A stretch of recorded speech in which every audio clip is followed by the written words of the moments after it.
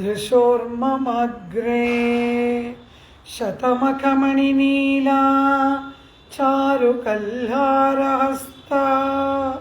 स्तनभरनमिताङ्गी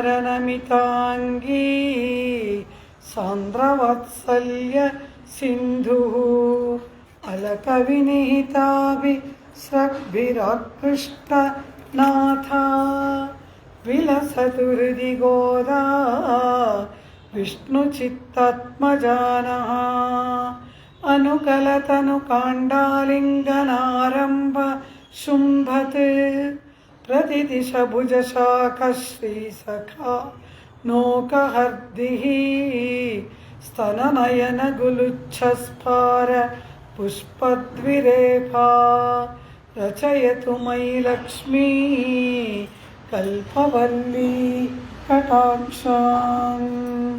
हे गोपालक हे कृपाजलनिधे हे सिन्धुकन्यापते हे कंसान्तक हे गजेन्द्रकरुणापारीण हे माधवा हे रामानुज हे जगत्त्रयगुरो हे पुण्डरीकाक्ष मां हे गोपीजननाथ पालय परं जानामि न त्वां विना।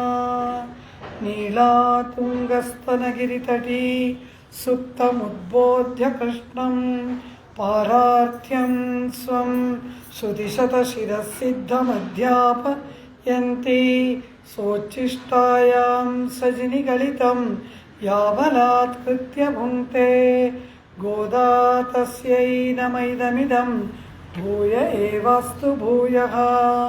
अन्नवयल पुरुवयाण्डाळरङ्गर्क्कु पन्नु तिरुप्पाவை பல்பதியம் இன்னிசையால் பாடிக் கொடுத்தாள் நற்பாமாலை பூமாலை சூடிக் கொடுத்தாளை சொல்லு சூடிக் கொடுத்த சுடற்கொடியே தொல்பாவை பாடி அருள வல்ல பல்வளையாய் நாடி நீ வெங்களவர்க்கென்ன விதி என்ன இம்மாத்தம் நாங்களவா வண்ணமே நல்கு. கறவைகள் பின் சென்றே கானம் சேர்ந்துண்போம் அறிவொன்னுமில்லாத ஆய்குலத்து உந்தன்னை பிறவிப் பெருந்தனை புண்ணியம் யாமுடையோம் குறைவொன்னுமில்லாத கோவிந்தா உந்தன்னோடுறவேல் நமக்கெங்கொழிக்க ஒழியாது. அறியாத பிள்ளைகளோம் அன்பினால் உந்தன்னை சிறுபேர் அழைத்தனவும் சீறி அருளாதே இறைவா நீ தாராய் பறையேலோர் எம்பாவாய். ஆண்டாள் திருவடிகளே ಶರಣಂ.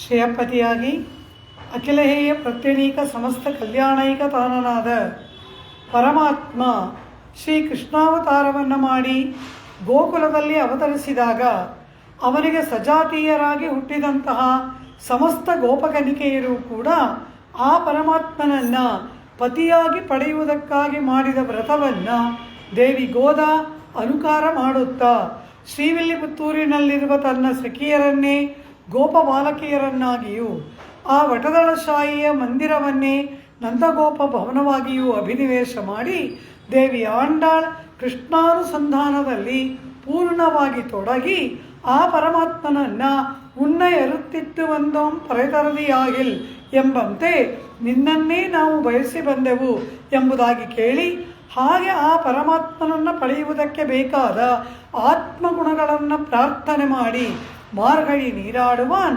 ವೇಂಡುವನ ಕೆಟ್ಟಿಯೇಲ್ ಎಂಬಂತೆ ವ್ರತಕ್ಕೆ ಬೇಕಾದ ಉಪಕರಣಗಳೆಲ್ಲವನ್ನ 26ನೆಯ ಪಾಶುರ ಮಾಲೆಯ ಮಣಿವಣ್ಣ ಎಂಬಲ್ಲಿ ಪ್ರಾರ್ಥನೆ ಮಾಡಿ ವ್ರತ ಪೂರ್ಣವಾದ ಮೇಲೆ ತಮಗೆ ಬಹುಮಾನ ರೂಪದಲ್ಲಿ ಉಡುಗೊರೆಗಳ ರೂಪದಲ್ಲಿ ಪರಮಾತ್ಮ ಮಾಡಬೇಕಾದ ಸನ್ಮಾನವನ್ನು ದೇವಿ ಆಂಡಾಳ್ ಅರ್ಚಿರಾದಿಗತಿಯ ಸನ್ಮಾನವಾಗಿಯೂ ವಿರಜಾ ಸ್ನಾನವಾಗಿಯೂ ಪರಮಾತ್ಮನ ಚರಣಾರವಿಂದಗಳಲ್ಲಿ ಆತ್ಮ ಪರಿಪೂರ್ಣ ತನ್ನನ್ನು ಸಮರ್ಪಣೆ ಮಾಡಿಕೊಂಡು ಆ ಶ್ರೀವೈಕುಂಠ ದಿವ್ಯಧಾಮದಲ್ಲಿ ಆ ಪರಮಪದನಾಥನಿಗೆ ನಿತ್ಯ ಕೈಂಕರ್ಯವನ್ನು ಅವನಾನಂದಕ್ಕಾಗಿ ಮಾಡುತ್ತಾ ನಿತ್ಯ ಮುಕ್ತರೊಡನೆ ಪರಮಾತ್ಮರೊಡನೆ ಕೂಡಿ ಅಮೃತ ಸಾಗರಾಂತರ ನಿಮಗ್ನ ಎಂಬಂತೆ ಪರಿಪೂರ್ಣ ಬ್ರಹ್ಮಾನಂದದಲ್ಲಿ ಮುಳುಗಿ ಆ ಆನಂದ ಮೇರೆ ಮೀರಿ ಹೊರಸೂಸಿ ಸಾಮಗಾನವನ್ನು ಮಾಡುವುದನ್ನು ಮುಳಂಗೈ ವಳಿವಾರ ಎಂಬುದಾಗಿ ಹೇಳ್ತಾಳೆ. ಆ ಪರಮಾತ್ಮನನ್ನೇ ಪಾಲ್ಸೋರು ಎಂಬುದಾಗಿ ಕರೆದು ಮೂಢ ನೈಪೈದು ನಮ್ಮ ಪ್ರೇಮವನ್ನು ಆ ಪಾಲ್ಸೋರಾದ ಪರಮಾತ್ಮನ ಮೇಲೆ ಪೂರ್ಣವಾಗಿ ಸುರಿದು ಆ ಪ್ರೇಮದಿಂದ ಭಗವದ್ ಅನುಭವವನ್ನು ಮಾಡುವಾಗ ಆ ಅನುಭವ ಮೇರೆ ಮೀರಿ ಎದಿರ್ಪೊಂಗಿ ಮೀದಳಿಪ್ಪ ಎಂದಳಲ್ಲವ, ಆ ರೀತಿ ಮೇರೆ ಮೀರಿ ಹರಿಯುವುದನ್ನು ಮುಳಂಗೈ ವಹಿವಾರ ಎಂಬುದಾಗಿ ಆಂಡಾಳ್ ಹೇಳುತ್ತಾ ಅಂತಹ ಆ ಆನಂದ ಮೇರೆ ಮೀರಿದಾಗ ಏರ್ಪಡುವ ಉದ್ಗಾರವೇ ಸಾಮಗಾನ. ಪರಮಪದದಲ್ಲಿ ಏತತ್ರ ಸಾಮಗಾಯನ್ನಾಸ್ತೆ ಹಾವು ಹಾವು ಹಾವು ಎಂಬುದಾಗಿ ಉಪನಿಷತ್ತು ಅಲ್ಲಿ ಇರತಕ್ಕಂತಹವರು ಮಾಡುವ ಸಾಮಗಾನವನ್ನು ವರ್ಣನೆ ಮಾಡುತ್ತದೆ. ಆ ಸಾಮಗಾನ ಏನು ಎಂದರೆ ಪರಸ್ಪರ ಈ ಪರಮಾತ್ಮಾನುಭವದಿಂದ ಏರ್ಪಡುವ ಬ್ರಹ್ಮಾನುಭವದಿಂದ ಏರ್ಪಡುವ ಆ ಬ್ರಹ್ಮಾನಂದದ ಒಂದು ಉದ್ಗಾರ. ಅತ್ಯಂತ ಆನಂದ ಏರ್ಪಟ್ಟಾಗ ಆಹಾ ಅಭಾ ಏನಾದರೂ ಒಂದನ್ನು ಹೇಳ್ತೀವಲ್ವ, ಆ ರೀತಿ ಅಲ್ಲಿರುವವರ ಬೇರೆ ಮೀರಿದ ಆನಂದದ ಉದ್ಗಾರವೇ ಅಲ್ಲಿ ಮಾಡತಕ್ಕಂತಹ ಸಾಮಗಾನ. ಹಾವು ಹಾವು ಹಾವು ಎಂಬುದಾಗಿ ಆನಂದದಿಂದ ಅವರುಗಳು ಸಾಮಗಾನವನ್ನು ಮಾಡುತ್ತಾರಲ್ಲವ, ಅಂತಹ ಒಂದು ಅನುಭವವನ್ನು ಆ ಮುಕ್ತೈಶ್ವರ್ಯ ಭೋಗವನ್ನು ಆಂಡಾಳ್ ಪಾಲ್ಸೋರು ಮೂಡனை பெய்து முழங்கை வழிவார ಕೂಡಿಯಿருந்து ಕುಳಿಯುಂಡು ಎಂಬುದಾಗಿ ಪ್ರಾರ್ಥನೆ ಮಾಡಿದಳು ಪರಮಾತ್ಮನ ಮುಂದೆ ನಿಂತು. ಈಗ ಕೃಷ್ಣ ಪರಮಾತ್ಮ ಕೇಳ್ತಾನೆ, ಗೋದೆ ಇಂತಹ ಅಪರೂಪವಾದ ಪುರುಷಾರ್ಥವನ್ನು ಪ್ರಾರ್ಥನೆ ಮಾಡ್ತಾ ಇದ್ದೀರಾ, ಆದರೆ ಇದನ್ನು ಪಡೆಯುವುದಕ್ಕೆ ನಿಮ್ಮ ಬಳಿ ಏನು ಉಂಟು? ಕರ್ಮಯೋಗಾನುಷ್ಠಾನ ಮಾಡಿದ್ದೀರಾ, ಜ್ಞಾನಯೋಗ ಮಾಡಿದ್ದೀರಾ, ಭಕ್ತಿ ಯೋಗ ಮಾಡಿದ್ದೀರಾ, ಏನನ್ನ ಮಾಡಿದ್ದೀರಾ? ಈ ಫಲವನ್ನು ಪಡೆಯಬೇಕಾದರೆ ಅದಕ್ಕೊಂದು ಸಾಧನೆಯನ್ನು ಮಾಡಿರಬೇಕಲ್ಲವ. ಯಾವ ಸಾಧನೆಯನ್ನು ನೀವು ಮಾಡಿದ್ದೀರಾ? ನಿಮ್ಮ ಬಳಿಯಲ್ಲಿ ಯಾವುದಾದರೂ ಸಾಧನಾಂಶ ಉಂಟಾ? ಇಂತಹ ಅಪರೂಪವಾದ ಪುರುಷಾರ್ಥವನ್ನು ಬಯಸತಕ್ಕಂತಹ ನೀವುಗಳು ಆ ಪುರುಷಾರ್ಥಕ್ಕೆ ತಕ್ಕದಾದ ಸಾಧನೆಯನ್ನು ಮಾಡಬೇಕಲ್ಲವ. ಸ್ವರ್ಗವನ್ನು ಪ್ರವೇಶ ಮಾಡಬೇಕು, ಸ್ವರ್ಗಾನುಭವ ಬೇಕು ಅಂದರೆ ಜ್ಯೋತಿಷ್ಠೋಮ ಯಾಗವನ್ನು ಮಾಡಬೇಕು, ಇಂದ್ರ ಪದವಿ ಬೇಕು ಅಂದರೆ 100 ಅಶ್ವಮೇಧಗಳನ್ನು ಮಾಡಬೇಕು. ಹಾಗಲ್ಲ ಇದೆಯಲ್ಲವ, ಆ ರೀತಿ ಈ ಪರಮಪದ ಸಾಮ್ರಾಜ್ಯವನ್ನು ನೀವು ಅಪೇಕ್ಷೆ ಪಡುವುದಾದರೆ ನಿಮಗೆ ಸಾಧನೆ ಯಾವುದಾದರೂ ಒಂದು ಬೇಕಲ್ಲವ. ಆ ಯಾವ ಸಾಧನಾಂಶ ನಿಮ್ಮ ಬಳಿಯಲ್ಲಿ ಉಂಟು ಎಂದು ಕೇಳಿದಾಗ ಪರಮಾತ್ಮ ನಮ್ಮನ್ನು ನೋಡಿದರೆ ಏನಾದರೂ ಸಾಧನೆ ಮಾಡಿದವರಾಗಿದ್ದೀವ, ನಮ್ಮ ಮುಖವನ್ನಾದರೂ ನೋಡು, ನಮ್ಮನ್ನಾದರೂ ನೋಡು, ನೀನು ಏನೇ ನೋಡಿದರೂ ನಿನ್ನ ಸಾವಿರ ಕಣ್ಣಲ್ಲ ಲಕ್ಷ ಕಣ್ಣುಗಳಿಂದ ಹುಡುಕಿದರು ನಮ್ಮಲ್ಲಿ ಒಂದೇ ಒಂದು ಸಾಧನಾಂಶವು ಇಲ್ಲ ಪರಮಾತ್ಮ ಅಂತಾರೆ.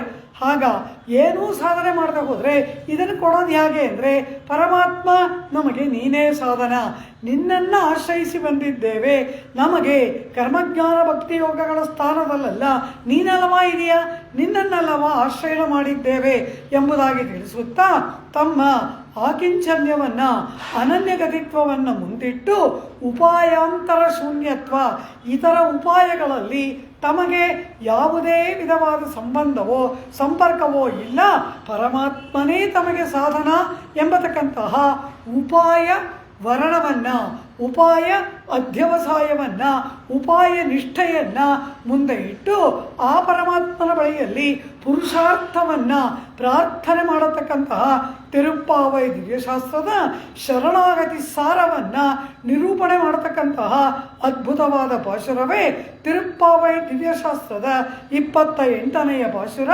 ಕರವೆಗಳ್ ಪಿಂಚನ್ರೆ ಕಾನಂ ಚೇರ್ನುಣ್ಬೋಂ ಎಂಬುದಾಗಿ ಆಂಡಾಳ್ ತಮ್ಮ ಉಪಾಯಾಂತರ ಶೂನ್ಯತೆ, ಸಾಧನಾಂತರ ಶೂನ್ಯತೆ, ಮಾಯನೈ ಮಣ್ಣು ವಡಮಧುರ ಮೈಂದನೈ ಎಂಬತಕ್ಕಂತಹ 5ನೆಯ ಪಾಶುರದಲ್ಲಿ ತೂಯೋಮಾಯ್ ಬಂದೋಂ ಎಂದಳಲ್ಲವ, ಪರಮ ಪರಿಶುದ್ಧರಾಗಿ ಬಂದಿದ್ದೇವೆ ಕೃಷ್ಣ ಎಂದಳು. ಯಾವ ಪಾರಿಶುದ್ಧ? ಇತರ ಉಪಾಯಗಳ ಸ್ಪರ್ಶದ ಮೈಲಿಗೆ ನಮಗಿಲ್ಲ ಪರಮಾತ್ಮ, ನೀನೇ ಸಾಧನ, ನೀನೇ ಉಪಾಯ ಎಂಬ ಶುದ್ಧಿ ನಮಗುಂಟು. ತೂಯೋಮಾಯ್ ಬಂದೋಂ ಎಂಬುದಾಗಿ ಹೇಳಿದರಲ್ಲವ. ಆ ಮಾಯನೈ ಪಾಶುರದಲ್ಲಿ ಹೇಳಿದಂತಹ ತೂಯ್ಮೈ ಪಾರಿಶುದ್ಧವನ್ನು ಈ 28ನೆಯ ಪಾಶುರ ವಿವರಣೆ ಮಾಡುತ್ತದೆ. 28ನೆಯ ಪಾಶುರ 5ನೆಯ ಪಾಶುರದ ಆ ಪಾರಿಶುದ್ಧವನ್ನು ಪೂರ್ಣವಾಗಿ ವಿವರಿಸುತ್ತಾ ಆ ಪಾರಿಶುದ್ಧದಿಂದ ಬಂದು ತಾವು ಪರಮಾತ್ಮನನ್ನು ಆಶ್ರಯ ಮಾಡಿದ ಕ್ರಮದೊಂದಿಗೆ ಅಂತಹ ಆ ಸಾಧನವಾದ ಪರಮಾತ್ಮ ತಮಗೆ ಬೇಕಾದ ಪುರುಷಾರ್ಥವನ್ನು ಕೊಡಬೇಕು ಎಂಬುದಾಗಿ ಪರಮಾತ್ಮನನ್ನು ಪ್ರಾರ್ಥನೆ ಮಾಡತಕ್ಕಂತಹ ಉಪಾಯವರ್ಣ ದ್ವಯ ಮಂತ್ರದಲ್ಲಿ ಶ್ರೀಮನ್ನಾರಾಯಣ ಚರಣೌ ಶರಣಂ ಪ್ರಪದ್ಯೆ ಶ್ರೀಮತೆ ನಾರಾಯಣಾಯ ನಮಃ ಎಂಬುದು ಷಟ್ಪದೋಯಂ ದ್ವಿಖಂಡ 6 ಪದಗಳಿಂದ 2 ಸಾಲುಗಳಾಗಿ ಇರುವುದು ದ್ವಯಮಂತ್ರ. ಪಂಚಸಂಸ್ಕಾರದ ಸಮಯದಲ್ಲಿ ಆಚಾರ್ಯರು ನಮ್ಮ ಕಿವಿಯಲ್ಲಿ ರಹಸ್ಯವಾಗಿ ಉಪದೇಶ ಮಾಡುವ ಶರಣಾಗತಿ ಮಂತ್ರ. ಅದರಲ್ಲಿ ಆ ಮೊದಲನೆಯ ಭಾಗ ಶ್ರೀಮನ್ನಾರಾಯಣ ಚರಣೌ ಶರಣಂ ಪ್ರಪದ್ಯೆ ಎಂಬುದನ್ನು ವಿವರಣೆ ಮಾಡುವುದೇ ಈ ಪಾಶುರ. 2ನೆಯ ಸಾಲನ್ನು ವಿವರಣೆ ಮಾಡುವುದೇ ಸಿದ್ಧಂ ಶಿರ್ಹಾಲೈ ಎಂಬತಕ್ಕಂತಹ 29ನೆಯ ಪಾಶುರ. ಇದು ಎರಡೂ ಕೂಡ 28, 29 ಎರಡೂ ಕೂಡ ದ್ವಯಮಂತ್ರ. ಆದ್ದರಿಂದ ದ್ವಯಮಂತ್ರದ ವಿವರಣಾತ್ಮಕವಾಗಿ ಆ ದ್ವಯಮಂತ್ರದ ಅನುಸಂಧಾನ ಅನುಷ್ಠಾನವಾಗಿ ಈ 2 ಪಾಶುರಗಳು ತಿರುಪ್ಪಾವೆಯಲ್ಲಿ ದೇವಿಯ ಆಂಡಾಳಲಿಂದ ಗಾನ ಮಾಡಲ್ಪಟ್ಟು ಪರಮಾತ್ಮನ ಚರಣವರ್ಣ, ಪರಮಾತ್ಮನ ಚರಣಾರವಿಂದಗಳಲ್ಲಿ ಪುರುಷಾರ್ಥ ಪ್ರಾರ್ಥನೆ, ಹೀಗೆ ಆ ಪರಮಾತ್ಮನೇ ಸಾಧನ ಎಂಬುದನ್ನು ದೃಢ ಅಧ್ಯವಸಾಯದಿಂದ ನಿರೂಪಣೆ ಮಾಡುತ್ತಾ ತಾವುಗಳು ಪರಮಾತ್ಮನ ಹೊರತಾಗಿ ಬೇರಾವ ಅನುಷ್ಠಾನವನ್ನು ಮಾಡುವವರು ಅಲ್ಲ, ತಮಗೆ ಪರಮಾತ್ಮನೇ ಉಪಾಯ ಸಾಧನ ಎಂಬುದನ್ನು ನಿರ್ದಿಷ್ಟವಾಗಿ ನಿಷ್ಕರ್ಷ ಮಾಡಿ ಆಂಡಾಳೆ ಹೇಳ್ತಾಳೆ. ಆದರೆ ಕೃಷ್ಣ ಅಷ್ಟು ಸುಲಭವಾಗಿ ಬಿಡ್ತಾನ? ಇವರನ್ನು ಪರೀಕ್ಷೆ ಮಾಡ್ತಾನೆ. ಇವರ ಶುದ್ಧಿಯನ್ನು, ಇವರ ನಿಷ್ಠೆಯನ್ನು, ಇವರ ಉಪಾಯ ದೃಢ ಅಧ್ಯವಸಾಯವನ್ನು ಕೃಷ್ಣ ಪರಮಾತ್ಮ ಪರೀಕ್ಷೆ ಮಾಡುವುದಕ್ಕಾಗಿ ಮೇಲೆ ಮೇಲೆ ಪ್ರಶ್ನೆ ಕೇಳ್ತಾನೆ.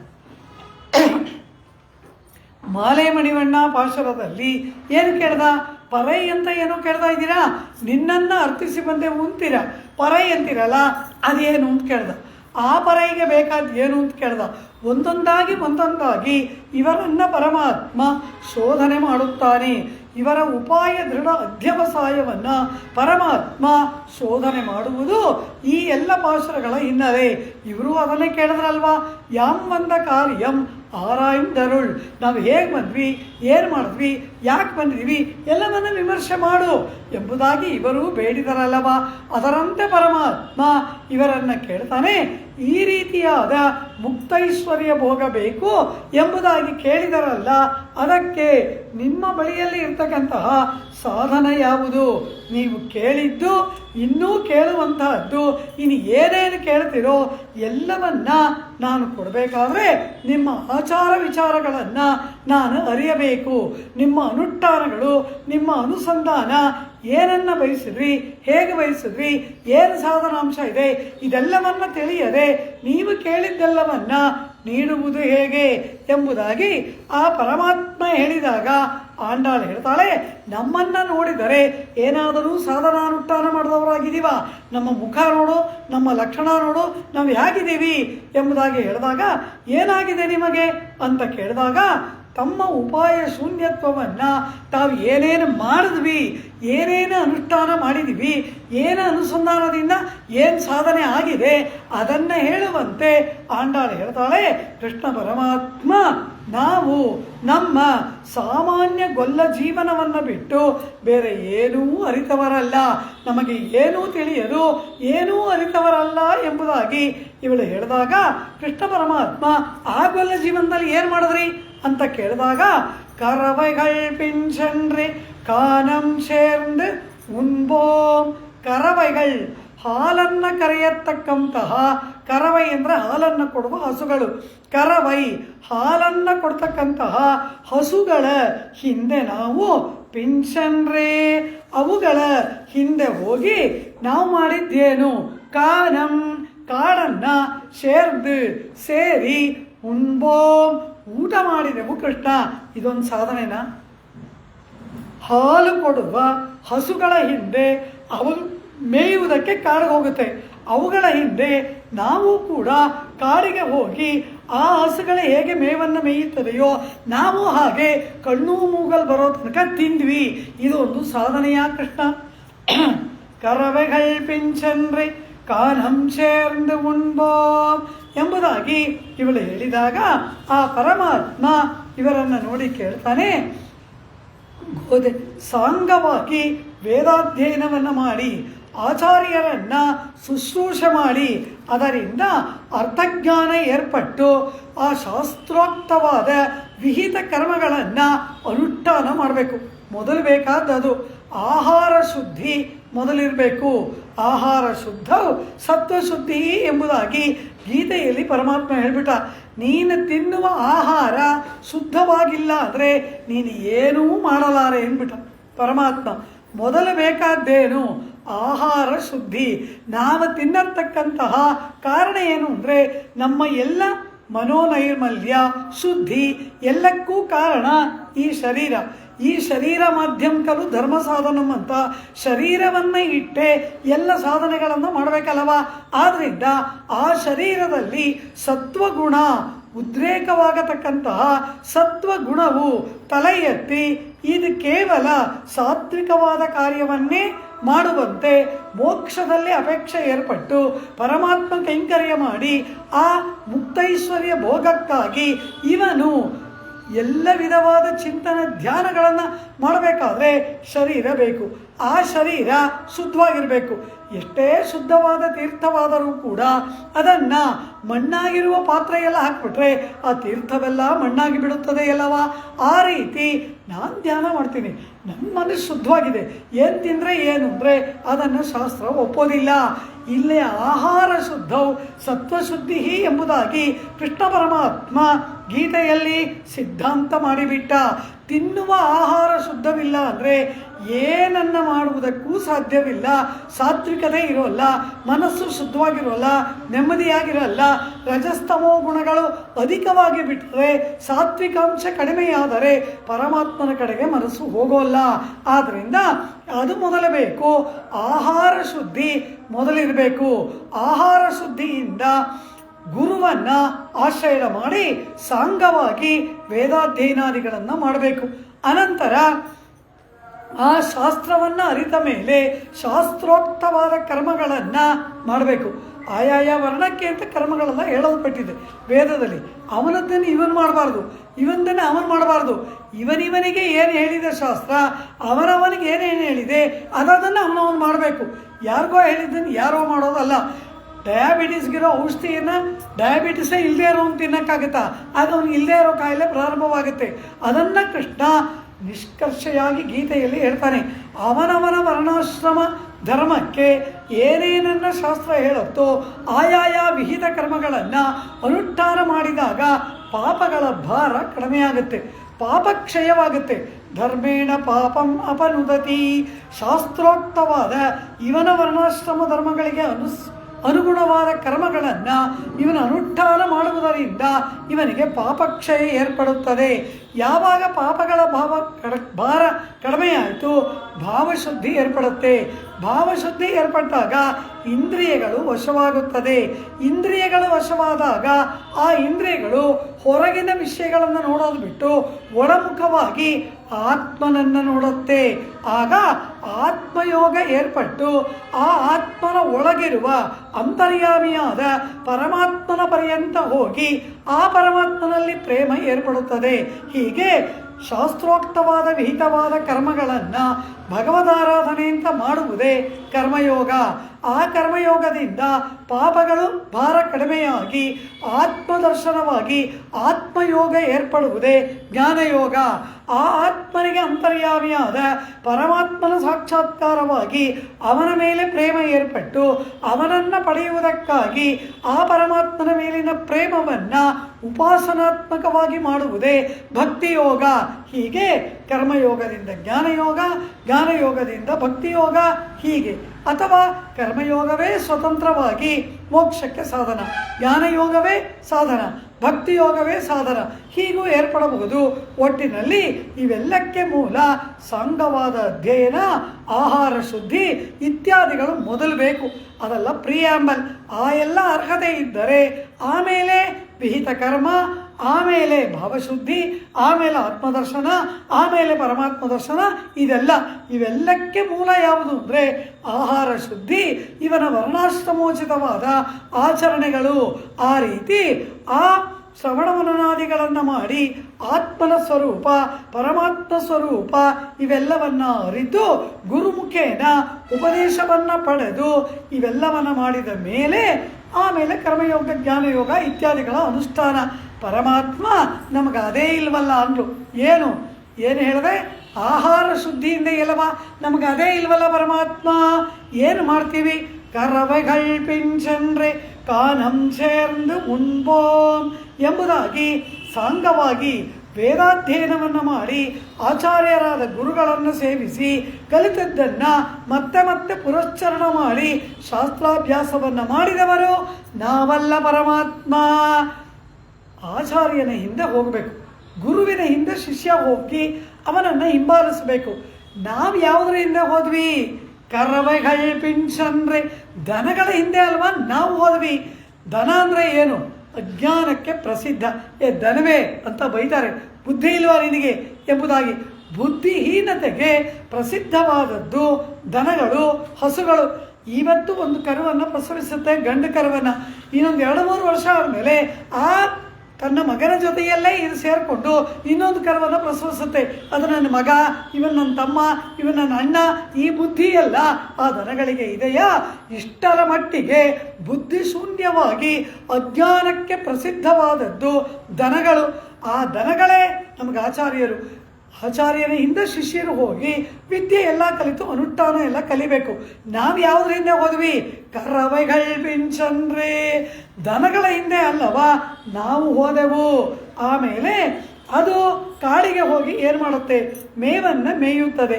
ಅದರ ಹಾಗೆ ನಾವು ಕೂಡ ಉಣ್ಬೋಂ ತಿಂದೆವು ಕೃಷ್ಣ ಎಂಬುದಾಗಿ ಹೇಳ್ತಾಳೆ. ಕರವೆಗಳ್ ಪಿಂಚಂದ್ರೆ ಕಾನಂ ಸೇರ್ந்து, ಆ ಹಸುಗಳು ಕಾಡಿಗೆ ಹೋಗಿ ಮೇವನ್ನು ತಿನ್ನುವಂತೆ ಮೇಯುವಂತೆ ನಾವು ಕೂಡ ಕಂಠಮಟ್ಟ ತಿಂದ್ವಿ ಪರಮಾತ್ಮ. ಇದು ಯಾವ ಸಾಧನೆ? ಇದು ಕರ್ಮಯೋಗವಾ? ಇದು ಜ್ಞಾನಯೋಗವಾ? ಇದು ಭಕ್ತಿ ಯೋಗವಾ? ಏನು ಯೋಗ? ದನಗಳ ಹಿಂದೆ ಹೋಗಿ ಹೊಟ್ಟೆ ಬರ್ತಿ ತಿನ್ನೋದು ಇದೊಂದು ಯೋಗವಾ ಪರಮಾತ್ಮ ಎಂಬುದಾಗಿ ಕೇಳ್ತಾಳೆ. ಆಗ ಕೃಷ್ಣ ಹೇಳ್ತಾನೆ, ಅಮ್ಮ ಗೋದೆ, ಹಸುಗಳ ಹಿಂದೆ ಹೋಗೋದು ಕೂಡ ಒಂದು ಧರ್ಮವಲ್ಲವ? ಕಾರಣ ಏನು? ಗೋ ಸಂರಕ್ಷಣೆ ಎಂಬತಕ್ಕಂತಹದ್ದು ನಿಮ್ಮ ವೈಶ್ಯವರ್ಣದವರಿಗೆ ಧರ್ಮ. ಕೃಷಿ ಗೋರಕ್ಷ ವಾಣಿಜ್ಯಂ ವೈಶ್ಯಕರ್ಮ ಸ್ವಭಾವಜಂ ಎಂಬುದಾಗಿ ವೈಶ್ಯರಿಗೆ ಗೋ ಸಂರಕ್ಷಣೆ ವರ್ಣಧರ್ಮ. ಆದ್ದರಿಂದ ಹಸುಗಳ ಹಿಂದೆ ನೀವು ಹೋಗಿ ಗೋರಕ್ಷಣೆ ಮಾಡಿದ್ದು ವರ್ಣಧರ್ಮ ಆಯಿತು. ವರ್ಣಧರ್ಮವನ್ನು ಆಚರಣೆ ಮಾಡಿದ ಪುಣ್ಯ ಬಂತಲ್ಲ ಅಂದ. ನಿನಗೆಲ್ಲೋ ಭ್ರಮೆ ಕೃಷ್ಣ. ನಾವುಗಳು ಹಸುವನ್ನು ರಕ್ಷಣೆ ಮಾಡಬೇಕು. ಅಯ್ಯೋ ಪಾಪ ಹುಲಿ ಚಿರತೆ ತಿಂದ್ಬಿಡುತ್ತೆ, ಇನ್ನೇನಾದರೂ ಆಪತ್ತು ಬರುತ್ತೆ ಅಂತಿಲ್ಲ. ನಾವು ಹೇಳೋ ಮಾತನ್ನು ಕೇಳಿಸ್ಕೋ. ಕರವೈಗಳ್ ಪಿಂಚಂದ್ರು ಹಾಲನ್ನು ಕೊಡುವ ಹಸುವಿನ ಹಿಂದೆ ಮಾತ್ರ ಹೋದ್ವಿ. ಯಾಕೆ ಅಂದರೆ ಅದರ ಹಾಲು ನಮಗೆ ಸಿಗದೆ ಹೋದರೆ ನಮಗೆ ಜೀವನ ಇಲ್ಲ. ಹಾಲಿಂದ ಮೊಸರು ಮಾಡಿ, ಬೆಣ್ಣೆ ಮಾಡಿ, ಹಾಲು ಮೊಸರು ಬೆಣ್ಣೆ ಎಲ್ಲ ಮಾರಿ ನಾವು ಜೀವನ ನಡೆಸಬೇಕು. ಅದರ ಹಾಲನ್ನು ಯಾರಾದರೂ ಕರೆದುಬಿಟ್ರೆ ಏನು ಮಾಡೋದು? ಆ ಕರೆಯುವ ಹಸುವನ್ನು ಯಾರಾದರೂ ಕತ್ಕೊಂಡು ಹೋಗ್ಬಿಟ್ರೆ ಏನು ಮಾಡೋದು?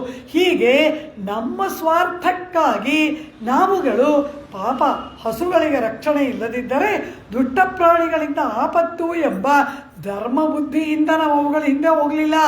ನಮ್ಮ ಸ್ವಾರ್ಥಕ್ಕಾಗಿ ಅವುಗಳ ಹಿಂದೆ ಹೋದವು. ಅದರಲ್ಲೂ ಹಾಲು ಕರಿದೇ ಹಸುಗೂ ಹಿಂದೆ ಹೋಗಲಿಲ್ಲ. ಕರಮೆಗಳು ಹಾಲನ್ನು ಕೊಡುವ ಹಸುಗಳ ಹಿಂದೆ ಹೋದ್ವಿ. ಇದು ವರ್ಣಧರ್ಮವ? ಇದು ಗೋ ಸಂರಕ್ಷಣೆಯ? ಇದೊಂದು ಪುಣ್ಯವಾ ಕೃಷ್ಣ? ಮೃಗವಾಗಿ ಆಹಾರ ನಿದ್ರಾ ಭಯ ಮೈಥುನಗಳಲ್ಲಿ ಯಾವ ಕಟ್ಟುಪಾಡು ಇಲ್ಲದೆ ಸಿಕ್ಕಂತೆ ವರ್ತಿಸುವ ಆ ದನಗಳ ಹಿಂದೆ ಹೋಗಿ ನಾವು ಕೂಡ ಆ ದನಗಳಂತೆಯೇ ಒಂದು ಮೃಗವಾಗಿ ಆದವೇ ವಿನಃ ಆ ದನಗಳ ಹಿಂದೆ ನಾವು ಹೋದದ್ದು ಒಂದು ಧರ್ಮವ? ಅದು ಒಂದು ಯೋಗವ ಕೃಷ್ಣ? ಯಾವ ಧರ್ಮ ಬುದ್ಧಿಯಿಂದಲೂ ಮಾಡಲಿಲ್ಲ. ನಮ್ಮ ಸ್ವಾರ್ಥಕ್ಕಾಗಿ ಮಾಡಿದೆವು. ಇದು ಹೇಗೆ ವರ್ಣಧರ್ಮದ ಅನುಷ್ಠಾನವಾಯಿತು? ಸರಿ, ಆ ದನಗಳ ಹಿಂದೆ ಎಲ್ಲಿಗೆ ಹೋದ್ವಿ? ಕಾನಂ ಶೇರ್ಂದೆ, ಕಾಡಿಗಲ್ವಾ ಹೋದೆವು ನಾವು. ಸರಿ, ಕಾಡಿಗೆ ಹೋಗೋದು ಕೂಡ ಒಂದು ಧರ್ಮವಲ್ಲವ? ವಾನಪ್ರಸ್ಥ ಅಂತ ಒಂದು ಆಶ್ರಮ, ಬ್ರಹ್ಮಚರ್ಯ, ಗೃಹಸ್ಥ, ವಾನಪ್ರಸ್ಥ, ಸನ್ಯಾಸ ಎಂಬುದಾಗಿ. ವಾನಪ್ರಸ್ಥ ಎಂಬುದು ಅದೊಂದು ಆಶ್ರಮ ಧರ್ಮ. ಆ ರೀತಿ ಕಾಡಲ್ಲಿ ಹೋಗಿ ಇರುವುದು ವಾನಪ್ರಸ್ಥ ಧರ್ಮವನ್ನು ಅನುಷ್ಠಾನ ಮಾಡಿದಂಗಾಯ್ತಲ್ಲ. ಅಯ್ಯೋ ಕೃಷ್ಣ, ನಿನಗೆಲ್ಲೋ ಭ್ರಮೆ. ನಾವು ಕಾಡಿನಲ್ಲಿ ಹೋಗಿ ಆ ವಾನಪ್ರಸ್ಥವನ್ನು ಸ್ವೀಕಾರ ಮಾಡಿದವರು ಏನು ಮಾಡ್ತಾರೆ? ಅಲ್ಲಿ ಹೋಗಿ ಧ್ಯಾನ ಮಾಡ್ತಾರೆ, ಸ್ತೋತ್ರ ಮಾಡ್ತಾರೆ, ವೇದಾಧ್ಯಯನ ಮಾಡ್ತಾರೆ, ಹೋಮ ಹವನ ಮಾಡ್ತಾರೆ, ಭಗವತ್ ಚಿಂತನೆ ಮಾಡ್ತಾರೆ. ನಾವು ಯಾವ ಕಾಡಿಗೆ ಹೋದ್ವಿ? ಆ ಕಾಡಿಗೆ ಹೋಗುವುದರಲ್ಲೂ ಒಂದು ಪುಣ್ಯ ಇದೆಯಲ್ಲವ? ದಂಡಕಾವನ, ಬದರಿಕಾಶ್ರಮ, ನೈಮಿಷಾರಣ್ಯ, ಇದೆಲ್ಲ ಕಾಡುಗಳಿಗೆ ಹೋದರೆ ಒಂದು ಪುಣ್ಯನಾದರೂ ಬರುತ್ತೆ. ನೈಮಿಷಾರಣ್ಯ ಒಂದು ಮಹಾಪವಿತ್ರವಾದ ಸ್ಥಳ. ಅಲ್ಲಿ ವೃಕ್ಷರೂಪಿಯಾಗಿ ಪರಮಾತ್ಮ ಇದ್ದಾನೆ. ಆದ್ದರಿಂದ ಅಲ್ಲಿಗೆ ಹೋದರೆ ಯಾತ್ರೆ ಆಯಿತು ಅಂತ. ನಾವು ಹಾಗೆ ಪುಣ್ಯತಮವಾದ ದಂಡಕಾರಣ್ಯಕ್ಕೋ, ನೈಮಿಷಾರಣ್ಯಕ್ಕೋ, ಬದರಿಕಾಶ್ರಮಕ್ಕೋ ಎಲ್ಲೂ ಹೋಗಲಿಲ್ಲ ಕೃಷ್ಣ. ಎಲ್ಲಿಗೆ ಹೋದೆವು ನಾವು? ಎಲ್ಲಿ ದನಗಳಿಗೆ ಮೇವು ಸಿಗುತ್ತೋ ಅಲ್ಲಿಗೆ ಹೋದ್ವಿ. ಪುಣ್ಯತಮವಾದ ಕಾಡು, ಪುಣ್ಯ ಬರುತ್ತೆ ಅಂತೆಲ್ಲ ಹೋಗಲಿಲ್ಲ. ಇವುಗಳಿಗೆ ಎಲ್ಲಿ ಮೇವಿದೆ ಅವುಗಳೆಲ್ಲ ಹೋಗುತ್ತೆ, ಅದರಿಂದ ನಾವು ಹೋದ್ವಿ. ಅದು ನಾವು ಹೋಗಿದ್ದು ಎಲ್ಲಿಗೆ? ಎವ್ವಂ ಶಿಲೆಯುಡ ವೇಡರ್ಕಾರಿಡೆ ಕನ್ರಿನ್ ಪಿನ್ ಎಂಬ ಹಾಗೆ ಬೇಟೆಗಾರರು ಕಲ್ಲು ಮುಳ್ಳು ಅದು ಏನೇನೋ ಹಸುಗಳಿಗೆ ಮೇವು ಅಂಥ ಕಾಡಿಗೆ ಹೋದವೇ ವಿನಃ ನಾವು ಹೋದದ್ದು ಯಾವ ಪುಣ್ಯವನ್ನು ತರುವ ಕಾಡು ಕೂಡ ಅಲ್ಲ ಕೃಷ್ಣ. ಹೀಗಿರುವಾಗ ಕಾಡಿಗೆ ಹೋದದ್ದರಿಂದ ವಾನಪ್ರಸ್ಥ ಧರ್ಮದ ಅನುಷ್ಠಾನ ಆಯಿತು ಅಂತೀಯಲ್ಲ, ಅದು ಹೇಗಾಗತ್ತೆ? ಸರಿ, ಆ ಕಾಡಿಗೆ ಹೋಗಿ ಏನು ಮಾಡ್ತೀರಾ ಅಂದ. ಉಣ್ಬೋ, ಊಟ ಮಾಡ್ತೀವಿ ಅಂದರು. ಊಟ ಮಾಡೋದ್ರಲ್ಲಿ ಒಂದು ಪುಣ್ಯ ಇದೆಯಲ್ಲ ಅಂದ. ಊಟ ಮಾಡೋದ್ರಲ್ಲಿ ಪುಣ್ಯವ? ಇದು ನಮಗೆ ಗೊತ್ತೇ ಇಲ್ವಲ್ಲ ಅಂದರು. ಊಟ ಮಾಡುವುದನ್ನು ಶಾಸ್ತ್ರೋಕ್ತವಾದ ರೀತಿಯಲ್ಲಿ ಊಟ ಮಾಡಿದರೆ ಪುಣ್ಯ ಬರುತ್ತೆ. ಶಾಸ್ತ್ರ ಹೇಳುತ್ತೆ, ಸ್ನಾತ್ವಾ ಭುಂಜೀತ, ಸ್ನಾನ ಮಾಡಿಯೇ ಊಟ ಮಾಡಬೇಕು ಅನ್ನುತ್ತೆ. ನಮಗದೆಲ್ಲ ಗೊತ್ತೇ ಇಲ್ಲ. ನಾವೆಲ್ಲ ರಾತ್ರಿ ಮಲಗಕ್ಕೆ ಮುಂಚೆ ಸ್ನಾನ ಮಾಡ್ತೀವಿ. We should be fresh before going to bed. ರಾತ್ರಿ ಮಲಗಕ್ಕೆ ಮುಂಚೆ ಸ್ನಾನ. ಬೆಳಗಾಗೆದ್ದು ಯಾವನ್ರಿ ಸ್ನಾನ ಮಾಡ್ತಾನೆ? I mean hurry have to run. ಇದಲ್ವಾ ನಮ್ಮ ಅನುಷ್ಠಾನ? ಬರೀ ಪಾಪ. ಸ್ನಾತ್ವಾ ಭುಂಜೀತ ಎಂಬುದಾಗಿ ಸ್ನಾನ ಮಾಡಿಯೇ ಊಟ ಮಾಡಬೇಕು ಅಂತ ಶಾಸ್ತ್ರ ಹೇಳುತ್ತೆ. ಕೂತ್ಕೊಂಡು ಒಂದು ಆವರಣವಿರುವ ಸ್ಥಳದಲ್ಲಿ ಕೂತ್ಕೊಂಡು ಊಟ ಮಾಡಬೇಕು ಅಂತ ಶಾಸ್ತ್ರ ಹೇಳುತ್ತೆ. ಕೃಷ್ಣ ಹೇಳ್ದ, ನೀವುಗಳು ಊಟವನ್ನು ಮಾಡ್ತೀರಲ್ಲವ, ಕಾರಂ ಶೇರ್ದೆ ಎಂಬುದಾಗಿ ಒಂದು ಕಡೆ ಕೂತ್ಕೊಂಡು ಊಟ ಮಾಡ್ತೀರಲ್ಲವ, ಆಗ ನೀವು ಒಂದು ಹಿಡಿ ಅನ್ನ ಯಾರಿಗಾದರೂ ಹಾಕಿರಲ್ವಾ, ಆ ಪುಣ್ಯ ಬಂತ. ಒಂದು ಕಾಳು ಬಿಡದೆ ತಿಂತೀವಿ ಕೃಷ್ಣ ನಾವು ಅಂದ್ಲು. ಸರಿ, ನೀವು ಕೊಡದೆ ಹೋದರೆ ಬೇಡ, ಒಂದು ಆವರಣದಲ್ಲಿ ಕುಳಿತುಕೊಂಡು ಊಟ ಮಾಡಿದ್ರೆ ಆ ಆವರಣಕ್ಕೊಂದು ಅಭಿಮಾನಿ ದೇವತೆ ಇರುತ್ತೆ. ನೀವು ಬುದ್ಧಿಯನ್ನು ಬಿಚ್ಚಿದ ತಕ್ಷಣ ನೀವು ಕೊಡಿ ಬಿಡಿ, ಅದು ತಗೊಳುತ್ತೆ ಅದನ್ನು. ಆದ್ದರಿಂದಲೇ ನಮ್ಮಲ್ಲಿ ಏನು ಹೇಳ್ತಾರೆ, ಪರಮಾತ್ಮನ ಸನ್ನಿಧಾನದಲ್ಲಿ, ಹಿರಿಯರ ಸನ್ನಿಧಾನದಲ್ಲಿ ಊಟ ಮಾಡಿ, ಎಲ್ಲೆಲ್ಲೋ ತಿನ್ನಬೇಡಿ. ಆ ಎಲ್ಲೆಲ್ಲೋ ತಿಂದರೆ ಅದು ಏನೇನು ಅದನ್ನು ನೋಡುತ್ತೋ ನಮಗೆ ಗೊತ್ತಿಲ್ಲ. ಅದರಿಂದ ಎಲ್ಲೆಲ್ಲೋ ತಿನ್ನಬಾರದು ಅಂತೆಲ್ಲ ನಿಯಮ ಮಾಡಿದ್ರು. ಕಾರಣ ಏನು? ಅದು ಯಾವ ಭೂತ ನೋಡುತ್ತೋ, ಪ್ರೇತ ನೋಡುತ್ತೋ, ಏನು ನೋಡುತ್ತೋ ನಮಗೆ ಗೊತ್ತಾ? ಅದು ತೊಗೊಂಡ್ಬಿಟ್ರೆ ಅದನ್ನು ಅದು ತಿಂದು ಮಿಕ್ಕಿದ್ದನ್ನು ನಾವು ತಿಂದರೆ ನಮ್ಮ ಬುದ್ಧಿ ಇನ್ಯಾಗಿರುತ್ತೆ? ಆದ್ದರಿಂದ ಅಲ್ಲೆಲ್ಲ ಊಟ ಮಾಡಬಾರ್ದು ಕೆಲವು ಕಡೆಗಳಲ್ಲಿ ಎಂಬುದಾಗಲ್ಲ ನಿಯಮ. ನೀವು ಕೊಡದೇ ಹೋದರೂ ಕೂಡ ಅದು ತಗೊಳ್ಳುತ್ತಲ್ಲ ಅಂದರು. ಕೃಷ್ಣ ನಾವು ಹೇಳೋ ಮಾತನ್ನು ಚೆನ್ನಾಗಿ ಕೇಳಿಸ್ಕೊ, ನಾವು ಎಲ್ಲೂ ಕೂತ್ಕೊಂಡೇ ಊಟ ಮಾಡಲಿಲ್ಲ. ಶನ್ರೆ ಉಣ್ಬೋಮ್ ಕರವಗಳು ಪಿನ್ ಶನ್ರೆ ಕಾನಂ ಶೇರ್ದು ಉಣ್ಬೋಮ್ ಶನ್ರು ಉಣ್ಬೋಮ್. ಆ ಹಸುಗಳು ಹೇಗೆ ನಡೀತಾ ನಡೀತಾ ಮೇಯಿತ್ತೋ ಅವುಗಳಿಂದ ಹೋಗ್ತಾ ಹೋಗ್ತಾ ನಾವು ತಿಂದ್ವಿ. ಇದರಲ್ಲಿ ಪುಣ್ಯ ಎಲ್ಲಿ ಬಂತು ಕೃಷ್ಣ ಅಂತಾಳೆ ಆಂಡಾಳ್. ಊಟ ಮಾಡುವುದರಲ್ಲಿ ಎಷ್ಟು ಶುದ್ಧಿ ಬೇಕು ಗೊತ್ತಾ? ಆಹಾರ ಶುದ್ಧಿ ಇಲ್ಲದೆ ಹೋದರೆ ಯಾವುದೂ ಆಗಲ್ಲ. ಇಲ್ಲ ಆಂಡಾಳ್ ಹೇಳೋದು ಏನು, ಆ ಆಹಾರ ಶುದ್ಧಿಯೇ ನಮಗಿಲ್ಲ. ಕರೆಯುವ ಹಸುಗಳ ಹಿಂದೆ ಕಾಡಿಗೆ ಹೋಗ್ತಾನೆ ಆ ದನಗಳ ಹೇಗೆ ನಡೀತಾ ನಡೀತಾ ಮೇಯಿತ್ತೋ ನಾವು ಹಾಗೆ ಯಾವ ನಿಯಮವಿಲ್ಲ, ಏನೂ ಇಲ್ಲ, ಯಾವ ವಿಧವಾದ ಆಚಾರ ಅನುಷ್ಠಾನವೂ ಇಲ್ಲ, ತಿಂತೀವಿ. ಈ ಆಹಾರ ಶುದ್ಧಿನೇ ಇಲ್ಲ ಅಂದಮೇಲೆ ನೀನು ಇನ್ನೇನೇನೇನೇನೋ ಇಷ್ಟುದ ಹೇಳಿದೆಯಲ್ಲ ಅದೆಲ್ಲ ಎಲ್ಲಿಂದ ಬರುತ್ತೆ ಕೃಷ್ಣ? ಉಣ್ಬೋಮ್ ಎಂಬುದಾಗಿ ಹೇಳ್ತಾಳೆ. ಮೈ ಮೇಲಿನ ಕೊಳ ಹೋಗುವಂತೆ, ಮನಸ್ಸು ನಿರ್ಮಲವಾಗುವಂತೆ ಸ್ನಾನ ಮಾಡಿಯೇ ಊಟ ಮಾಡಬೇಕು ಎಂಬುದಾಗಿ ನಿಯಮ ಉಂಟು. ಪಕ್ಕದಲ್ಲಿರೋರ್ಗೊಂದು ಹಿಡಿ ಕೊಟ್ಟರೆ ಒಂದು ಪುಣ್ಯ, ನಾವು ಅದು ಕೊಡಲ್ಲ ಕೃಷ್ಣ, ಅಷ್ಟು ನಾವೇ ತಿಂತೀವಿ. ಪೂರ್ವಾಭಿಮುಖವಾಗಿ ಕುಳಿತುಕೊಂಡು ಒಂದು ಆವರಣದಲ್ಲಿ ಊಟ ಮಾಡ್ತೀರಾ ಅಂದರೆ ಶನ್ರು ಉಣ್ಬೋಮ್. ಆ ದನಗಳ ಹಾಗೆ ನಾವು ಕೂಡ ಸಂಚಾರ ಮಾಡ್ತಾನೆ ಊಟ ಮಾಡ್ತೀವಲ್ಲ ಕೃಷ್ಣ. ಈ ಊಟ ಮಾಡೋದ್ರಲ್ಲಿ ಪುಣ್ಯ ಎಲ್ಲಿಂದ ಬಂತು? ಆಹಾರ ಶುದ್ಧಿ ಅತಿ ಮುಖ್ಯ ಅಂತ ಕೃಷ್ಣ ಹೇಳಿದ್ದನ್ನು ಆಂಡಾಳು ಹೇಳ್ತಾಳೆ. ನಮಗದೇ ಇಲ್ಲ, ಏನೇ ಇಲ್ಲ. ಝಡ್ಗೆ ಅಲ್ಲಿಂದ ಹೋಗೋದು, 2ನೇ ಮಗ್ಗಿನೇ ಬರೋಲ್ಲ, 20ನೇ ಮಗ್ಗಿ ಎಲ್ಲಿಂದ ಹೇಳೋದು? ನಮಗಿದೇ ಇಲ್ವಲ್ಲ. ಆಹಾರ ಶುದ್ಧ ಸತ್ವಶುದ್ಧಿ ಅಂತ ಪ್ರಾರಂಭ ಮಾಡ್ತಾನೆ ಕೃಷ್ಣ ಪರಮಾತ್ಮ ಗೀತೆಯಲ್ಲಿ. ಅಲ್ಲಿಂದ ಕರ್ಮಯೋಗ, ಜ್ಞಾನಯೋಗ, ಭಕ್ತಿ ಯೋಗ ಅಲ್ಲಿವರೆಗೂ ಹೋಗ್ತಾನೆ. ಇದೇ ಇಲ್ವಲ್ಲ, ಫೌಂಡೇಶನ್ನೇ ಇಲ್ಲದೆ ಮನೆ ಎಲ್ಲಿಂದ ಕಟ್ಟೋದು? ಆ ರೀತಿ ಆ ಶುದ್ಧಿಯೇ ನಮಗಿಲ್ಲ ಅಂತಾಳೆ ಆಂಡಾಳ್. ಆಹಾರ ಶುದ್ಧಿ ಎಷ್ಟು ಮುಖ್ಯ.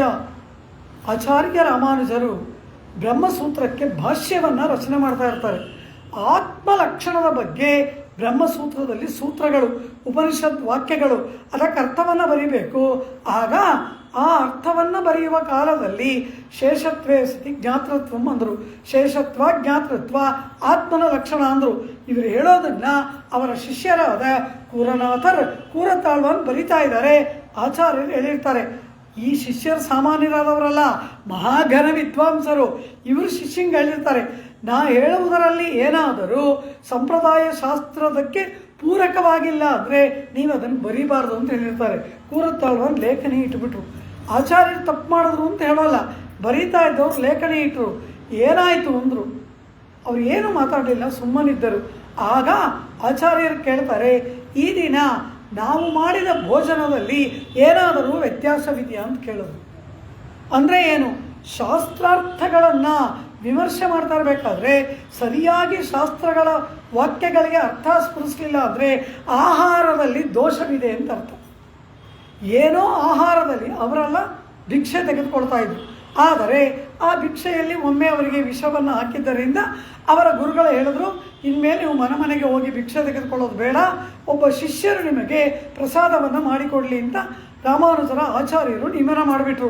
ಅವತ್ತಿಂದ ಸ್ವಾಮಿ ಕಿಡಾಂಬಿ ಆಚಾರ್ಯ ಎಂಬತಕ್ಕಂತಹ ಆ ಮಹಾಚಾರ್ಯರು ಅವರು ಇವರಿಗಾಗಿ ಪ್ರಸಾದವನ್ನು ಮಾಡಿ ಭಿಕ್ಷೆಯನ್ನು ಕೊಡ್ತಾಯಿದ್ರು.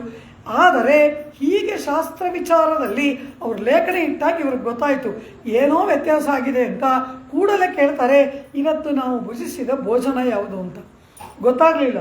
ಆಗ ನೋಡ್ತಾರೆ, ಪ್ರತಿದಿನ ಈ ಸ್ವಾಮಿ ಕಿಡಾಂಬಿ ಆಚಾನ್ ಇವರಿಗೆ ಪ್ರಸಾದವನ್ನು ಭಿಕ್ಷೆಯನ್ನು ಕೊಟ್ಟ ನಂತರ ಆ ಆಚಾರ್ಯರು ಭೋಜನ ಮಾಡಿದ್ದು ಮಿಕ್ಕಿದ್ದನ್ನು ಅವರು ಸ್ವೀಕಾರ ಮಾಡ್ತಾ ಇರ್ತಾರೆ, ಆಚಾರ್ಯ ಪ್ರಸಾದ ಅಂತ. ಆದರೆ ಕೆಲವುದಾರ ಏನು ಮಾಡ್ತಾರೆ, ಇವರು ಆ ಪ್ರಸಾದವನ್ನು ತೆಗೆದುಕೊಂಡು ಹೋಗಿ ಕಾವೇರಿ ತೀರದಲ್ಲಿ ಕುಳಿತುಕೊಂಡು ಅದನ್ನು ಭೋಜನ ಮಾಡ್ತಾರೆ. ಕಾವೇರಿ ತೀರದಲ್ಲಿ ಕುಳಿತುಕೊಂಡು ಅಲ್ಲೇ ಕೈ ತೊಳೆದು ಆ ತೀರ್ಥವನ್ನು ಪಾನ ಮಾಡಿ ಕಿಡಾಂಬಿ ಆಚಾರ್ಯ ಬರ್ತಾ ಇರ್ತಾರೆ. ಆದರೆ ಈಗ ಸ್ವಲ್ಪ ದಿನಗಳಿಂದ ಇವ್ರಿಗೇನನ್ನಿಸ್ತು, ಈ ಸನ್ಯಾಸಿಗೆ ನಾನು ಯಾಕೆ ಅಡುಗೆ ಮಾಡಾಕಬೇಕು, ನಾನೇ ಮಹಾಜ್ಞಾನ ವಿದ್ವಾನು, ಇವರು ತಿಂದು ಮಿಕ್ಕಿದ್ದನ್ನು ನಾನು ಯಾಕೆ ತಿನ್ನಬೇಕು ಅನ್ನೋ ಬುದ್ಧಿ ಬಂದ್ಬಿಡ್ತು. ಏನೋ ಅವರು ಅಂದರೆ ಅವರೇ ಮಾಡ್ತಾ ಇದ್ದಾರೆ. ಆದರೆ ಈ ರೀತಿ ಕಲುಷಿತವಾದ ಬುದ್ಧಿಯಿಂದ ಅವರು ಪ್ರಸಾದ ಮಾಡಿದ್ದನ್ನು ಆಚಾರ್ಯರು ಸ್ವೀಕಾರ ಮಾಡಿ ಇವರಿಗೆ ಮನಸ್ಸಿನಲ್ಲಿ ಪಲ್ಲಟ ಏನಾಯಿತು ಅಂತ ನೋಡ್ತಾರೆ. ಕೊನೆಗೆ ಆ ಕಿಡಾಂಬಿ ಆಚಾರ್ಯನನ್ನು ಅನುಸರಣೆ ಮಾಡಿ ಹೋಗ್ತಾರೆ. ಅವರೇನು ಮಾಡ್ತಾರೆ ನೋಡಬೇಕು ಅಂತ. ಅವರು ನೇರವಾಗಿ ಕಾವೇರಿ ತೀರಕ್ಕೆ ಹೋಗ್ತಾರೆ. ಆ ಬುತ್ತಿಯನ್ನು ಬಿಚ್ಚಿ ತಿಂತಾ ಇರ್ತಾರೆ. ಆಗ ನೋಡ್ತಾರೆ ಅಲ್ಲಿ ದೂರದಲ್ಲಿ ಒಂದು ಈಚಲ ಮರ ಇದೆ. ಅದರಿಂದ ಒಬ್ಬ ಹೆಂಡವನ್ನು ಇಳಿಸ್ತಾ ಇರ್ತಾರೆ. ಈಚಲ ಮರದಿಂದ ಹೆಂಡ ಇಳಿಸ್ತಾರಲ್ಲ, ಆ ಇಳಿಸುವವನು ಇವರು ತಿನ್ನೋದನ್ನು ನೋಡ್ತಾ ಇರ್ತಾನೆ. ಆದ್ದರಿಂದ ಅವನ ದೃಷ್ಟಿ ಇದರ ಮೇಲೆ ಬಿದ್ದಿದ್ದರಿಂದ ಈ ಕಿಡಾಂಬಿ ಆಚಾರ್ಯನಿಗೆ ಬುದ್ಧಿ ಕೆಟ್ಟೋಯ್ತು. ಇವರಿಗೆ ಬುದ್ಧಿ ಕೆಟ್ಟೋಗಿ ಇವರು ಮಾಡಿದ ಪ್ರಸಾದ ತಿಂದಿದ್ದರಿಂದ ಆಚಾರ್ಯರಿಗೆ ಶಾಸ್ತ್ರವಾಕ್ಯಗಳಿಗೆ ಅರ್ಥ ಸ್ಫುರಿಸಲಿಲ್ಲ, ಎಲ್ಲಿಂದ ಎಲ್ಲಿಗೆ. ಆಮೇಲೆ ಅವರು ಆಚಾರ್ಯನ ಕರೆದು ಹೇಳ್ತಾರೆ, ಇನ್ನು ಮೇಲೆ ಹೀಗೆಲ್ಲ ನೀವು ಪ್ರಸಾದ ಸ್ವೀಕಾರ ಮಾಡಬಾರ್ದು, ಪರಮಾತ್ಮನ ಸನ್ನಿಧಾನದಲ್ಲಿ ನೈವೇದ್ಯ ಮಾಡಿ ಭಿಕ್ಷೆ ಆದಮೇಲೆ ಅಲ್ಲೇ ಊಟ ಮಾಡಬೇಕು ಅಂತ ಹೇಳ್ತಾರೆ. ಈ ರೀತಿ ಒಂದು ದೃಷ್ಟಿ ಆ ಪ್ರಸಾದವನ್ನು ಮಾಡುವವರಿಗೆ ಬುದ್ಧಿ ಕೆಟ್ಟು ಹೋದರೆ ತಿನ್ನುವವರಿಗೆ ಬುದ್ಧಿ ಕೆಟ್ಟು ಹೋಗುತ್ತೆ ಅನ್ನೋದಾದರೆ ಆಹಾರ ಶುದ್ಧಿ ಎಷ್ಟರ ಮಟ್ಟಿಗೆ ಇರಬೇಕು. ಆಮೇಲೆ ಹೇಳ್ತಾರೆ ಶೇಷತ್ವೇ ಸತಿ ಜ್ಞಾತೃತ್ವಂ ಅಂತ ಹೇಳಿ ಜ್ಞಾನಾನಂದಮಯಸ್ತ್ವಾತ್ಮ ಶೇಷೋ ಹಿ ಪರಮಾತ್ಮನಃ ಅಂತ ಆಮೇಲೆ ಭಾಷ್ಯ ಮುಂದಕ್ಕೆ ಬರೀತಾರೆ. ಶುದ್ಧಿ ಏರ್ಪಟ್ಟು ಈ ರೀತಿ ಶೇಷೋ ಹಿ ಪರಮಾತ್ಮನಃ ಅನ್ನೋದು ಬಿಟ್ಟೋಗಿತ್ತು, ಜ್ಞಾನಾನಂದಮಯಸ್ತ್ವಾತ್ಮ ಬರೆದಿದ್ರು. ಈ ರೀತಿಯಾಗಿ ಎಷ್ಟು ಶಾಸ್ತ್ರ ವಿಚಾರಗಳ ಬಗ್ಗೆ ನಾವು ಹೇಳಬೇಕಾದ್ರೆ ಎಷ್ಟು ಜಾಗರೂಕತೆಯಿಂದ ಇರಬೇಕು. ಅಂತಹ ಮಹಾಚಾರ್ಯರಿಗೆ ಇದಾದರೆ ನಮ್ಮಂತಹವರ ಪಾಡೇನು? ಸ್ವಾಮಿ ಮಣವಾಳ ಮಾಮನಿಗಳಿಗೂ ಇದೇನೆ. ಯಾರೋ ಮನೆಯಲ್ಲಿ ಶ್ರಾದ್ದವನ್ನು ಮಾಡಿ ಅದಕ್ಕಾಗಿ ತಂದಿದ್ದ ತರಕಾರಿಗಳನ್ನು ಮಠಕ್ಕೆ ತಂದುಕೊಟ್ಬಿಟ್ಟಿರ್ತಾರೆ, ಅದು ತಿಳಿಯದು. ಪ್ರಸಾದವನ್ನು ಮಾಡಿ ತಿಂದಾಗ ಇವರಿಗೆ ತಮ್ಮಲ್ಲಿ ಏನೋ ವ್ಯತ್ಯಾಸವಾಗಿರೋದು ತಿಳಿದಾಗ ಈ ದಿನ ಏನು ಅಂತ ಕೇಳಿದಾಗ ಹೀಗೆ ಯಾರದೋ ಪಿತೃಶೇಷದ ತರಕಾರಿ ಇದ್ದ ಕೂಡಲೇ ಪ್ರಾಯಶ್ಚಿತ್ತ ಮಾಡ್ಕೊಳ್ತಾರೆ. ಎಂತಹ ಒಂದು ನಮ್ಮಲ್ಲಿ ಆಹಾರಕ್ಕೆ ನಿಯಮವನ್ನು ಇಟ್ಟಿದ್ದಾರೆ, ನಮಗಿದೆಲ್ಲ ಗೊತ್ತೇ ಇಲ್ಲ. ರಸ್ತೆ ಎರಡು ಪಕ್ಕದಲ್ಲಿರೋದು ಏನೇನಿದೆ ಎಲ್ಲ ತಿಂತೀವಿ. ಹಾವು ಹಲ್ಲಿ ತಿಂದೇ ಇರೋದೇ ಇಲ್ಲ. ನಾವು ಏನು ತಿಂದಿಲ್ಲ ಮನುಷ್ಯ, ಏನನ್ನು ಬಿಟ್ಟಿದ್ದೀವಿ ಎಲ್ಲವನ್ನ ತಿಂತೀವಿ. ಅದರಿಂದನೇ ಅರ್ಧ ವ್ಯಾಧಿಗಳಿಗೆ ಕಾರಣ. ಮತ್ತು ಮನಸ್ಸು ಕೆಟ್ಟೋಗಿ ಕ್ರೌರ್ಯದ ಕಾರ್ಯಗಳು ಈ ಜಗತ್ತಿನಲ್ಲಿ ಇರ್ತಕ್ಕಂತಹ ಎಲ್ಲ ವಿಧವಾಗಿರ್ತಕ್ಕಂತಹ ದೋಷಗಳಿಗೆ ಕಾರಣ ಆಹಾರ ಶುದ್ಧಿ ಇಲ್ಲದೆ ಇರೋದು. ಅದನ್ನು ಪದೇ ಪದೇ ಪದೇ ಪದೇ ನಮ್ಮಲ್ಲಿ ಹೇಳ್ತಾರೆ. ಆ ಮಕ್ಕಳಿಗೂ ಅದನ್ನೇ ಅಭ್ಯಾಸ ಮಾಡಿ, ಹೊರಗಿನ ಪದಾರ್ಥಗಳನ್ನು ಕೊಡಬೇಡಿ. ಕೃಷ್ಣ ಏನು ಹೇಳ್ದ? ತೇ ತ್ವಘಂ ಪುಂಜತೆ ಪಾಪಾಹ ಯೇ ಪಚಂತಿ ಆತ್ಮಕಾರಣಾತ್. ಪರಮಾತ್ಮನಿಗೆ ಪ್ರಸಾದವಾಗಿ ಮಾಡದೆ ತಮ್ಮ ನಾಲಗೆಯ ರುಚಿಗೂ ಹಣ ಸಂಪಾದನೆಗಾಗಿಯೂ ಯಾರು ಆಹಾರ ಪದಾರ್ಥಗಳನ್ನು ಮಾಡ್ತಾರೆ ಅವರು ಅದನ್ನು ತಿಂದವರು ಪಾಪಗಳನ್ನು ತಿನ್ನುತ್ತಾರೆ. ಅದು ತೇ ತ್ವಘಂ ಪುಂಜತೆ ಪಾಪಾಹ ಅಂದ್ಬಿಟ್ಟ. ಅವರ ಅನ್ನವನ್ನು ತಿನ್ನೋಲ್ಲ, ಪಾಪವನ್ನು ತಿನ್ನುತ್ತಾರೆ ಎಂದ. ಪಾಪಗಳು ಅಧಿಕವಾದರೆ ಮನಃಶುದ್ಧಿಯಲ್ಲಿ, ಮನಸ್ಸೇ ಶುದ್ಧವಾಗಿಲ್ಲದೆ ಹೋದರೆ ಧ್ಯಾನ ಎಲ್ಲಿ? ಧ್ಯಾನ ಮಾಡದೆ ಹೋದರೆ ಅನಂತರ ಕರ್ಮಯೋಗ, ಜ್ಞಾನಯೋಗ, ಭಕ್ತಿಯೋಗ, ಪರಮಾತ್ಮ ಯಾವುದೂ ಇಲ್ಲ, ಎಲ್ಲ ಶೂನ್ಯ. ಎಲ್ಲ ಮಾಡುವುದಲ್ಲ. ನಾನು ದಿನಾ ದೇವಸ್ಥಾನಕ್ಕೆ ಹೋಗ್ತೀನಿ, ದಿನಾ ಪ್ರದಕ್ಷಿಣೆ ನೀನು ಏನು ಮಾಡಿ ಏನು ಪ್ರಯೋಜನ? ಇಲ್ಲಿ ಶುದ್ಧಿ ಇಲ್ಲದ ಮೇಲೆ ಬಾಹ್ಯವಾದ ಆಚರಣೆಗಳಿಂದ ಏನು ಮಾಡಿ ಏನು ಪ್ರಯೋಜನ? ಯಾವ ಪ್ರಯೋಜನವೂ ಇಲ್ಲ. ಅಂತರಂಗ ಶುದ್ಧಿ ಇಲ್ಲದಿದ್ದರೆ ಬಾಹ್ಯವಾಗಿ ಮಾಡುವುದಲ್ಲ, ಕೇವಲ ಡಂಬ ಆಡಂಬರ ಅಂತ ಕೃಷ್ಣ ಗೀತೆಯಲ್ಲಿ ಸ್ಪಷ್ಟವಾಗಿ ಹೇಳ್ಬಿಟ್ಟು.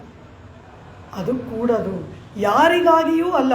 ನಾವು ದೇವಸ್ಥಾನಕ್ಕೆ ಹೋಗೋದೋ, ದೇವಸ್ಥಾನ ಪ್ರದಕ್ಷಿಣೆ ಮಾಡೋದೋ, ದೇವಸ್ಥಾನದಲ್ಲಿ ಸೇವೆ ಮಾಡಿ ಕೈಂಕರ್ಯ ಮಾಡೋದೋ, ಏನೇ ಮಾಡುವುದು ಯಾರಿಗಾಗಿಯೂ ಅಲ್ಲ. ನಮ್ಮ ಆತ್ಮ ಉದ್ಧಾರವಾಗಬೇಕು, ನಮ್ಮ ಆತ್ಮ ಪರಮಾತ್ಮನಿಗೆ ಸಮರ್ಪಿತವಾಗಬೇಕು ಎಂಬತಕ್ಕಂತಹ ಭಾವಶುದ್ಧಿ ಬೇಕು. ಅಂತಹ ಭಾವಶುದ್ಧಿ ಬರೋದು ಆಹಾರ ಶುದ್ಧಿಯಿಂದ ಮಾತ್ರ. ಆದ್ದರಿಂದನೇ ಇಂತಿಂಥ ತರಕಾರಿಗಳನ್ನು ತಿನ್ನಬೇಡಿ. ಪರಮಾತ್ಮನಿಗೆ ಆತ್ಮವನ್ನು ಸಮರ್ಪಣೆ ಮಾಡಿಕೊಂಡು ಮೋಕ್ಷ ಬೇಕು ಅಂತ ಯಾರ್ಯಾರು ಆಸೆ ಪಡ್ತೀರಾ ಅವರು ಇದನ್ನು ತಿನ್ನಬೇಕು, ಈ ರೀತಿ ನಡ್ಕೋಬೇಕು, ಹೀಗಿರಬೇಕು ಅಂತ ನಿಯಮನ ಮಾಡೋದು. ಕಾರಣ ಏನು? ಆ ಮನಸ್ಸು ಈ ಶರೀರದಲ್ಲೇ ಇದೆಯಲ್ಲ. ಮನಸ್ಸೇನಾದರೂ ಹೊರಗಡೆ ಸಪ್ರೇಟ್ ಆಗಿದೆಯಾ? ಇಲ್ಲೇ ತಾನೇ ಇದೆ. ಅದು ಒಂದು ಇಂದ್ರಿಯ. 10 ಇಂದ್ರಿಯಗಳು, 5 ಜ್ಞಾನೇಂದ್ರಿಯ, 5 ಕರ್ಮೇಂದ್ರಿಯ, ಮನಸ್ಸು ಅಂತರಿಂದ್ರಿಯ, ಅದು ಅಚಿತ್ತು, ಶರೀರದ ಒಂದು ಭಾಗ. ಆದ್ದರಿಂದ ಆ ಮನಸ್ಸಿನ ಮೇಲೆ ಇದೆಲ್ಲ ಪರಿಣಾಮ ಆದಾಗ ಆ ಮನಸ್ಸಿನಿಂದ ನೀ ಹೇಗೆ ಭಗವಂತನನ್ನು ಧ್ಯಾನ ಮಾಡ್ತೀಯ? ಕೈಯಲ್ಲಿ ಮಲ ಅಂಟ್ಕೊಂಡಿದೆ, ಆ ಅಂಟ್ಕೊಂಡಿದ್ದ ಮಲದಿಂದ ಪರಮಾತ್ಮನ ವಿಗ್ರಹ ಮುಟ್ತೀವ. ಆ ರೀತಿ ಕಲುಷಿತವಾದ ಮನಸ್ಸಿನಿಂದ ಹೇಗೆ ಪರಮಾತ್ಮನ ಧ್ಯಾನ ಮಾಡೋದು? ಎಂಜಲ್ ಆಗಿರುತ್ತೆ ಕೈ. ಎಂಜಲ್ ಕೈಯಲ್ಲಿ ಪರಮಾತ್ಮನ ಮುಟ್ತೀವ, ಅದು ಗೊತ್ತಾಗುತ್ತೆ ನಮಗೆ. ಎಂಜಲ್ ಕೈಯಲ್ಲಿ ದೇವರನ್ನು ಮುಟ್ಟಬಾರ್ದು, ಕೊಳೆ ಆಗಿರೋ ಕೈಯಲ್ಲಿ ದೇವರನ್ನು ಮುಟ್ಟಬಾರ್ದು, ಮೈಲಿಗೆ ಕೈಯಲ್ಲಿ ದೇವರನ್ನು ಮುಟ್ಟಬಾರ್ದು. ಆದರೆ ಮನಸ್ಸಿನ ಮೈಲಿಗೆಯನ್ನು ಹೇಗೆ ತೊಳಿತೀರಾ? ಆ ಮನಸ್ಸನ್ನು ಶುದ್ಧ ಮಾಡೋದು ಹೇಗೆ? ಆಹಾರ ಶುದ್ಧ ಸತ್ವಶುದ್ಧಿ ಅಂತ ಕೃಷ್ಣ ಘಂಟಾಘೋಷವಾಗಿ ಹೇಳ್ಬಿಟ್ಟ. ನೀನು ಆಹಾರವನ್ನು ಶುದ್ಧವಾಗಿ ಇಟ್ಕೊಳ್ಳದೆ ಹೋದರೆ ಮನಸ್ಸು ಶುದ್ಧವಾಗಿ ಇರೋಲ್ಲ. ಮನಃಶುದ್ಧಿ ಇಲ್ಲದೆ ಹೋದರೆ ಎಲ್ಲ ತಪ್ಪಾಗಿ ಕಾಣುತ್ತೆ, ತಪ್ಪಾಗಿ ಅರ್ಥ ಆಗುತ್ತೆ. ಆದ್ದರಿಂದ ಎಲ್ಲವೂ ಶಾಸ್ತ್ರವಾಕ್ಯಗಳೆಲ್ಲ ವಿರುದ್ಧವಾಗಿ ನಮಗೆ ಭಾಸಮಾನವಾಗುತ್ತೆ. ಅದಕ್ಕೆ ಕಾರಣ ಏನು? ಯಾರಾದರೂ ಉಪದೇಶ ಮಾಡಿದ್ರು ಅದು ತಲೆಗೆ ಹೋಗಲ್ಲ ನಮಗೆ. ಕಾರಣ ಏನು ಅಂದರೆ ಹೋಗೋಕ್ಕೆ ಬಿಡಲ್ಲ, ಅದು ಅಡ್ಡ. ತಮೋಗುಣ ಅಡ್ಡ ಹಾಕುತ್ತೆ. ತಮೋಗುಣ ಒಂದು ಬಾಗಲು. ಆ ತಮೋಗುಣ ಅಡ್ಡ ಹಾಕ್ತಾ ಇರಬೇಕಾದ್ರೆ ಅದ್ರ ಒಳಗಿಂದ ಹೇಗೆ ಹೋಗೋಕ್ಕೆ ಸಾಧ್ಯ? ಆ ರೀತಿಯಾಗಿ ಆದ್ದರಿಂದಲೇ ನಮ್ಮಲ್ಲಿ ವೇದಗಳಲ್ಲಿ, ಉಪನಿಷತ್ತುಗಳಲ್ಲಿ, ಶಾಸ್ತ್ರಗಳಲ್ಲಿ ಇದನ್ನು ಹೇಳಿದ್ರು. ಇಂತಿಂಥ ದಿವಸ ಇದನ್ನು ತಿನ್ನು, ಕೆಲವುದನ್ನು ತಿನ್ನಲೇಬೇಡ, ನೋಡಲೇಬೇಡ ಕಣ್ಣಲ್ಲಿ ಅಂದ್ಬಿಟ್ರು, ಮನೆ ಒಳಗೆ ತರ್ಕೊಡೋದು ಅಂದ್ಬಿಟ್ರು. ಕಾರಣ ಏನು ಅಂದರೆ ಅದು ಅವರವರ ಇಷ್ಟ. ಆದರೆ ಮೋಕ್ಷ ಬೇಕು ಅಂತ ಯಾರು ಆಸೆ ಪಡ್ತೀರಾ ಅವರಿಗೆ ಇದೆಲ್ಲ ಹೇಳಿದ್ದಾರೆ. ನನಗೆ ಮೋಕ್ಷ ಬೇಡ, ಇನ್ನೊಂದು 100 ಜನ್ಮ ಇಲ್ಲೇ ಹುಡ್ತಾ ಇರ್ತೀನಿ ಅಂದರೆ ಏನು ಬೇಕಾದರೂ ತಿನ್ನು, ಹೇಗೆ ಬೇಕಾದರೂ ಇರು, ಅದು ನಿನ್ನಿಚ್ಛೆ. ಆದರೆ ಮೋಕ್ಷ ಬೇಕು, ಮತ್ತೆ ಪುನರ್ಜನ್ಮ ಬೇಡ ಅನ್ನಬೇಕಾದ್ರೆ ಈ ಮನಸ್ಸು ಸತ್ವಯುತವಾಗಿ ಇರಬೇಕು. ಅದನ್ನೇ ಇಲ್ಲಿ ಆಂಡಾಳು ಹೇಳ್ತಾ ಇದ್ದಾಳೆ. ಪರಮಾತ್ಮ ನಮಗೆ ಆಹಾರ ಶುದ್ಧಿನೇ ಇಲ್ವಲ್ಲ. ಕರವೈಗಳು ಪಿನ್ ಶನ್ರಿ ಕಾನಂ ಶೇರ್ಂದು ಉಣ್ಬೋಮ್. ಆ ದನಗಳಾದರೂ ಮೇಯೋದನ್ನು ಮರೆಯುತ್ತೇನೋ, ನಾವು ತಿನ್ನೋದು ಮರೆಯೋಲ್ಲ ಕೃಷ್ಣ. ಚೆನ್ನಾಗಿ ತಿಂತೀವಿ. ತಿನ್ನುವುದರಲ್ಲಿ ಯಾವ ನಿಯಮವೂ ಇಲ್ಲ. ಸ್ನಾನ ಮಾಡಿ ತಿಂದ್ವಾ, ಆವರಣದಲ್ಲಿ ಕೂತ್ಕೊಂಡು ತಿಂದ್ವಾ, ಒಬ್ರಿಗೊಂದು ಕೊಟ್ಬಿಟ್ಟು ತಿಂದ್ವಾ, ದೇವ್ರಿಗೆ ನೈವೇದ್ಯ ಮಾಡಿ ತಿಂದ್ವಾ, ಏನು ಕೇಳಬೇಡ. ಆ ದನಗಳು ಮೇಯ್ತಾ ಇರುತ್ತೆ, ಅವುಗಳಿಂದ ಹೋಗ್ತಾ ಹೋಗ್ತಾ ತಿಂತೀವಿ. ಈ ಆಹಾರ ಶುದ್ಧಿನೇ ನಮಗಿಲ್ಲದೆ ಹೋದ್ಮೇಲೆ ನಾವು ಇನ್ನೇನು ಸಾಧನೆ ಮಾಡ್ತೀವಿ? ಯಾವ ಶುದ್ಧಿ ನಮಗಿದೆ? ಯಾವ ಗುರುವನ್ನು ಆಶ್ರಯ ಮಾಡಿದ್ದೀವಿ? ಏನು ಉಪದೇಶ ಕೇಳಿದ್ದೀವಿ? ಯಾವ ಇಂದ್ರಿಯ ನಿಗ್ರಹ ನಮಗಿದೆ? ಯಾವ ಆತ್ಮದರ್ಶನವಿದೆ? ಯಾವ ಪರಮಾತ್ಮ ದರ್ಶನವಿದೆ? ಏನಿದೆ ನಮಗೆ ಕೃಷ್ಣ? ಏನೂ ಇಲ್ಲ. ಶುದ್ಧವಾಗಿ ಅನುಷ್ಠಾನ ಶೂನ್ಯರು ನಾವು, ಯಾವುದಕ್ಕೂ ಅರ್ಹತೆ ಇಲ್ಲದ ಮಹಾ ಅಯೋಗ್ಯರು. ಕರವೆಗಳು ಪಿಂಚನ್ರಿ ಕಾನಂ ಶೇರ್ಂದು ಉಣ್ಬೋ ಎಂಬುದಾಗಿ ಹೇಳಿಬಿಟ್ರು ಆಂಡ. ಈ ರೀತಿ ಹೇಳಿದಾಗ ಕೃಷ್ಣ ಪರಮಾತ್ಮ ಕೇಳಿದ, ಹಸುಗಳ ಹಿಂದೆ ಹೋಗೋದು ವರ್ಣಧರ್ಮ, ಕಾಡಿಗೆ ಹೋಗ್ತೀವಿ ಅನ್ನೋದು ವಾನಪ್ರಸ್ಥದ ಧರ್ಮ. ಇದರಿಂದೆಲ್ಲ ಪುಣ್ಯ ಬಂತಲ್ಲ ಅಂದರೆ ಕೃಷ್ಣ ಸ್ವಾರ್ಥದಿಂದ ಕರೆಯುವ ಹಸುಗಳ ಹಿಂದೆ ಹೋದೆವು. ಕಾಡಿನಲ್ಲಿ ಅವುಗಳ ಕಾಡು ಹೋಯ್ತು, ನಾವು ಯಾವ ಪುಣ್ಯದ ಕಾಡು ಅಲ್ಲ, ದನಗಳಿಗೆ ಮೇವು ಸಿಗೋ ಕಾಡು ಹೋದ್ವಿ. ಅಲ್ಲಿ ಹೋಗಿ ಜಪ ತಪ ಧ್ಯಾನ ಮಾಡಿದ್ವ, ಉಣ್ಬೋಮ್, ಚೆನ್ನಾಗಿ ತಿಂದೆವು ಪರಮಾತ್ಮ. ಈ ರೀತಿ ಇರುವಾಗ ಇದರಲ್ಲಿ ಯಾವ ಪುಣ್ಯವನ್ನು ನೀನು ಕಂಡೆ? ನಮ್ದು ಏನಾದರೂ ಸಾಧನೆ ಇದೆಯಾ ಇದರಲ್ಲಿ? ಕರವೆಗಳು ಪಿಂಚನ್ರಿ ಕಾನಂ ಶೇರ್ನುಣ್ಬೋಮ್. ಭಗವದ್ಜ್ಞ ಆದ್ದರಿಂದ ನಮಗೆ ಏನೂ ಇಲ್ಲ ಕೃಷ್ಣ. ನೀನು ನಮ್ಮಿಂದ ನಿರೀಕ್ಷೆ ಮಾಡ್ತಕ್ಕಂತಹ ಯಾವ ಸಾಧನಾಂಶವೂ ನಮ್ಮಲ್ಲಿ ಇಲ್ಲ. ಹೌದಾ? ಏನೂ ಇಲ್ಲದೆ ಹೋದ್ಮೇಲೆ ಅದು ಯಾವ ಧೈರ್ಯದಿಂದ ನನ್ನ ಮುಂದೆ ನಿಂತ್ಕೊಂಡು ಇದೆಲ್ಲ ನಮಗೆ ಕೊಡು, ಮುಕ್ತೈಶ್ವರ್ಯವನ್ನು ಕೊಡು, ಮೋಕ್ಷವನ್ನು ಕೊಡು, ಭೋಗವನ್ನು ಕೊಡು, ನೀನು ಬೇಕು, ಅರ್ಚಿರಾದಿ ಗತಿ ಬೇಕು ಎಂಬುದಾಗೆಲ್ಲ ಕೇಳ್ತಾ ಇದ್ದೀರಲ್ಲ, ಇದನ್ನೆಲ್ಲ ನಾನು ಹೇಗೆ ಕೊಡಲಿ ಅಂತ ಕೇಳ್ದ. ಆದರೂ ಕೃಷ್ಣ ಬಿಡ್ತಾನ? ನೀವು ಕಾಡಿಗೆ ಹೋದ್ರಲ್ವಾ, ಆದರೆ ನೀವು ಹೇಳ್ಬಿಟ್ರಿ ನಮಗೆ ನೀನು ಹೇಳೋ ಯಾವುದರಿಂದನೂ ನಮಗೆ ಪುಣ್ಯ ಇಲ್ಲ, ಏನು ಪುಣ್ಯನೂ ನಮ್ಮ ಅಕೌಂಟಲ್ಲಿ ಇಲ್ಲ, ನಮ್ಮ ಹತ್ರ ಏನೂ ಇಲ್ಲ ಅಂತ ಹೇಳ್ಬಿಟ್ರಿ. ಆದರೆ ಈ ಜನ್ಮದಲ್ಲಿ ಇಲ್ಲದೇ ಇರ್ಬೋದು, ಹಿಂದಿನ ಜನ್ಮದ್ದೆಲ್ಲ ಇರ್ಬೋದಲ್ಲ. ಈ ಜನ್ಮದಲ್ಲಿ ಏನೋ ನೀವು ಏನು ಪುಣ್ಯ ಕಾರ್ಯನೂ ಮಾಡಿಲ್ಲ, ಯಾವ ಪುಣ್ಯವನ್ನು ಸಂಪಾದನೆ ಮಾಡಿಲ್ಲ, ಯಾವ ಸಾಧನಾನುಷ್ಠಾನನೂ ಮಾಡಿಲ್ಲ ಅಂತ ಹೇಳ್ಬೋದು. ಆದರೆ ನಿಮ್ಮ ಹಾಗೆ ಗೋ ರಕ್ಷಣೆಯನ್ನು ಮಾಡದೆ ಗೋವಧೆಯನ್ನು ಮಾಡಿದವನು ಧರ್ಮವ್ಯಾಧ. ಆ ಧರ್ಮವ್ಯಾಧ ವಿಶ್ವಾಮಿತ್ರನಿಗೇನೆ ಧರ್ಮವನ್ನು ಉಪದೇಶ ಮಾಡಿದನಲ್ಲವ. ಅವನಾರು? ಒಬ್ಬ ಕಟುಕ, ಮಾಂಸವನ್ನು ಮಾರುವವನು.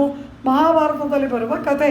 ಆ ಧರ್ಮವ್ಯಾಧ ಅವನು ಋಷಿಗೇನೆ ಧರ್ಮ ಸೂಕ್ಷ್ಮವನ್ನು ಹೇಳಲಿಲ್ಲವ. ಆ ರೀತಿ ಹಿಂದಿನ ಜನ್ಮದ ಸಂಸ್ಕಾರ ಇರ್ಬೋದಲ್ಲ.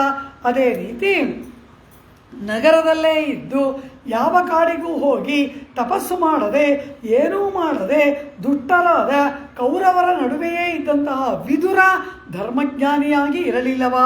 ಆತ ಒಳ್ಳೆಯ ಜ್ಞಾನವುಳ್ಳವನಾಗಿ ಜ್ಞಾನಾಧಿಕ ಎಂಬುದಾಗಿ ಅವನು ಪ್ರಸಿದ್ಧನಾಗಿರಲಿಲ್ಲವ? ಕಾಡಿನಲ್ಲಿದ್ದ ಶಬರಿ ಅವಳು ಪರಮಾತ್ಮನ ಸಾಕ್ಷಾತ್ಕಾರ ಪಡೆದುಕೊಳ್ಳಲಿಲ್ಲವ? ಆ ರೀತಿ ಈ ಜನ್ಮದ್ದು ಇಲ್ಲದೆ ಇರಬಹುದು, ಆದರೆ ಹಿಂದಿನ ಜನ್ಮದ ಪುಣ್ಯ ಇರ್ಬೋದಲ್ಲ, ಹೋದ ಜನ್ಮದಲ್ಲಿ ಮಾಡಿರ್ಬೋದಲ್ಲ, ಆದರೆ ಹಿಂದಿನ ಜನ್ಮ. ಕೃಷ್ಣ, ನಿನಗೆಲ್ಲೋ ಭ್ರಮೆ.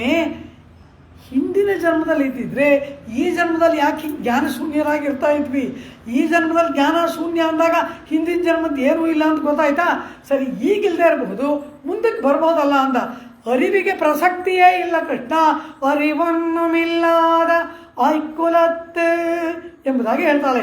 ಅರಿವಿಲ್ಲೈ, ಅರಿವೊಂದಿಲ್ಲೈ, ಅರಿವೊಂದೂ ಇಲ್ಲ, ಝೀರೋ, ನಮಗೇನೂ ಇಲ್ಲ. ಅರಿವಿಗೆ ಪ್ರಸಕ್ತಿಯೇ ಇಲ್ಲದ ಕುಲ ನಮ್ಮದು ಪರಮಾತ್ಮ. ಯಾಕೆ ಅಂತ ಕೇಳಿದ್ರೆ, ಆಯ್ಕುಲತ್ತೆ, ಆಯ್ಕುಲಂ ಅಂದರೆ ಗೊಲ್ಲರ ಕುಲ. ಎಲೈ ಕೃಷ್ಣ, ನಾವು ಗೊಲ್ಲರ ಕುಲದಲ್ಲಿ ಹುಟ್ಟಿದ್ದೀವಿ. ಅಂದರೆ ಏನು? ದನ ಕಾಯುವ ಕುಲದಲ್ಲಿ ಹುಟ್ಟಿದವರು ನಾವುಗಳು ದನದ ಹಿಂದೆ ಹೋಗೋರು. ನಮಗಿನ್ಯಾವ ಜ್ಞಾನ ಬಂದಿತ್ತು ಕೃಷ್ಣ?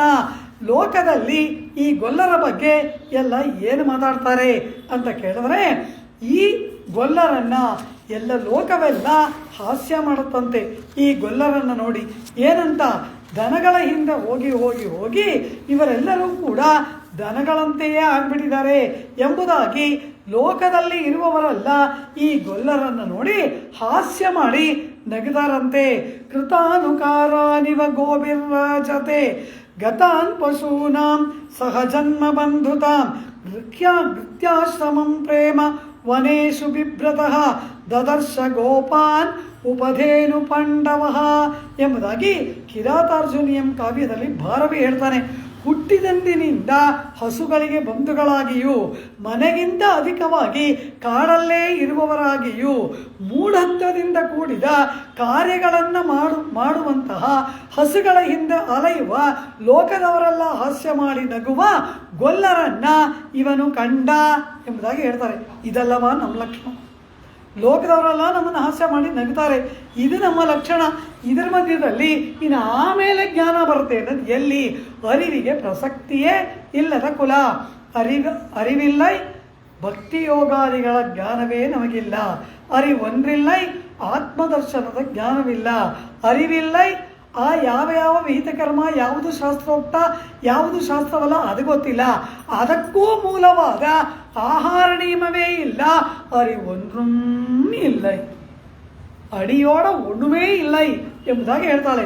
ಅರಿವಿಲ್ಲೈ, ಅರಿವೊಂದ್ರಿಲ್ಲೈ, ಅರಿವೊಂದ್ರೂ ಇಲ್ಲೈ. ಭಗವದ್ಜ್ಞಾನಕ್ಕೆ ಮೂಲವಾದ ಆತ್ಮಜ್ಞಾನವಿಲ್ಲ. ಆ ಜ್ಞಾನದಿಂದ ಏರ್ಪಡುವ ಭಕ್ತಿ ಇಲ್ಲ ಎಂಬುದಾಗಿ ಹೇಳಿಕೊಳ್ಳುವಾಗ ಕೃಷ್ಣ ಅರಿವೊಂದ್ರಮಿಲ್ಲದ, ಅರಿವಿಗೆ ಪ್ರಸಕ್ತಿಯೇ ಇಲ್ಲದ ಕುಲ. ರಾವಣ ದುಷ್ಟ ಅನ್ನಕ್ಕೆ ಕಾರಣ ಏನು? ರಾಕ್ಷಸ. ರಾವಣೋ ನಾಮ ದುರ್ವೃತ್ತ ರಾಕ್ಷಸೋ ರಾಕ್ಷಸೇಶ್ವರ ಎಂಬುದಾಗಿ ಆ ವಿಭೀಷಣ ರಾವಣನನ್ನು ರಾಮನಿಗೆ ಪರಿಚಯ ಮಾಡಿ ಕೊಡ್ತಾನಲ್ಲವ, ಆ ರೀತಿ ರಾಕ್ಷಸನಾದ್ರಿಂದ ಅವನು ದುಷ್ಟ. ನಾವು ಅರಿವಿಲ್ಲದವರು ಅನ್ನೋ ಕಾರಣ ದನಗಳ ಹಿಂದೆ ಹೋಗೋರು, ಗೊಲ್ಲರು. ಆದ್ದರಿಂದ ஒன்றும் அறிவொன்ನಿಲ್ಲದ ಉರುವரை ಗೋಪಾಲರ್ ಎಲ್ಲ ಏನು ಹೇಳ್ತಾರೆ? ಅರಿವಿಗೆ ಪ್ರಸಕ್ತಿಯೇ ಇಲ್ಲದ ಗೊಲ್ಲರು ಎಂಬುದಾಗಿ ನಮ್ಮನ್ನು ಹೇಳ್ತಾರಲ್ಲ. ಹೀಗಿರುವಾಗ ಮೋಕ್ಷಕ್ಕೆ ಕಾರಣವಾದಂತಹ ಜ್ಞಾನ ನಮ್ಮ ಹತ್ರ ಎಲ್ಲಿದೆ? ಪರಮಾತ್ಮ. ನಾವು ಯಾವ ಗುರು ಹತ್ರ ಹೋಗಿದ್ದೀವಿ? ಎಲ್ಲಿ ಗುರುಕುಲ ವಾಸ ಮಾಡಿದ್ದೀವಿ? ಏನು ಉಪದೇಶ ಕೇಳಿದ್ದೀವಿ? ಏನೂ ಇಲ್ಲ ಕೃಷ್ಣ ನಮ್ಮ ಬಳಿಯಲ್ಲಿ. ಅರಿವಿಗೆ ಪ್ರಸಕ್ತಿನೇ ಇಲ್ಲ ಅಂದ್ಬಿಟ್ರು. ಅಂದ ಮೇಲೆ ಮತ್ತು ನೀವು ನನ್ನ ಹತ್ರ ಬಂದು ಮೋಕ್ಷಕ್ಕೆ ಕಾರಣವಾದದ್ದು ಏನೂ ಇಲ್ಲ ಅಂತೀರ. ಜ್ಞಾನ ಇಲ್ಲ, ಕರ್ಮಯೋಗ, ಜ್ಞಾನಯೋಗ, ಭಕ್ತಿಯೋಗ, ಅದಕ್ಕೆ ಮೂಲವಾದ ಸಾಮಾನ್ಯ ಜ್ಞಾನ ಕೂಡ ಇಲ್ಲ ಅಂತೀರ. ಅಂದ ಮೇಲೆ ನಿಮ್ಮ ಹತ್ತಿರ ಇನ್ನು ಏನಿದೆ? ಏನು ನೋಡಿ ನಿಮಗೆ ನೀವು ಕೇಳಿದ್ದೆಲ್ಲ ಕೊಡಲಿ ಅಂತ ಕೇಳಿದಾಗ ನಮ್ಮ ಹತ್ರ ಎಲ್ಲ ಇದೆ ಅಂತ. ಈಗ ತಾನೇ ಏನೂ ಇಲ್ಲ ಅಂದ್ರಿ, ಈಗ ಎಲ್ಲ ಇದೆ ಅಂತಿದ್ದೀರಾ.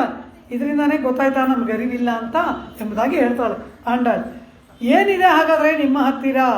ಉಂದನ್ನೈ ಪಿರವಿ ಪೆರುಂದನೈ ಪುಣ್ಯಂ ಯಾಮುಡಯೋಂ ಕೃಷ್ಣ, ನಿನ್ನನ್ನೇ ನಮ್ಮ ಸಜಾತೀಯನಾಗಿ ಪರಾತ್ಪರನಾದ ಪರಮಾತ್ಮನೇ ನಮಗೆ ಸಜಾತೀಯನಾಗಿ ಹುಟ್ಟಿ ನಮ್ಮ ಕುಲಕ್ಕೆ ಬಂದು ನಮ್ಮೊಡನೆ ಇರ್ತಕ್ಕಂತಹ ಮಹಾಪುಣ್ಯವನ್ನು ನಾವು ಪಡೆದಿದ್ದೇವೆ.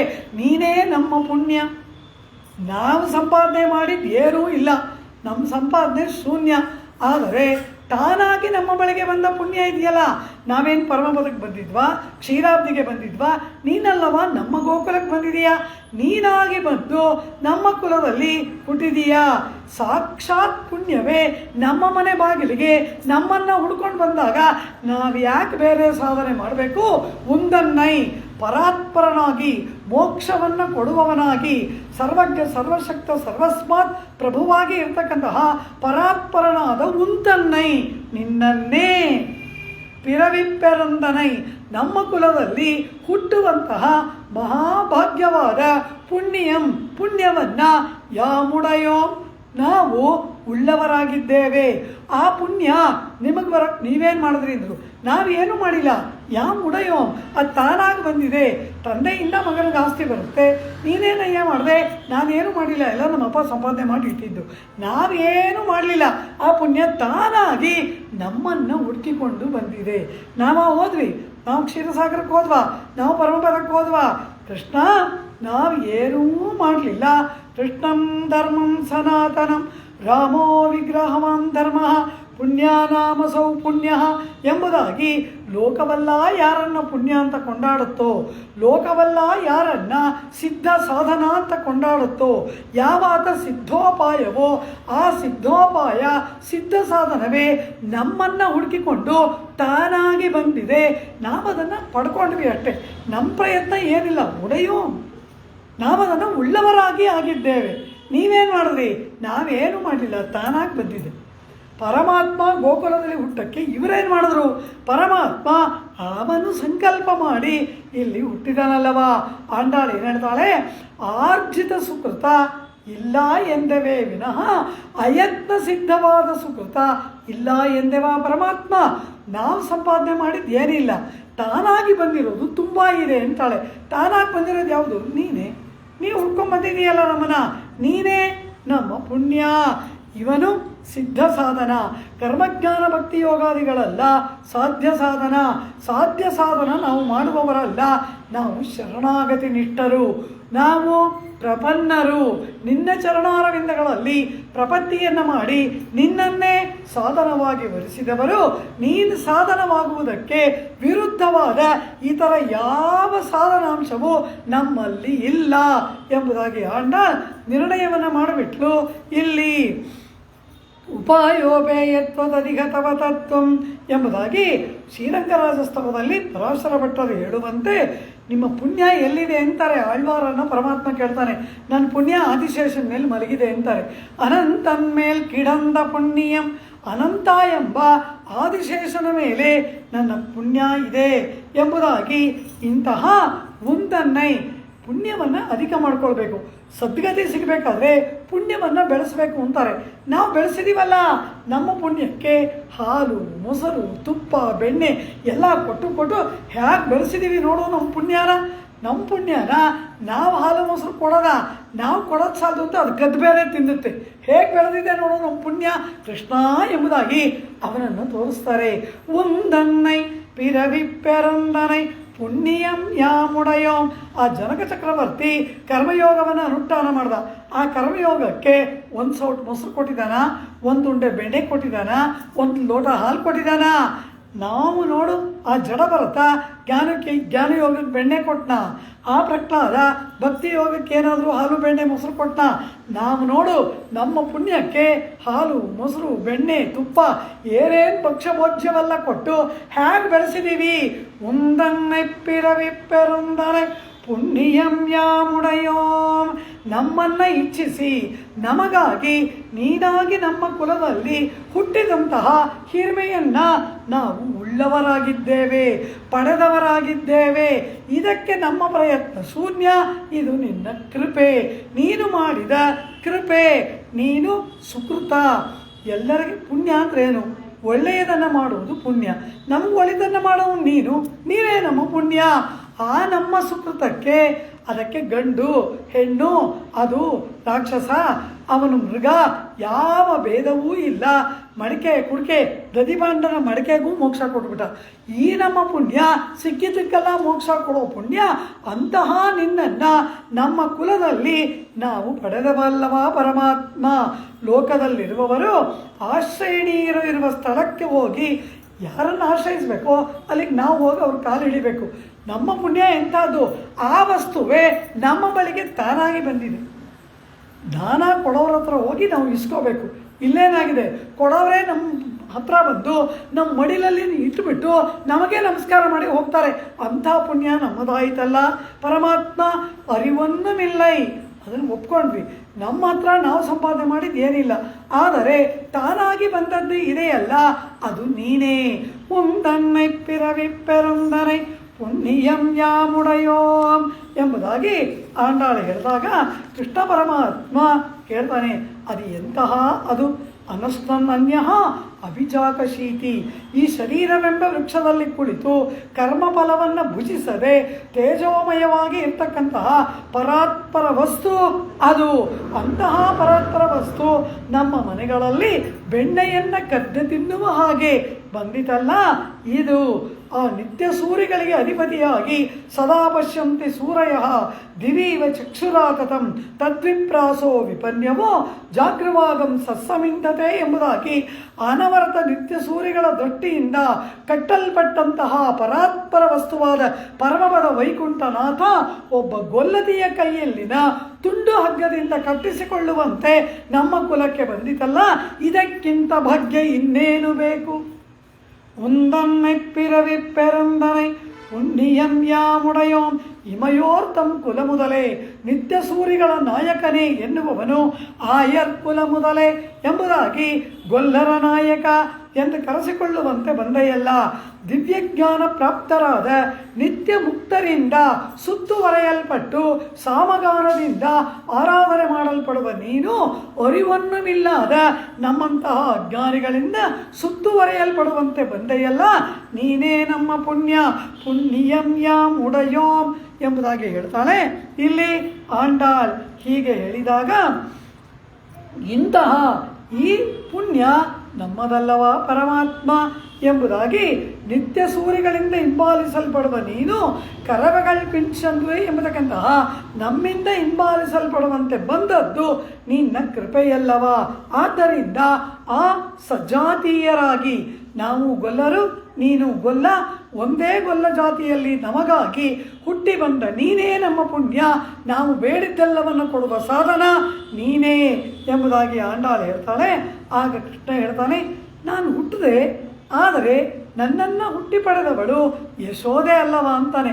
ಅವಳು ನಿನ್ನನ್ನು ಹೆತ್ತು ಪಡೆದಳು, ನಾವು ನಿನ್ನನ್ನು ಹುಟ್ಟಿ ಪಡೆದವು. ನೀನು ಯಾವಾಗ ಹುಟ್ಟಿದ್ಯೋ ನಾವು ಆವಾಗಲೇ ಹುಟ್ಟಿದ್ವಲ್ವ. ಒಟ್ಟಿಗೆ ನಾವೆಲ್ಲ ಒಂದೇ ಗೋಕುಲದಲ್ಲಿ ಹುಟ್ಟಿ ಒಟ್ಟಿಗೆ ಆಡಿ ಬೆಳೆದವಲ್ಲವ. ಈ ರೀತಿ ನಿನ್ನ ಕುಲದಲ್ಲಿಯೇ ನಾವು ಹುಟ್ಟಿದ್ವಿ. ನಾವು ಹುಟ್ಟಿರೋ ಕುಲದಲ್ಲೇ ನೀ ಬಂದು ಹುಟ್ಟಿದೀಯಾ.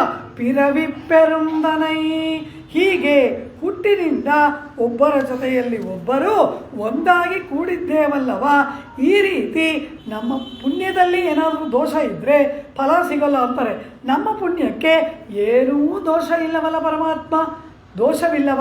ಪುಣ್ಯದಲ್ಲಿ ಏನು ಕಡಿಮೆ ಆಗಿಲ್ವಾ, ದೋಷವಿಲ್ಲವ. ನಮ್ಮ ಪುಣ್ಯ ದೋಷದ ಗಂಧವೇ ಇಲ್ಲದ್ದು, ಕುರೆವನ್ನುಮಿಲ್ಲಾದ ಗೋವಿಂದ. ಕುರೆಯಿಲ್ಲೈ, ಕುರೆ ಒಂದ್ರಿಲ್ಲೈ, ಕುರೆ ಒಂದ್ರೂ ಇಲ್ಲೈ.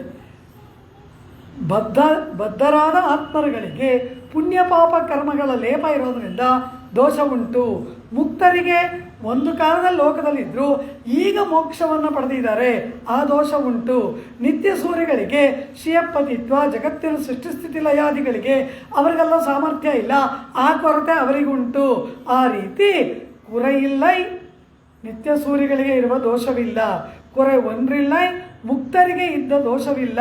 ಕುರೆ ಒಂದ್ರೊಮ್ಮಿಲ್ಲೈ, ನಮ್ಮಂತಹ ಸಂಸಾರಿಗಳಿಗೆ ಇರುವ ಯಾವ ದೋಷವೂ ಇಲ್ಲ. ಅಚಿತ್ತತ್ವಕ್ಕೆ ಇರುವ ದೋಷವಿಲ್ಲ, ಚಿತ್ತತ್ವಕ್ಕೆ ಇರುವ ದೋಷವಿಲ್ಲ, ಇತರ ದೇವತೆಗಳಿಗೆ ಇರುವ ದೋಷವಿಲ್ಲ. ಕುರೆ ಒಂದ್ರಂ ಇಲ್ಲೈ, ಕುರೆ ಒಂದ್ರಮಿಲ್ಲದ ಗೋವಿಂದ. ಅಖಿಲ ಹೇಯ ಪ್ರತ್ಯನೀಕ ಸಮಸ್ತ ಕಲ್ಯಾಣೈಕದಾನ ಶ್ವೇತರ ಸಮಸ್ತ ವಸ್ತು ವಿಲಕ್ಷಣ ಅನಂತ ಜ್ಞಾನಾನಂದೈಕ ಸ್ವರೂಪ ಎಂಬುದನ್ನು ಕುರೆವನ್ರಮಿಲ್ಲದ ಗೋವಿಂದ ಎಂಬುದಾಗಿ ಹೇಳ್ತಾರೆ. ಹೇಯ ಎಂಬುದು ಇಲ್ಲವೇ ಇಲ್ಲ. ಸಮಸ್ತ ಕಲ್ಯಾಣ ಗುಣ ಪರಿಪೂರ್ಣನಾದವನು ನೀನಲ್ಲವಾ? ನಮಗೆ ಅರಿವಿಲ್ಲ ಎಂದವೇ ವಿನಃ ನಾವು ಆಶ್ರಯ ಮಾಡಿದ್ದು ಸರ್ವಜ್ಞನನ್ನಲ್ಲವಾ? ನಾವಜ್ಞರು. ಆದರೆ ನಾವು ಯಾರ ಕಾಲ ಹಿಡಿದಿದ್ದೀವೋ ಅವನು ಸರ್ವಜ್ಞ. ನಮಗೆ ಜ್ಞಾನ ಇಲ್ಲದೆ ಹೋದರೆ ಏನಂತೆ? ನಾವು ಯಾರ ಕಾಲ ಹಿಡಿದಿದ್ದೀವೋ ಅವನು ಸರ್ವಜ್ಞ. ನಮಗೆ ಶಕ್ತಿ ಇಲ್ಲದೆ ಹೋದರೆ ಏನಂತೆ? ಯಾರನ್ನು ಆಶ್ರಯ ಮಾಡಿದೀವೋ ಅವನು ಸರ್ವಶಕ್ತ. ನಿನ್ನನ್ನು ನಂಬಿದ್ದೀವಿ, ನಿನ್ನನ್ನು ಆಶ್ರಯಿಸಿದ್ದೀವಿ. ಆದ್ದರಿಂದ ದೋಷಪೂರ್ಣರಾದ ನಮಗೆ ದೋಷದ ಗಂಧವೂ ಇಲ್ಲದ ನೀನೇ ಗತಿಯಲ್ಲವಾ? ಕೊರೆವನ್ನುಮಿಲ್ಲದ ಗೋವಿಂದ ಎಂಬುದಾಗಿ ಗೋವಿಂದ ಪರಮಾತ್ಮನನ್ನ ಆಂಡಾಳಿಯಲ್ಲಿ ಗೋವಿಂದ ಎಂಬುದಾಗಿ ಸಂಬೋಧನೆ ಮಾಡ್ತಾಳೆ. ಈ ಗೋವಿಂದ ಇವನು ಯಾರು? ಅಲ್ಲಿ ಕೃಷ್ಣ ಪರಮಾತ್ಮ ಗೀತೆಯಲ್ಲಿ ಮಾಂ ಏಕಂ ಶರಣಂ ವ್ರಜ ಅಂದ. ಸಾರಥಿಯಾಗಿ ಸೇನಾಧೂಳಿ ದೂಸರಿತನಾಗಿ ಕೈಯಲ್ಲಿ ಚಾಟಿಯನ್ನು ಕಡಿವಾಣವನ್ನು ಹಿಡಿದು ತೇರಿನ ಕೆಳಗೆ ನೇತಾಡುವ ಕಾಲನ್ನು ಉಳ್ಳಂತಹ ಸಾರಥಿಯಾದ ವೇಷವನ್ನು ನಾನು ನಿನಗೆ ಸಾಧನ, ನಾನು ಉಪಾಯ, ನನ್ನನ್ನು ಆಶ್ರಯಿಸು, ವಿಶ್ವರೂಪವನ್ನು ತೋರಿದ ಪರಾತ್ಪರನಾದ ಅಹಂ ನಾನು ನಿನಗೆ ಆ ಪುಣ್ಯಪಾಪಗಳಿಂದ ಬಿಡುಗಡೆ ಕೊಡ್ತೇನೆ ಅಂತ ಹೇಳ್ತಾ ಅಲ್ವಾ? ಇಲ್ಲಿ ಆಂಡಾಳ್ ಯಾರನ್ನ ಸಾಧನ ಅಂತ ಹೇಳ್ತಾ ಇದ್ದಾಳೆ ಅಂತ ಕೇಳಿದ್ರೆ, ಶೀಲ ಕುದುಂಬೈಯೊರು ಕಾದು ಶನ್ನಿರ ಮೇಲ್ ತೊನ್ನಿಪ್ಪು கோலப்பனை கச்சும் கூரையுடியும் குளிர் முத்தின் கோடாலமும் காலிப்பின்னே வருகின்ற கடல் வண்ணன் வேடத்தை வந்து காணீர் ஞானத்து புத்திரனை பெತ್ತಾர் ನಂಗಮೀರ್ ನಾನೇ ಮತ್ತಾರುಮಿಲ್ಲೈ. ಹೇಗಿದ್ದಾನೆ ಇವನು? ಯಶೋದೆ ಕಿವಿ ಚುಚಿದಾಳಂತೆ. ಕಿವಿಯಲ್ಲಿ ಆ ಗಾಯ ವಾಸಿಯಾಗಬೇಕು ಅಂತ ಹೇಳಿ ಬಟ್ಟೆಯ ಚೂರನ್ನು ತುಪ್ಪದಲ್ಲಿ ನೆನೆಸಿ ಕಿವಿಲಿ ಹಾಕಿದಾರಂತೆ. ಎಣ್ಣೆಯಲ್ಲೋ ತುಪ್ಪದಲ್ಲೋ ನೆನೆಸಿ ಇವನು ಕಾಡಿಗೆ ಹೋಗ್ತಾನಂತೆ. ಕಾಡಿಗೆ ಹೋಗಿ ಯಮುನಾ ನದಿಯ ನೀರಲ್ಲಿ ಮುಖ ನೋಡ್ಕೋತಾನಂತೆ. ಆ ಬಟ್ಟೆ ಇದೆ, ಈ ಅಮ್ಮಂಗೆ ಏನು ಗೊತ್ತಾಗಲ್ಲ, ಕಿವಿನಲ್ಲಿ ಬಟ್ಟೆ ಚೂರು ಹಾಕಿದ್ದಾಳೆ ನೋಡು ಅಂತ ಅದನ್ನು ಕಿತ್ತಾಕ್ಬಿಡ್ತಾನಂತೆ, ಚೆನ್ನಾಗಿಲ್ಲ ಅಂತ. ಆ ಪಕ್ಕದ ಬಳ್ಳಿನಲ್ಲಿ ಒಂದು ಹೂ ಇರುತ್ತಂತೆ, ಆ ಹೂವನ್ನು ಕಿತ್ತು ಅದನ್ನು ಕಿವಿಲಿ ಸಿಗಿಸ್ಕೋತಾನಂತೆ. ಸಿಗಿಸ್ಕೊಂಡ ಎರಡು ಕಿವಿಗೂ ಹಾಕೋಬೇಡ, ಒಂದು ಕಿವಿಲಿ ಬಟ್ಟೆ ಹಾಗೆ ಇದೆಯಂತೆ, ಒಂದು ಕಿವಿಲಿ ಹೂ ಸಿಗಿಸ್ಕೋತಾನಂತೆ. ಈ ರೀತಿಯಾಗಿ ಶೀಲ ಕುದುಂಬೈ ಒರುಕಾದ ಶನ್ನಿರ ಮೇಲೆ ತೊನ್ನಿಪ್ಪು, ಒಂದು ಕಿವಿಯಲ್ಲಿ ಹೂವು, ಒಂದು ಕಿವಿಯಲ್ಲಿ ಬಟ್ಟೆಯ ಚೂರು, ಅನಂತರ ಸೊಂಟದಲ್ಲಿ ಪುಟ್ಟದಾದ ಒಂದು ಉತ್ತರೆಯನ್ನು ಕಟ್ಟಿಕೊಂಡು ಇಲ್ಲಿಯ ತೊಡೆಯ ತನಕ ಪುಟ್ಟದಾದ ಒಂದು ಬಟ್ಟೆಯನ್ನು ಉಟ್ಕೊಂಡು ಆ ಕೊಂಡೆ ಹಾಕಿದಾಳ ತಲೆ ಮೇಲೆ, ಅದಕ್ಕೆ ಮುತ್ತನ್ನು ಚೆನ್ನಾಗಿ ಸುತ್ತಿದಾಳಂತೆ. ಕೊರಳಲ್ಲಿ ಗುಲಗಂಜಿಯ ಹಾರ, ಅನಂತರ ಆ ಹುಲಿ ಉಗುರು, ಕರಡಿ ಕೂದಲು ಇದನ್ನೆಲ್ಲ ಕತ್ತಲ್ಲಿ ಕಟ್ಟಿದಾಳಂತೆ. ಆ ಮಗುಗೆ ದೃಷ್ಟಿಯಾಗಬಾರ್ದು ಅಂತ ಯಶೋದ ಈ ರೀತಿಯಾಗಿ ಆ ಮುತ್ತನ್ನು ಸುತ್ತಿಕೊಂಡು ಗುಲಗಂಜಿಯ ಮಾಲೆಯನ್ನು ತೊಟ್ಟು ಹುಲಿ ಉಗುರು, ಆ ಕರಡಿ ಕೂದಲೆಲ್ಲ ಕತ್ತಲ್ಲಿ ಕಟ್ಟಿಕೊಂಡು ಪುಟ್ಟದಾದ ತುಂಡನ್ನು ಉಟ್ಟು ಅದರ ಮೇಲೆ ಒಂದು ಒಟ್ಟು ಕಟ್ಟಿಕೊಂಡು ಸೊಂಟದಲ್ಲಿ ಕೊಳಲನ್ನು ಸಿಕ್ಕಿಸಿಕೊಂಡು ಹಸುಗಳನ್ನು ಕರೆಯುವುದಕ್ಕಾಗಿ ಒಂದು ಶಂಖವನ್ನು ತೂತು ಮಾಡಿ ರಂಧ್ರ ಮಾಡಿ ಅದನ್ನು ದಾರದಲ್ಲಿ ಕಟ್ಟಿಕೊಂಡು ಅದನ್ನು ನೇತಾಕೊಂಡು ಮರದಿಂದ ಕಾಯಿಗಳನ್ನು ಉದುರಿಸುವುದಕ್ಕೆ ಕವಣೆ ಕಲ್ಲನ್ನು ಇನ್ನೊಂದು ಕಡೆ ನೇತಾಕೊಂಡು ಆ ಕೊಳಲನ್ನು ಊದುತ್ತಾ ಆ ಕದಂಬ ವೃಕ್ಷಕ್ಕೆ ಮೈಯಾನಿಸಿ ನಿಂತಹ ಅಪ್ಪಟ ಗೊಲ್ಲನಾದ ಕೃಷ್ಣನನ್ನು ಗೋವಿಂದ ಎಂಬುದಾಗಿ ಆಂಡಾಳ್ ಕರೀತಾಳೆ. ಮುಂದನ್ನೇ ಪಿರವಿ ಪೆರುಂದನೈ ಅಂತ ಹೇಳಿದ್ರಲ್ವ, ಇಲ್ಲಿ ಹೇಳಲ್ಪಡುವ ಗೋವಿಂದನಾರು? ನಿನ್ನೆ ಹೇಳಲ್ಪಟ್ಟ ಗೋವಿಂದ ಅರ್ಥಿತಾರ್ಥ ಪರಿಧಾನ ದೀಕ್ಷಿತನಾಗಿ ಬೇಡಿದ್ದನ್ನು ಬೇಡುವವರಿಗೆ ಕೊಡುವವನು. ಆಡೆಯುಡುಪ್ಪೋಂ ಎಂದಳಲ್ಲವ ನಿನ್ನೆ ಆ ದ್ರೌಪದಿ ಎಲ್ಲಿಯೋ ಇದ್ದ ಕೃಷ್ಣನನ್ನು ಇವಳು ಪ್ರಾರ್ಥನೆ ಮಾಡಿದಳಲ್ಲವ. ಶಂಖಚಕ್ರ ಗದಾಪಾಣಿ ದ್ವಾರಕಾ ನಿಲಯಾಚ್ಯುತ ಗೋವಿಂದ ಪುಂಡರೀಕಾಕ್ಷ ರಕ್ಷಮಾಂ ಶರಣಾಗತಾನ್ ಎಂದಾಗ ಎಲ್ಲಿಯೋ ಇದ್ದ ಕೃಷ್ಣ ಇವಳು ಗೋವಿಂದ ಅಂತ ಕರೆದ ಕೂಡಲೇ ಅವಳಿಗೆ ಅಕ್ಷಯ ವಸ್ತ್ರವನ್ನು ಪ್ರದಾನ ಮಾಡಿದ ಪರಮಾತ್ಮ. ಎಲ್ಲಿಯೋ ಕಣ್ಮರೆಯಾಗಿ ಇದ್ದೆ ಗೋವಿಂದ ಅಂತ ಕರೆದಾಗ ಅಂತಹ ವಸ್ತ್ರ ಬಂದಾಗ ಎದುರಿಗೆ ಇರೋ ಕೃಷ್ಣನನ್ನು ನೋಡಿ ಗೋವಿಂದ ಆಡೆಯುಡುಪ್ಪೋಮಿ ಅಂದರೆ ಕೊಡಲಾರನ. ಅದು ನೆನ್ನೆಯ ಗೋವಿಂದ. ಇಂದಿನ ಗೋವಿಂದನಾರು ಎಂದರೆ ಶೀಲ ಕುದುಂಬೆಯೊರು ಕಾದೆ ஒரு காது சென்னிற மேல் தொன்னிப்பு கோலப்பனை கச்சும் கூரை உடையும் ಕುಳಿರ್ ಮುತ್ತಿನ ಕೋಡಾಲಮಂ.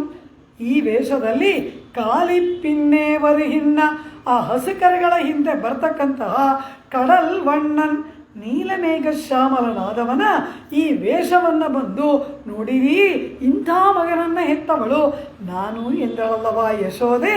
ಅಂತಹ ಆ ಅಪ್ಪಟ ಗೊಲ್ಲ ವೇಷದಲ್ಲಿ ಇರ್ತಕ್ಕಂತಹ ಗೋಪಾಲಕನಾಗಿರ್ತಕ್ಕಂತಹ ಆ ಕೃಷ್ಣನನ್ನ ಗೊಲ್ಲನನ್ನ ಆಂಡಾಳ್ ಗೋವಿಂದ ಎಂಬುದಾಗಿ ಕರೀತಾಳು.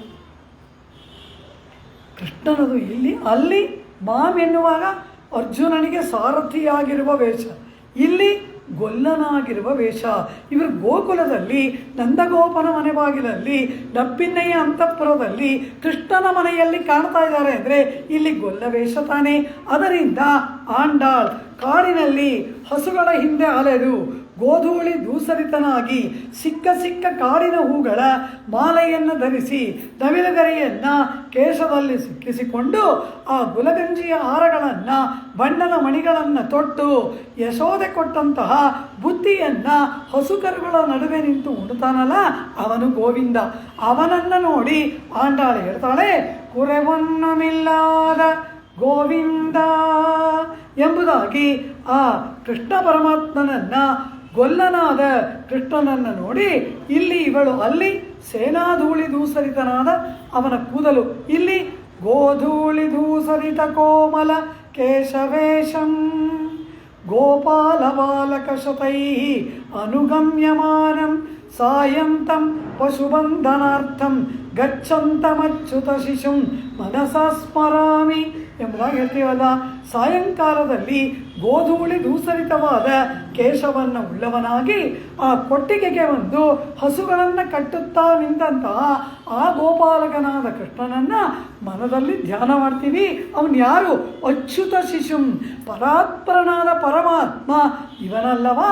ಅಂತಹ ಆ ಗೊಲ್ಲನನ್ನು ಧ್ಯಾನ ಮಾಡ್ತೀವಿ ಅಂತ ಹೇಳುವ ಹಾಗೆ ಇಲ್ಲಿ ಆಂಡಾಳು ಹೇಳ್ತಾಳೆ, ಕುರೆವನ್ನಮಿಲ್ಲಾದ ಗೋವಿಂದ ಅಖಿಲೇಯ ಪ್ರತ್ಯನೀಕ ಸಮಸ್ತ ಕಲ್ಯಾಣೈಕ ತಾನನಾದಂತಹ ಗೊಲ್ಲನಾಗಿ ನಮ್ಮ ಕುಲದಲ್ಲಿ ಹುಟ್ಟಿದಂತಹ ಓ ಪರಾತ್ಪರನಾದ ಓ ಗೊಲ್ಲನೇ, ನೀನೇ ನಮಗೆ ಸಾಧನ.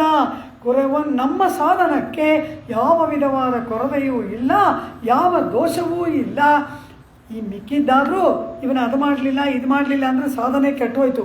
ಆದರೆ ನಾವು ಏನು ಮಾಡದೆ ಹೋದರೂ ಕೂಡ ನಮ್ಮ ಸಾಧನ ಹಾಗೇ ಇರುತ್ತೆ, ಅದಕ್ಕೇನು ವ್ಯತ್ಯಾಸ ಆಗಲ್ಲ. ಕಾರಣ ಅದು ನಮ್ಮಿಂದ ಏನೂ ಅಪೇಕ್ಷೆ ಪಡೋದು.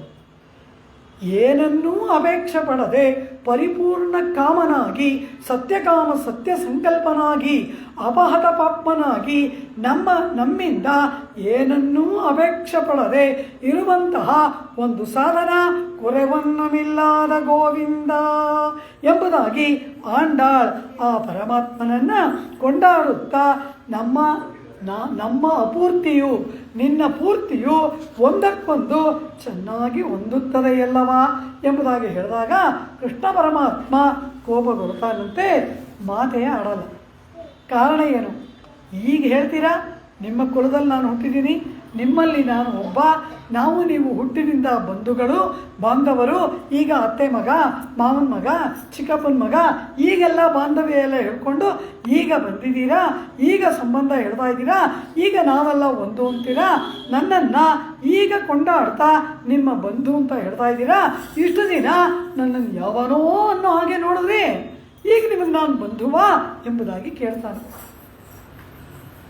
அறியாத பிள்ளைகளோம் அன்பினாலுந்தன்னை ಶಿರುಪೇರಳೈತನವಂ ಶೀರಿಯರುಳಾರೇ. ಯಾತಕ್ಕೆ ಕೋಪ ಅಂದರು? ಇಷ್ಟು ದಿವಸ ನೀವು ನನ್ನನ್ನು ಏನಂತ ಕರೆದ್ರಿ? ನಾರಾಯಣ ನಾರಾಯಣ ನಾರಾಯಣ ಅಂತ ಕರೆದ್ರಲ್ವಾ? ನಾರಾಯಣ ಅಂದರೆ ಯಾರು? ಎಲ್ಲೋ ಪರಮಪದದಲ್ಲಿ ಇರುವವನು, ಎಲ್ಲೋ ಕ್ಷೀರಾಬ್ಧಿಯಲ್ಲಿ ಶಯನ ಮಾಡಿಕೊಂಡವನು. ಆ ರೀತಿಯಾಗಿ ನನ್ನನ್ನು ನೀವು ಸಂಬೋಧನೆ ಮಾಡಿದಿರಲ್ಲವಾ?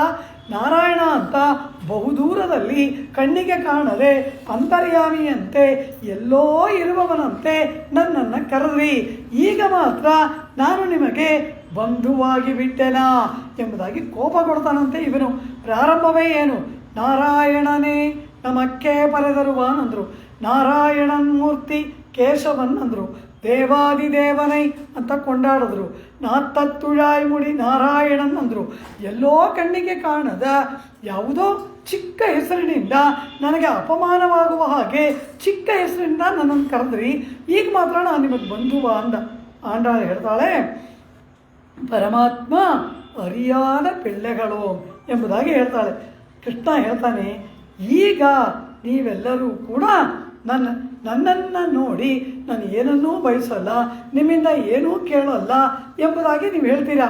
ಆದರೆ ನೀವು ಬಂದ ಮಾತ್ರಕ್ಕೆ ನೀವು ಕೇಳಿದ್ದೆಲ್ಲ ಕೊಡಬೇಕು ಅಂತೇನಿದೆ? ನಾನು ಕೊಡಲ್ಲ ಅಂತ ಕೈ ಎತ್ಬಿಟ್ರೆ ನನಗೂ ನಿಮಗೂ ಸಂಬಂಧ ಮುಗಿದೋಯ್ತಲ್ಲ ಅಂತಾನೆ. ಅದು ಹೇಗೆ ಮುಗಿಯುತ್ತೆ ಕೃಷ್ಣ? ನಿನಗೂ ನಮಗೂ ಸಂಬಂಧ ಬಿಟ್ಟು ಹೋಗೋ ಸಂಬಂಧ ಅಲ್ಲ. ಉಂದನ್ನೋಡುರವೇಲ್ ನಮಕ್ಕಿಂಗ್ ಒழிக்க ಒழிಯಾದೆ. ಹೇ ಪರಮಾತ್ಮ, ಉಂದನ್ನೋಡು ನಿನ್ನೊಡನೆ ಉರವು ಸಂಬಂಧವು ನಮಕ್ಕೆ ನಿನ್ನನ್ನೇ ನಂಬಿ ಬಂದ ನಿನ್ನ ಸಜಾತೀಯರಾದ ನಮಗೂ ಒழிக்க ಬಿಟ್ಟು ಹೋಗುವುದಕ್ಕೆ ನಾಶವಾಗುವುದಕ್ಕೆ ಸಾಧ್ಯವಿಲ್ಲದ ಸಂಬಂಧ. ಕೃಷ್ಣ, ನಿನ್ನ ಪೂರ್ತಿ ಕಡಿಮೆ ಆದರೂ ನಮ್ಮ ಬಂಧ ಬಿಡುವುದಿಲ್ಲ. ಗೋವಿಂದನಾದ ನಿನ್ನ ಸಂಬಂಧ ಗೊಲ್ಲತಿಯರಾದ ನಮ್ಮೊಡನೆ ಯಾವ ಕಾರಣಕ್ಕೂ ಕೂಡ ಬಿಡುವಂಥದ್ದಲ್ಲ ಪರಮಾತ್ಮ. ಯಾವ ಕಾಲಕ್ಕೂ ನಿನಗೂ ನಮಗೂ ಸಂಬಂಧ ಬಿಡುವಂಥದ್ದಲ್ಲ. ಎರಡರ್ಥ.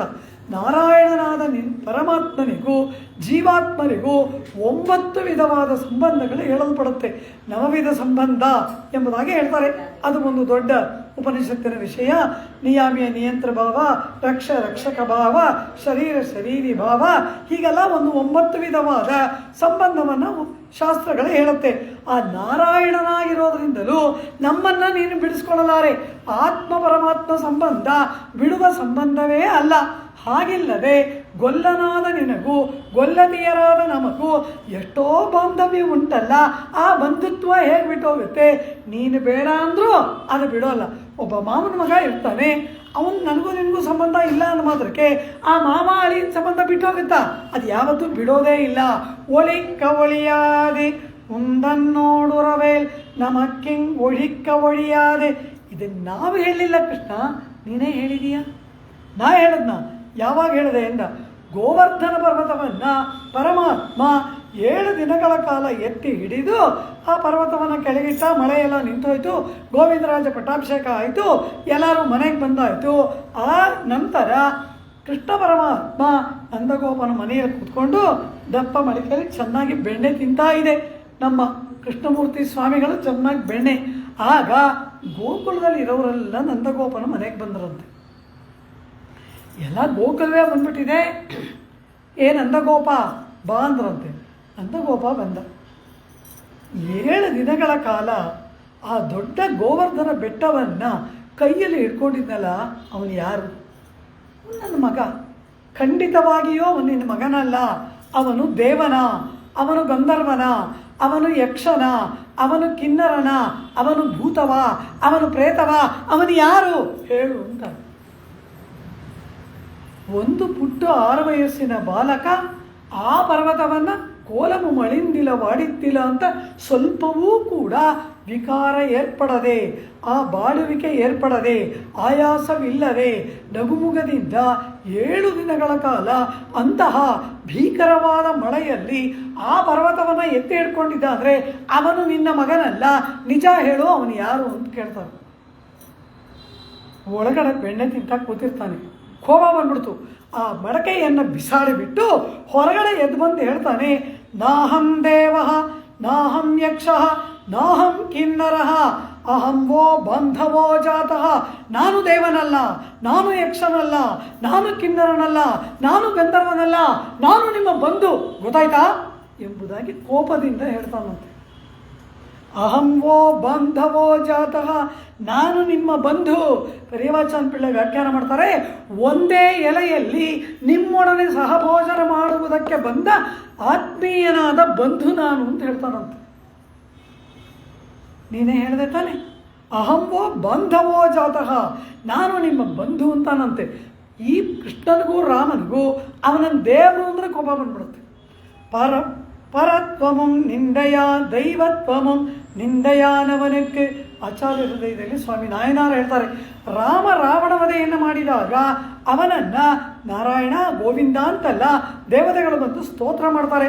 ಆಗ ಈ ರಾಮ ಏನು ಹೇಳ್ತಾನೆ, ನನ್ನನ್ನು ಹಾಗೆಲ್ಲ ಕರಿಬೇಡಿ, ಅಹಂ ಮಾನುಷಂ ಮನ್ಯೆ ರಾಮಂ ದಶರಥಾತ್ಮಜಂ, ನನ್ನನ್ನು ನಾರಾಯಣ ವಿಷ್ಣು ಅಂತೆಲ್ಲ ಕರಿಬೇಡಿ, ನಾನು ದಶರಥನ ಮಗ, ನಾನು ಮನುಷ್ಯ, ಮಾನುಷಂ ಮನ್ಯೆ ರಾಮಂ ದಶರಥಾತ್ಮಜಂ, ನಾನು ದಶರಥನ ಮಗನಾದ ರಾಮ, ನಾನು ಮನುಷ್ಯ ಅಂತಾನೆ. ಅವನು ದೇವರು ಅಂದರೆ ಇಷ್ಟ ಆಗಲ್ಲ. ಈ ಕೃಷ್ಣನಿಗೆ ಯಕ್ಷನ ಕಿನ್ನರವನ ದೇವನ ಗಂಧರ್ವನ ಅಂತ ಕೇಳಿದಾಗ ಕೋಪ ಬಂದ್ಬಿಡ್ತು. ಹೇಗಿದೆ ಕೋಪದ ಮಾತು, ನಾಹಂ ದೇವ ನಾಹಂ ಗಂಧರ್ವ ನಾಹಂ. ಆ ನಾಹಂ ನಾಹಂ ಅನ್ನೋದು ಶ್ಲೋಕದ ಪ್ರತಿಯೊಂದು ಪದದ ಹಿಂದೆ ಇದೆ. ಅಂದರೆ ಅರ್ಥ ಏನು, ನಾನದಲ್ಲ ನಾನದಲ್ಲ ನಾನದಲ್ಲ ಅಂತ ಕೋಪದಿಂದ ಹೇಳ್ತಾನಂತೆ. ಮತ್ತೆ ನೀನು ಯಾರು, ಅಹಂವೋ ಬಂಧವೋ ಜಾತಃ, ನಾನು ನಿಮ್ಮ ಬಂಧು ಎಂಬುದಾಗಿ ಇವನು ಹೇಳಿಕೊಂಡನಲ್ಲ. ಅಂತಹ ಆ ಬಾಂಧವ್ಯದ ಬಂಧುತ್ವದ ಸಂಬಂಧ ಹೇಗೆ ಬಿಡಿಸ್ಕೊಳ್ಳೋಕ್ಕಾಗುತ್ತೆ? ಒಂದನ್ನೋಡುರವೇಲ್ ನಮಕ್ಕಿಂಗೆ ಒಳಿಕ್ಕ ಒಳಿಯಾದೆ. ನಾರಾಯಣನಾದರೂ ಕೂಡ ಆತ್ಮದ ಜೊತೆಗಿರುವ ನೋವಿದ ಸಂಬಂಧ ಬಿಡೋಕ್ಕಾಗಲ್ಲ. ಗೋಪಾಲಕನಾದರೂ ಗೊಲ್ಲದಿಯರಾದ ನಮ್ಮೊಡನೆ ಇರುವ ಸಂಬಂಧ ಬಿಡುವಂಥದ್ದಲ್ಲ. ಅರಿವನ್ನಮಿಲ್ಲದ ನಮಗೆ ಕುறைವನ್ನಮಿಲ್ಲದ ನಿನ್ನ ಸಂಬಂಧ ಏನು ಮಾಡಿದ್ರೂ ಬಿಟ್ಟು ಹೋಗಲ್ಲ ಎಂಬುದಾಗಿ ಹೇಳ್ತಾಳೆ. ಆಗ ಕೃಷ್ಣ ಪರಮಾತ್ಮ ಹೇಳ್ತಾನೆ, ಈಗ ನಾನು ನಿಮ್ಮ ಬಂಧು, ನಾನು ನಿಮ್ಮ ಬಳಗ, ಇದೆಲ್ಲ ಈಗ ಹೇಳ್ತಿದ್ದೀರಾ. ಇಷ್ಟು ದಿವಸ ನನ್ನನ್ನು ನಾರಾಯಣ ನಾರಾಯಣ ಅಂತ ಎಲ್ಲೋ ದೂರದಲ್ಲಿ ಇರುವವನಾಗಿ ಮಾತಾಡಿದ್ರಲ್ಲ, ಈಗ ಮಾತ್ರ ನಾನು ನಿಮಗೆ ಬಂಧುವ? ಇಷ್ಟು ದಿವಸ ಎಲ್ಲೋ ಇದ್ದ ನಾರಾಯಣ ಈಗ ನಿಮ್ಮ ಕೆಲಸ ಆಗಬೇಕು, ಈಗ ನಾನು ನಿನ್ನ ಬಂಧುವ ಎಂಬುದಾಗಿ ಕೋಪಗೊಂಡಾಗ ಹೇಳ್ತಾರೆ, ಅರಿಯಾದ ಪಿಳ್ಳಗಳು ಹೇ ಪರಮಾತ್ಮ, ಜ್ಞಾನ ಶೂನ್ಯರಾದವರು ನಾವು ಬಲ್ಲವರ, ಅರಿವನ್ನು ಇಲ್ಲದ ಅಂತ ಹೇಳಿದ್ವಲ್ವ. ಅರಿಯಾದ ಪಿಳ್ಳಗಳು, ಜ್ಞಾನವಿಲ್ಲದವರು ನಾವು, ಅರಿವಿಲ್ಲದವರು. ಅನ್ಬಿನಾಲ್, ಪ್ರೇಮದಿಂದ ಭಕ್ತಿಯಿಂದ ಉಂದನ್ನೈ, ನಿನ್ನನ್ನು ಶಿರುಪೇರ್, ಲಘುವಾದ ಹೆಸರಿನಿಂದ ಅಳೈತನವಂ ಸಂಬೋಧನೆ ಮಾಡಿದ್ದಕ್ಕಾಗಿ ಶೀರಿ ಅರುಳಾದೆ, ಕೋಪ ಮಾಡಿಕೊಳ್ಳಬೇಡ ಪರಮಾತ್ಮ ಅಂತಾಳೆ. ಶಿರುಪೇರ್ ಅಳೈತನವಂ, ಚಿಕ್ಕ ಹೆಸರಿಂದ ಕರೆದಿದ್ದು ಕೋಪ ಮಾಡ್ಕೋಬೇಡ ಅಂತ. ಯಾವುದು ಚಿಕ್ಕ ಹೆಸರು? ನಾರಾಯಣ ಅನ್ನೋದು ಚಿಕ್ಕ ಹೆಸರಂತೆ, ಗೋವಿಂದ ಅನ್ನೋದು ದೊಡ್ಡ ಹೆಸರಂತೆ. ಅಕ್ಷರ ಎಣಿಸಿದ್ರು ಕೂಡ ಅದು 4 ಅಕ್ಷರ, ಇದು 3 ಅಕ್ಷರ. ಈಗ ನಾರಾಯಣ ಅನ್ನೋದು ಚಿಕ್ಕ ಹೆಸರು, ನಾರಾಯಣ ಅಂತ ಕರೆದಿದ್ದಕ್ಕೆ ಕೋಪ ಮಾಡ್ಕೋಬೇಡ ಅಂತಾಳೆ ಆಂಡಾಳ್. ಕಾರಣ ಏನು ಅಂದರು, ನಾರಾಯಣ ಎಂಬುದು ಪರತ್ವವನ್ನು ಸೂಚಿಸುವ ನಾಮ, ಗೋವಿಂದ ಎಂಬುದು ಇವರ ಬಂಧುತ್ವವನ್ನು ಸೌಲಭ್ಯವನ್ನು ಹೇಳುವ ನಾಮ. ಸುಲಭನಾಗಿ ಬಂದಾಗ ಪರತ್ವವನ್ನು ಹೇಳಬಾರ್ದು. ಒಬ್ಬ ರಾಜ ಏನೋ ನಾಟಕದಲ್ಲಿ ನಡೆಸಬೇಕು ಅಂತ ಆಸೆ, ಅವನು ಹೇಳ್ತಾನೆ, ಅಯ್ಯೋ ನನಗೆ ರಾಜನಾಗಿ ಆಗಿ ಬೇಜಾರಾಗಿದೆ, ನಾನು ನಾಟಕದಲ್ಲಿ ಸೇವಕನ ಪಾತ್ರ ಮಾಡ್ತೀನಿ ಅಂತಾನೆ. ಸರಿ, ರಾಜ ಸೇವಕನಾಗಿ ನಾಟಕದಲ್ಲಿ ಅಭಿನಯ ಮಾಡ್ತಾ ಇರ್ತಾನೆ. ಆ ರಾಜ ಸೇವಕನ ವೇಷದಲ್ಲಿ ರಂಗಭೂಮಿಗೆ ಬರ್ತಾನೆ. ಕೂತಿದ್ದ ಪ್ರಜೆಗಳೆಲ್ಲ ಮಹಾರಾಜರು ಬಂದರು ಅಂತ ಎದ್ದು ನಿಂತ್ಕೊಂಡ್ರಂತೆ.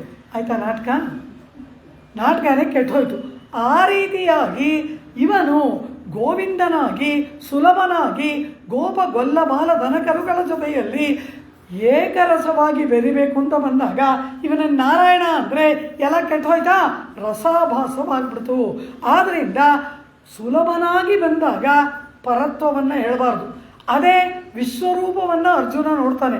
ವಿಶ್ವರೂಪವನ್ನು ನೋಡಿದಾಗ ಅರ್ಜುನ ಏನು ಹೇಳ್ತಾನೆ, ಸಖೇತಿ ಮತ್ವ ಪ್ರಸಭಂ ಯದುಕ್ತಂ, ಹೇ ಕೃಷ್ಣ ಹೇ ಯಾದವ ಹೇ ಸಖೇತಿ, ಅಜಾನತಾ ಮಹಿಮಾನಂ ತಮೇಮಂ ಮಯಾ ಪ್ರಮಾದಾತ್ ಪ್ರಣಯೇನ ವಾಪಿ.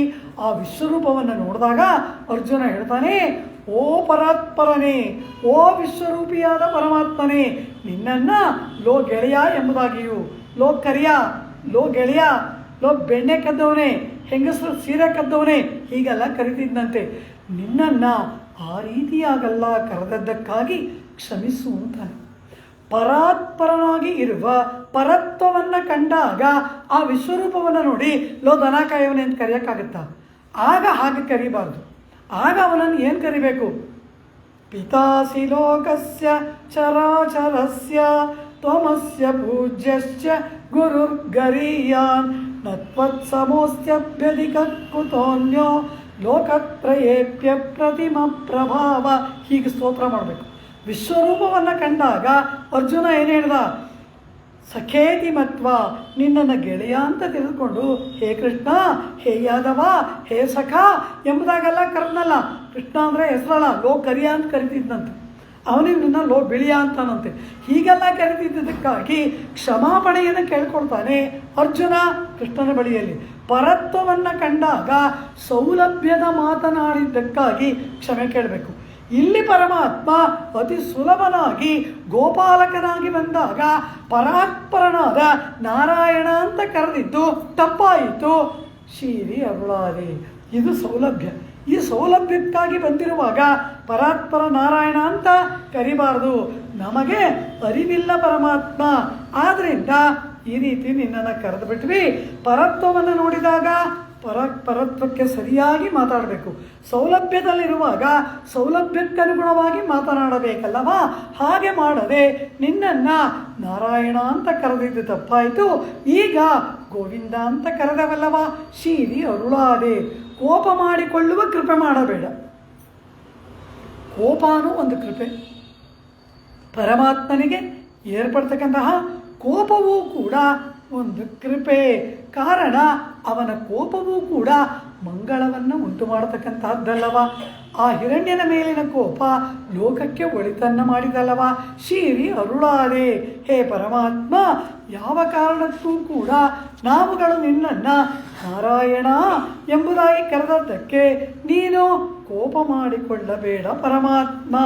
ಅರಿಯಾದ ಪಿಳ್ಳೆಗಳೋ ಅನ್ಬಿನಾಲ್, ಏನೋ ಪ್ರೇಮದ ಅತಿಶಯತೆ, ಭಕ್ತಿಯ ಪಾರವಶ್ಯತೆ, ಅದರಲ್ಲಿ ಮೈಮರೆತು ನಿನ್ನನ್ನು ಶಿರುಪೇರ್ ನಾರಾಯಣ ಎಂಬ ಪರತ್ವಕ್ಕೆ ಹೋಲಿಸಿದ, ಸೌಲಭ್ಯಕ್ಕೆ ಹೋಲಿಸಿದಾಗ ಪರತ್ವ ಅದು ಲಘುವಾದದ್ದು.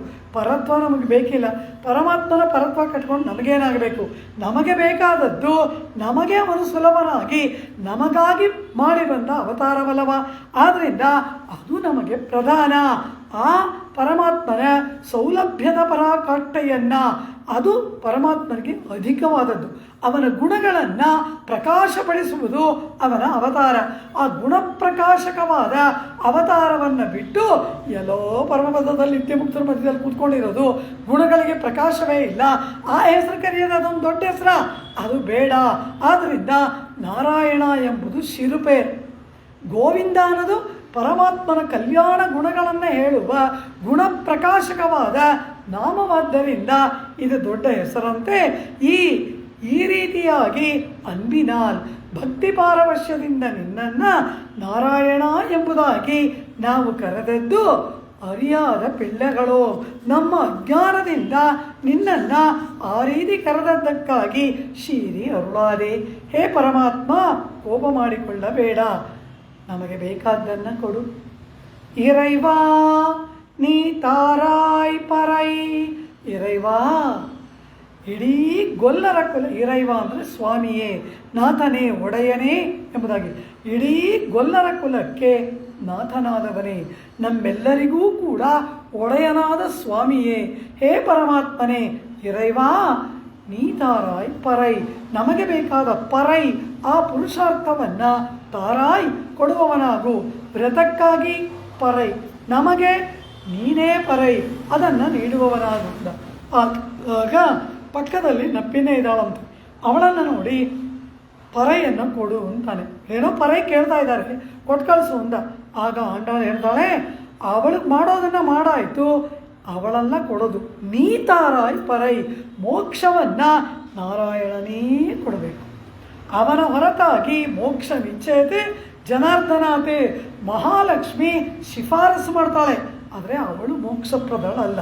ಶಿಫಾರಸು ಮಾಡಿ ಮೋಕ್ಷ ಕೊಡು ಅಂತಾಳೆ. ಕೊಡಬೇಕಾದವನು ಇವನೇ. ನೀತಾರಾಯ್ ಪರೈ, ನಮಗೆ ಬೇಕಾದ ಪುರುಷಾರ್ಥವನ್ನು ನೀತಾರಾಯ್, ಅವಳು ನಮಗಾಗಿ ಪುರುಷಕಾರ ಕೃತ್ಯ ಮಾಡಿದ್ಲು, ಶಿಫಾರಸು ಮಾಡಿದ್ಲು, ನಿನ್ನ ಮುಂದೆ ಕರ್ಕೊಂಬಂದು ನಿಲ್ಲಿಸಿ ನಿನ್ನ ಮನಸ್ಸನ್ನು ಒಲಿಸಿದಾಳೆ, ಅದಟ್ಟಾಯಿತು. ಆದರೆ ಕೊನೆಯಲ್ಲಿ ಪುರುಷಾರ್ಥ ಯಾರು ಕೊಡಬೇಕು? ನೀತಾರಾಯ್ ಪರೈ ಇರೈವಾ ನೀತಾರಾಯ್ ಪರೈ. ಆದ್ದರಿಂದ ಆ ಪುರುಷಾರ್ಥವನ್ನು ನೀನು ಕೊಡುವವನಾಗು ಎಂಬುದಾಗಿ ಆಂಡಾಳ್ ಆ ಪರಮಾತ್ಮನನ್ನು ಪ್ರಾರ್ಥನೆ ಮಾಡ್ತಾಳೆ. ಆಗ ಆ ಪರಮಾತ್ಮ ಏನು ಮಾಡ್ದ? ನೀವು ಪರೈ ತಾನೇ ಕೇಳಿದ್ರಿ, ಆ ಪರೈಯನ್ನು ನಾನು ಕೊಡ್ತೀನಿ. ಆ ಪರೈಗಾಗಿ ಹೀಗೆ ಬಂದ್ರ ಅಂತ ಕೇಳ್ತಾನೆ. ಹೇಗೆ ಬಂದೆವು? சித்தம் சிறுகாலை வந்துன்னைச்சேவித்து உன் பொತ್ತಾಮರೆಯಡಿಯೇ ಪೋತ್ತಂ ಪೊರುಳ್ ಕೇಳಾಯ್. ಆ ಪರೈ ಎಂಬುದಾಗಿ ಒಂದು ವಾದ್ಯವನ್ನು ಪಡ್ಕೊಳ್ಳೋದಕ್ಕೆ ಹೀಗೆ ಬಂದ್ರ ಅಲ್ಲ. ಕೃಷ್ಣ ಚಿತ್ತಂ ಸಿರುಹಾಲೈ ಎಂಬುದಾಗಿ ಇಲ್ಲಿ ತಾವು ಬಂದ ಪ್ರಕಾರವನ್ನು ಆಂಡಾಳ್ ವರ್ಣನೆ ಮಾಡ್ತಾಳೆ. ಹೇಗೆ ಬಂದೆವು ನಾವು?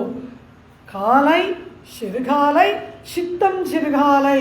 ಕಾಲೈ ಅದ್ಯಾವುದು? ಶಂಗಲ್ಪಡಿ ಕೂರ ವೆಣ್ಪಲ್ ತವತ್ತವರು ಎಂಬುದಾಗಿ ಇವರು ಬಂದ್ರಲ್ಲ. ಎಲ್ಲಿ? ಆ 14ನೆಯ ಪಾಶುರದಲ್ಲಿ ಉಂಗಳ್ ಪುಳಕ್ಕಡೆ ತೊಟ್ಟತ್ತು ಬಾವಿಯುಳ್ಳು ಅಂದ್ರಲ್ಲ, ಅದು ಕಾಲೈ. ಅದಕ್ಕೆ ಮುಂಚೆ ಮತ್ತಿನ ರೋಷೆ ಬಿಡುತ್ತ ತೈರರವಂ ಕೆಟ್ಟಿಲೆಯೋ ಎಂದರಲ್ಲವ, ಅದು ಸಿರುಗಾಲೈ. ಇವರು ಅದಕ್ಕೂ ಮುಂಚೆ ಎದ್ದು ಬಂದ್ರಲ್ಲ, ಚಿತ್ತಂ ಸಿರುಗಾಲೈ ಬ್ರಹ್ಮ ಮುಹೂರ್ತ. ಚಿತ್ತಂ ಸಿರುಗಾಲೈ ಬೆಳ್ಳಂ ಬೆಳಗ್ಗೆಯೇ ಒಂದು ನಾವಾಗಿ ಬಂದು ಉನ್ನೈ ನಿನ್ನನ್ನು ಸೇವಿತ್ತು ನಮಸ್ಕರಿಸಿ ಉನ್ಪತ್ತಾಮರೈ ನಿನ್ನ ಹೊಂದಾವರೆಯ ಅಡಿಯೇ ಪಾದಗಳನ್ನು ಪೋತ್ತುಂ ಮಂಗಳಾಶಾಸನ ಮಾಡಿದ್ದರ ಪೊರುಳ್ ಅರ್ಥವನ್ನು ಕೇಳಾಯ್ ಕೇಳುವವನಾಗು. ಇದರ ಅರ್ಥ ಏನು? ಏನೋ ಬೆಳ್ಳಂ ಬೆಳಗ್ಗೆನೇ ಹೋಗಬೇಕು, ಪರಮಾತ್ಮನ ನಮಸ್ಕಾರ ಮಾಡಬೇಕು, ಸ್ತೋತ್ರ ಮಾಡಬೇಕು, ಪ್ರಾರ್ಥನೆ ಮಾಡಬೇಕು ಅಂತ, ಇದೆಲ್ಲ ಮಾಡಿ ತಪ್ಪು ಅಂತ ಹೇಳ್ತಾ ಇದ್ದಾಳೆ ಆಂಡಾಳ್. ಬೆಳ್ಳಂ ಬೆಳಗ್ಗೆಯೇ ಎದ್ದು ಬಂದು ನಿನ್ನನ್ನು ನಮಸ್ಕಾರ ಮಾಡಿ, ನಿನ್ನನ್ನು ಮಂಗಳಾಶಾಸನ ಮಾಡಿ, ಕೊಂಡಾಡಿ ನಾವು ಹೀಗೆಲ್ಲ ಮಾಡಬಾರ್ದಾಗಿತ್ತು. ಕಾರಣ ಏನು? ನಾವಿರುವ ಸ್ಥಳಕ್ಕೆ ನೀನು ಬರಬೇಕು. ನೀನಾಗಿ ಬಂದು ನಮ್ಮನ್ನು ಅಂಗೀಕಾರ ಮಾಡಿ ನಮಗೆ ಕೃಪೆ ಮಾಡಿ ಸ್ವತ್ತನ್ನು ಸ್ವಾಮಿ ಪಡ್ಕೊಳ್ಬೇಕು. ಇಲ್ಲೇನಾಯಿತು? ನಾವು ಬೆಳ್ಳಂ ಬೆಳಗ್ಗೆ ಎದ್ದು ಬಂದ್ವಿ, ನಮಸ್ಕಾರ ಮಾಡಿದ್ವಿ, ಕೊಂಡಾಡಿದ್ವಿ, ಸ್ತೋತ್ರ ಮಾಡಿದ್ವಿ. ಇದೆಲ್ಲ ಏನಾಯಿತು ಲೋಕದಲ್ಲಿ? ನೀನು ಅತ್ಯಂತ ಕಷ್ಟ ಸಾಧ್ಯನಾದವನು. ಈ ಪರಮಾತ್ಮನ ಪಡಿಬೇಕಾದ್ರೆ ಬೆಳಗಿನ ಜಾವ ಎದ್ದು ಹೋಗಬೇಕು, ಸ್ತೋತ್ರ ಮಾಡಬೇಕು, ಕೊಂಡಾಡಬೇಕು, ಪೂಜೆ ಮಾಡಬೇಕು, ಇದೆಲ್ಲ ಮಾಡಬೇಕು ಅಂತ ಲೋಕದಲ್ಲಿರುವವರಿಗೆ ಅನ್ನಿಸ್ಬಿಡ್ತಲ್ವ? ನೀನು ಸುಲಭಾರಾಧ್ಯ, ಸುಲಭನಾದವನು ನೀನು. ಆದರೆ ನಿನ್ನನ್ನು ದುರಾರಾಧ್ಯ ಎನಿಸಿಬಿಟ್ಟೆವು. ಚಿಕ್ಕವರು ಬಾಲೆಯರು ಆದ ನಾವು, ಚಳಿಗಾಲದಲ್ಲಿ ಹೊರಗೆ ಬರುವುದೇ ಅಸಾಧ್ಯವಾದ ನಾವು, ಪ್ರಾತಃ ಕಾಲದಲ್ಲೇ ಎದ್ದು ಬಂದದ್ದು ಬರಬಾರದ ನಾವು ಬಂದೆವು. ನಾವು ಬರಬಾರ್ದು, ನೀ ಬಂದು ನಮ್ಮನ್ನು ಕರ್ಕೊಂಡು ಹೋಗಬೇಕು. ಆದರೆ ಆ ರೀತಿಯಾಗಿ ಬೆಳ್ಳಂ ಬೆಳಗ್ಗೆಯೇ ಎದ್ದು ಬಂದದ್ದರ ಬರಬಾರ್ದು ಅಂತ ಗೊತ್ತಾನೆ. ನಾ ಬರೋವರೆಗೂ ಕಾಯಬೇಕು, ನಾನೇ ಬಂದು ಕರ್ಕೊಂಡು ಹೋಗಬೇಕು, ನಾನೇ ನಿಮ್ಮನ್ನು ಅಂಗೀಕಾರ ಮಾಡಬೇಕು. ಆತ್ಮನಿಗೆ ಪಾರತಂತ್ರವೇ ಸ್ವರೂಪ, ಶೇಷತ್ವವೇ ಸ್ವರೂಪ. ನಾನು ಬಂದು ಕರ್ಕೊಂಡು ಹೋಗೋವರೆಗೂ ಇಟ್ಟಾಗಿ ಇರಬೇಕು ತಾನೇ ನೀವು.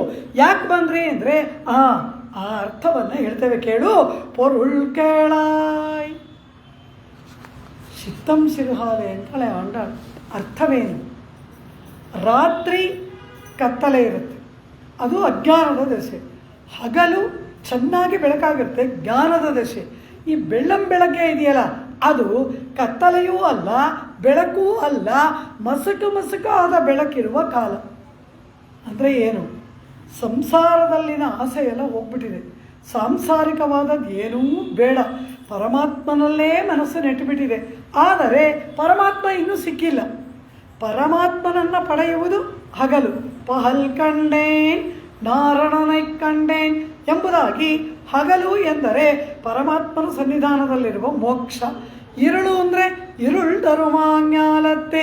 ಸಾಂಸಾರಿಕವಾದ ಈ ಲೋಕದ ಈ ಜೀವನ, ಬದ್ಧ ಜೀವ, ಅದು ಇರುಳ್.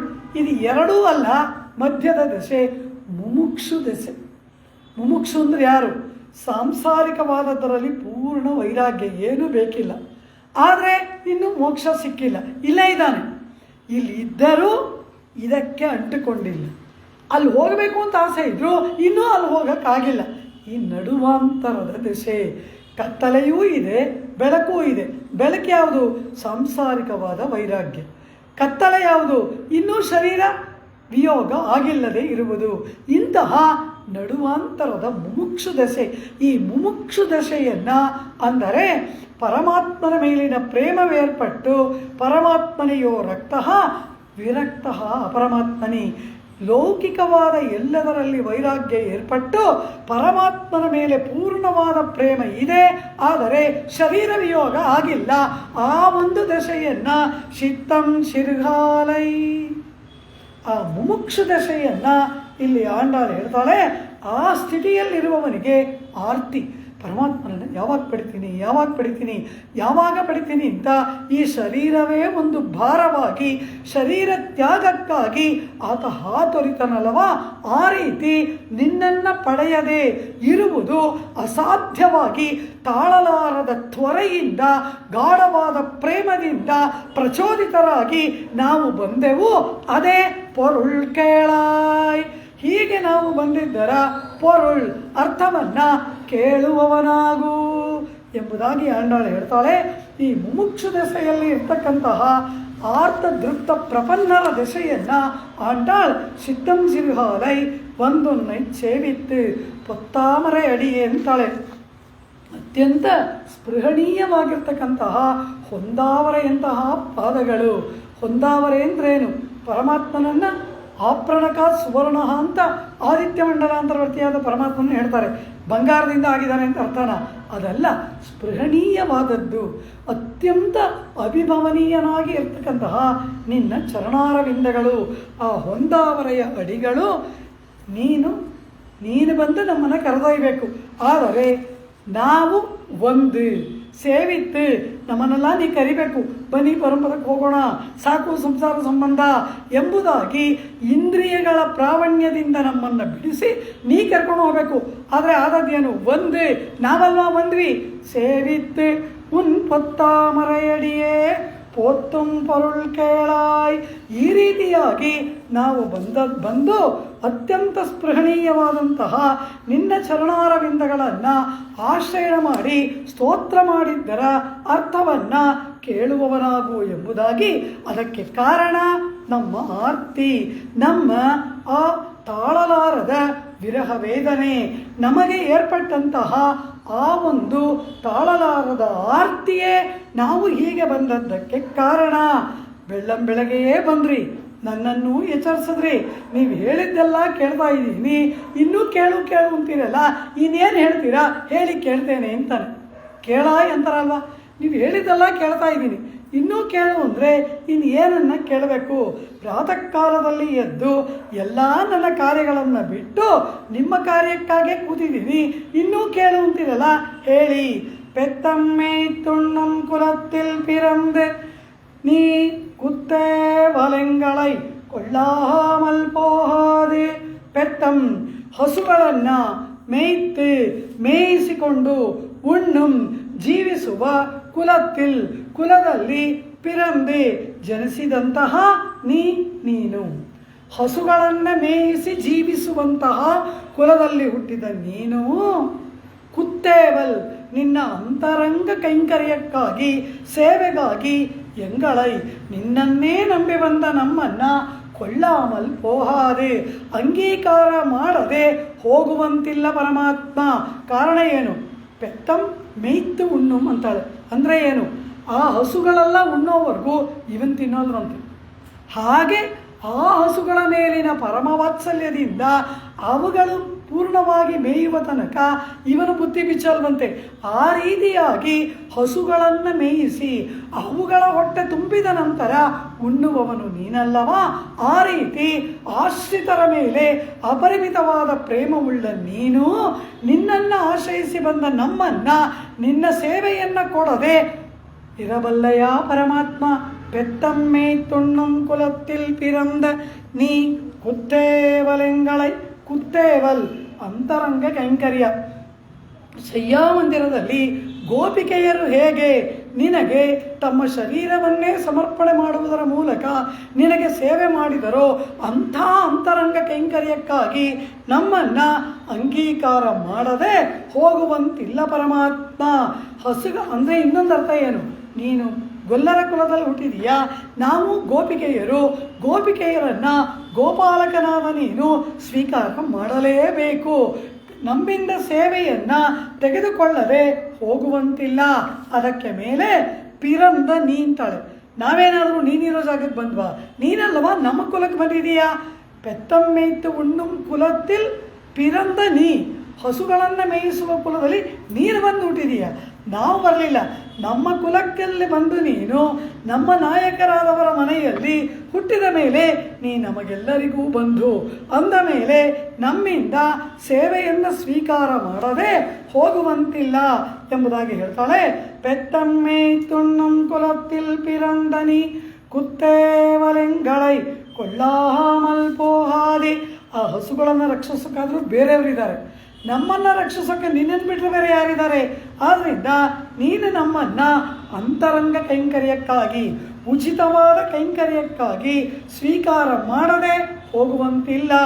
ಅನ್ನಪಾನಾದಿಗಳೆಲ್ಲವನ್ನು ಬಿಟ್ಟು ಉಣ್ಣುಂ ಸೋರ್ ಪರಿಗ ನೀರ್ ತಿನ್ನುಂ ಬೆತ್ತಲೆಯು ಎಲ್ಲಾಂ ಕಣ್ಣನ್ ಎಂಬುದಾಗಿ ನಿನ್ನನ್ನೇ ನಂಬಿ ಬಂದ ಎಂಗಳೈ, ಇಂತಹ ನಮ್ಮನ್ನು ಕೊಳ್ಳಾಮಲ್ ಪೋಹಾದೆ, ಅಂಗೀಕಾರ ಮಾಡದೆ ನೀನು ಹೋಗುವಂತಿಲ್ಲ.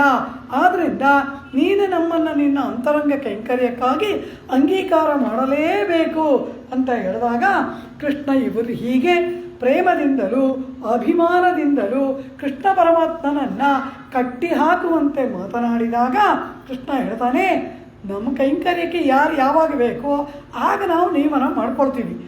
ನೀವು ಬಂದದ್ದು ಅದಕ್ಕಾಗಿ ಅಲ್ವಲ್ಲ, ನೀವು ಬಂದ ಉದ್ದೇಶ ಬೇರೆ.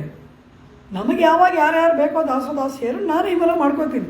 ನೀವು ಬಂದದ್ದು ಅದಕ್ಕಾಗಿ ಅಲ್ಲವಲ್ಲ, ನೀವು ಬಂದದ್ದು ಪರೆಯನ್ನು ಬಯಸಿವಲ್ಲವ. ಮಾರ್ಗಳಿ ನೀರಾಡ ವೆಂಡುವನ ಕೆಟ್ಟಿಯೇಲಂದ್ರಿ, ಮಾರ್ಗಳಿ ನೀರಾಟಕ್ಕಾಗಿ ಅದಕ್ಕೆ ಬೇಕಾದ ಎಲ್ಲವನ್ನ ಬಯಸಿ ನೀವು ಬಂದಿರಲ್ಲವ. ಆದ್ದರಿಂದ ನೀವು ಬಯಸಿದ್ದು ಪರೈ.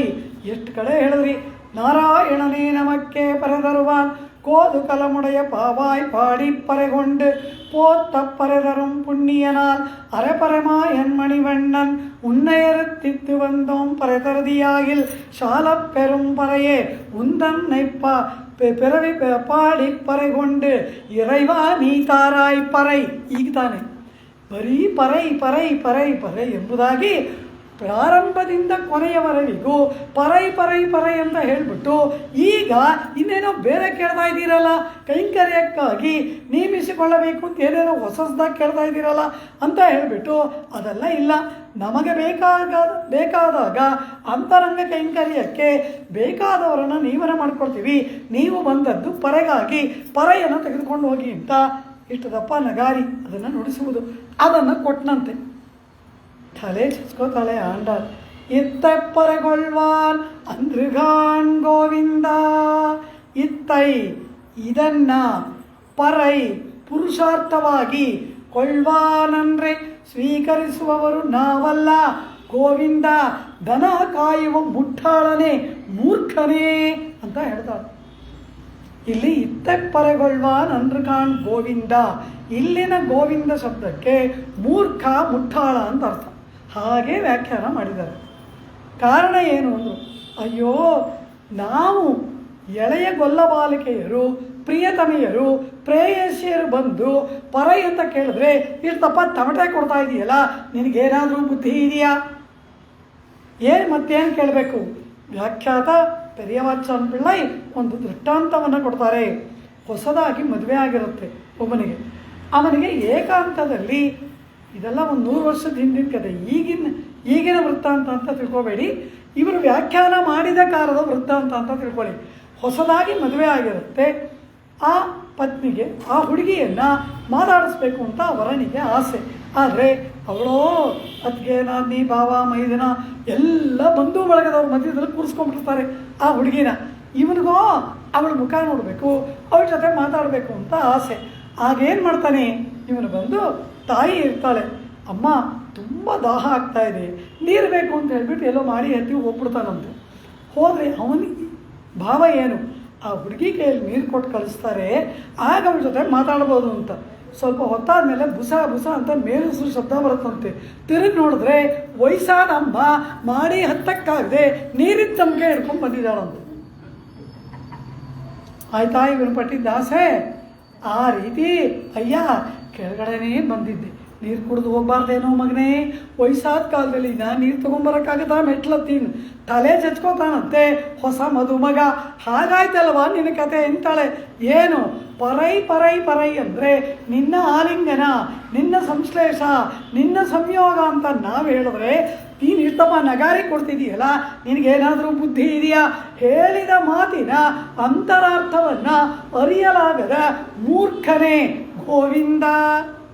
ಯಾಕಿಂತ ಬುದ್ಧಿ ಕೆಟ್ಟೋಯ್ತು ನಿನಗೆ? ಸ್ತ್ರೀಯರು ಮಾತನಾಡುವ ಮಾತಿನ ಒಳ ಅರ್ಥವನ್ನು, ಸೂಕ್ಷ್ಮವನ್ನು ತಿಳಿದುಕೊಳ್ಳಲಾಗದ ಮೂರ್ಖನಾಗಿದೆ. ಯಾಕೆ ಗೊತ್ತಾ? ಆ ದನಗಳ ಹಿಂದೆ ಹೋಗಿ ಹೋಗಿ ನಮ್ಮನ್ನು ಬಿಟ್ಬಿಟ್ಟು ಆ ಹಸುಗಳ ಹಿಂದೆ ಹೋದೆ ನೋಡು. ಗೋವಿಂದ ಅಂದ್ರೇನು? ದನ ಕಾಯೋನು ಅಂತ ಅರ್ಥ. ನಮ್ಮನ್ನು ಬಿಟ್ಬಿಟ್ಟು ನಮ್ಮ ಜೊತೆಯಲ್ಲಿ ಸರಸವಾಡ್ತಾ ನಮ್ಮೊಡನೆ ಇದ್ದಿದ್ರೆ ಬುದ್ಧಿ ಸೂಕ್ಷ್ಮವಾಗಿರ್ತಾ ಇತ್ತು. ನಾವು ಹೇಳೋ ಮಾತಿನ ಸೀಕ್ರೆಟ್ ಮೀನಿಂಗ್ ಎಲ್ಲ ಗೊತ್ತಾಗ್ತಾ ಇತ್ತು. ನಮ್ಮನ್ನು ಬಿಟ್ಟೆ ದನಗಳ ಹಿಂದೆ ಹೋದೆ, ನಿನಗೆ ಬುದ್ಧಿ ಮಂಕಾಗೋಯ್ತು. ನಾವು ಹೇಳುವ ಮಾತಿನ ಸೂಕ್ಷ್ಮಾರ್ಥವನ್ನೆಲ್ಲ ಗ್ರಹಿಸುವ ಬುದ್ಧಿ ನಿನಗೆ ಇಲ್ಲವಾಯಿತು. ದನಗಳ ಹಿಂದೆ ಹಿಂದೆ ಹೋಗಿ ಸೂಕ್ಷ್ಮಾರ್ಥವನ್ನು ಅರಿಯಲಾಗದ ಮೂರ್ಖನಾದ ದನ ಕಾಯುವವನೇ ಇತ್ತಪ್ಪರೆಗೊಳ್ವಾರ್ ಅಂದ್ರಗಾಣ್ ಗೋವಿಂದ. ನೀವು ಕೇಳಿದ್ದನ್ನು ಕೊಟ್ಟರೆ ಮೂರ್ಖ ಅಂತೀರ. ಪರೈ ಪರೈ ಪರೈ ಅಂತ ನೀವು ಕೇಳಿದ್ರಿ, ಅದನ್ನು ಕೊಟ್ಟರೆ ಮೂರ್ಖ, ಹೇಳೋ ಮಾತನ್ನು ಅರ್ಥ ಮಾಡಿಕೊಡ್ಲಿಲ್ಲ ಅಂತೀರ. ಮತ್ತೆ ಸುಮ್ಮನಿದ್ರೆ ಕೇಳಿದ್ದನ್ನು ಕೊಡಲಿಲ್ಲ ಅಂತೀರ. ಅದೇನು ಪರೈ? ಅದು ಏನು ನಿಮ್ಮ ಅಂತರಂಗ ಇದೆ ಅದನ್ನು ಹೇಳಿ. ನಾನು ಮುಟ್ಟಾಳ, ಮೂರ್ಖ, ನಿಮ್ಮ ಅಂತರಂಗ ತಿಳಿದವನು, ನೀವು ತುಂಬ ಜಾಣೆಯರಾಯ್ತಲ್ಲ, ನೀವೇ ಹೇಳಿ ಏನರ್ಥ ಅಂತ ಕೇಳಿದಾಗ ಆಂಡಾಳೆ ಹೇಳ್ತಾಳೆ, ಹೇ ಪರಮಾತ್ಮ, ಗೋಪಿಕೆಯರ ಪ್ರೇಮದ ಮಾತುಗಳಿನ ಒಳ ಅರ್ಥವನ್ನು ಅರಿಯಲಾರದೆ ಹೋದೆಯ ಗೋವಿಂದ.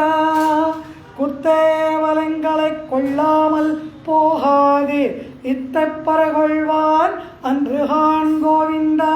எத்தைக்கும் ஏழேழ் பிறவிக்கும் உந்தன்னோடுத்தோமேயாவோம் ಉನಕ್ಕೆ ನಾಮಾಳ್ ಶೈವೋಂ. ಪರಮಾತ್ಮ ಪರೈ ಎಂಬುದರ ಅರ್ಥವನ್ನು ಹೇಳ್ತೇವೆ ಕೇಳು. ಎತ್ತಕ್ಕುಂ ಎಂದೆಂದಿಗೂ, ಏಳೇಳು ಪಿರವಿಕ್ಕುಂ ಏಳೇಳು ಜನ್ಮಕ್ಕೂ, ಉಂತನ್ನೋಡು ನಿನ್ನೊಡನೆಯೇ ಉತ್ತೋಮೆ ಸಂಬಂಧವುಳ್ಳವರಾಗಿ, ನಿನಗೇ ಮೀಸಲಾದವರಾಗಿ, ಅನನ್ಯಾರ್ಹರಾಗಿ ಆವೋಂ ಆಗಬೇಕು. ಎತ್ತಕ್ಕುಂ ಏಳೇಳು ಪಿರವಿಕ್ಕುಂ ಉಂದನ್ನೋಡು ಉತ್ತೋಮೆ ಆವೋ. ಎಂದೆಂದಿಗೂ ಯಾವದಾತ್ಮಭಾವಿ ನಿನ್ನೊಡನೆಯೇ ನಿನಗೇ ಮೀಸಲಾದವರಾಗಿ, ಅನನ್ಯಾರ್ಹರಾಗಿ ನಿನಗೇ ಮೀಸಲಾದವರಾಗಿ ನಾವು ಆಗಬೇಕು ಪರಮಾತ್ಮ. ಎತ್ತಕ್ಕೂ ಅಂದರೆ ಸರಿ, ಮೋಕ್ಷ ಸಿಕ್ಬಿಟ್ಟ ಮೇಲೆ ಏಳೇಳು ಪಿರವಿ ಜನ್ಮವೇ ಇಲ್ವಲ್ಲ, ಏಳೇಳು ಪಿರವಿ ಅಂತ ಯಾಕೆ ಕೇಳಿದ್ರು? ಎತ್ತಕ್ಕೂ ಅಂದ ಮೇಲೆ ಇಲ್ಲಿಂದ ಅಲ್ಲಿ ಹೊಟ್ಟೋದ ಮೇಲೆ ನಚ ಪುನರಾವರ್ತತೆ ನಚ ಪುನರಾವರ್ತತೆ, ಅನಾವೃತ್ತಿ ಶಬ್ದಾತ್ ಅನಾವೃತ್ತಿ ಶಬ್ದಾತ್. ವೇದಗಳು ಅಲ್ಲಿ ಹೋದವನು ತಿರ್ಗಾ ಬರ್ತಾನೆ ಅಂತ ಹೇಳಲಿಲ್ಲ. ಆದ್ದರಿಂದ ಮುಕ್ತಿಯನ್ನು ಹೊಂದಿದವನಿಗೆ ಪುನರಾವೃತ್ತಿ ಇಲ್ಲ ಅಂದ ಮೇಲೆ ಎತ್ತಕ್ಕುಂ ಎಂದೆಂದಿಗೂ ಅಂತ ಹೇಳಿದ ಮೇಲೆ ಏಳೇಳು ಪಿರವಿಕ್ಕುಂ ಅಂತ ಕೇಳ್ತಾಳಲ್ಲ, ಜನ್ಮವೇ ಇಲ್ವಲ್ಲ, ಇನ್ನು ಏಳೇಳು ಪಿರವಿ ಎಲ್ಲಿ? ಏಳೇಳು ಜನ್ಮಕ್ಕೂ ಅಂತಾಳೆ.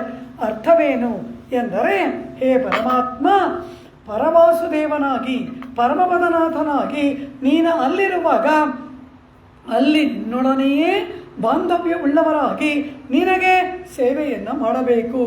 ಅದಾದ ನಂತರ ನೀನು ರಾಮನಾಗಿ ಕೃಷ್ಣನಾಗಿ ಇಲ್ಲಿ ಬರ್ತೀಯಲ್ಲ, ಆಗ ನೀನು ಹಿಂದೆ ನಾವು ಬರಬೇಕು. ನಾವು ಆವಾಗ ಅಲ್ಲಿರಲ್ಲ. ಕಾರಣ ಏನು?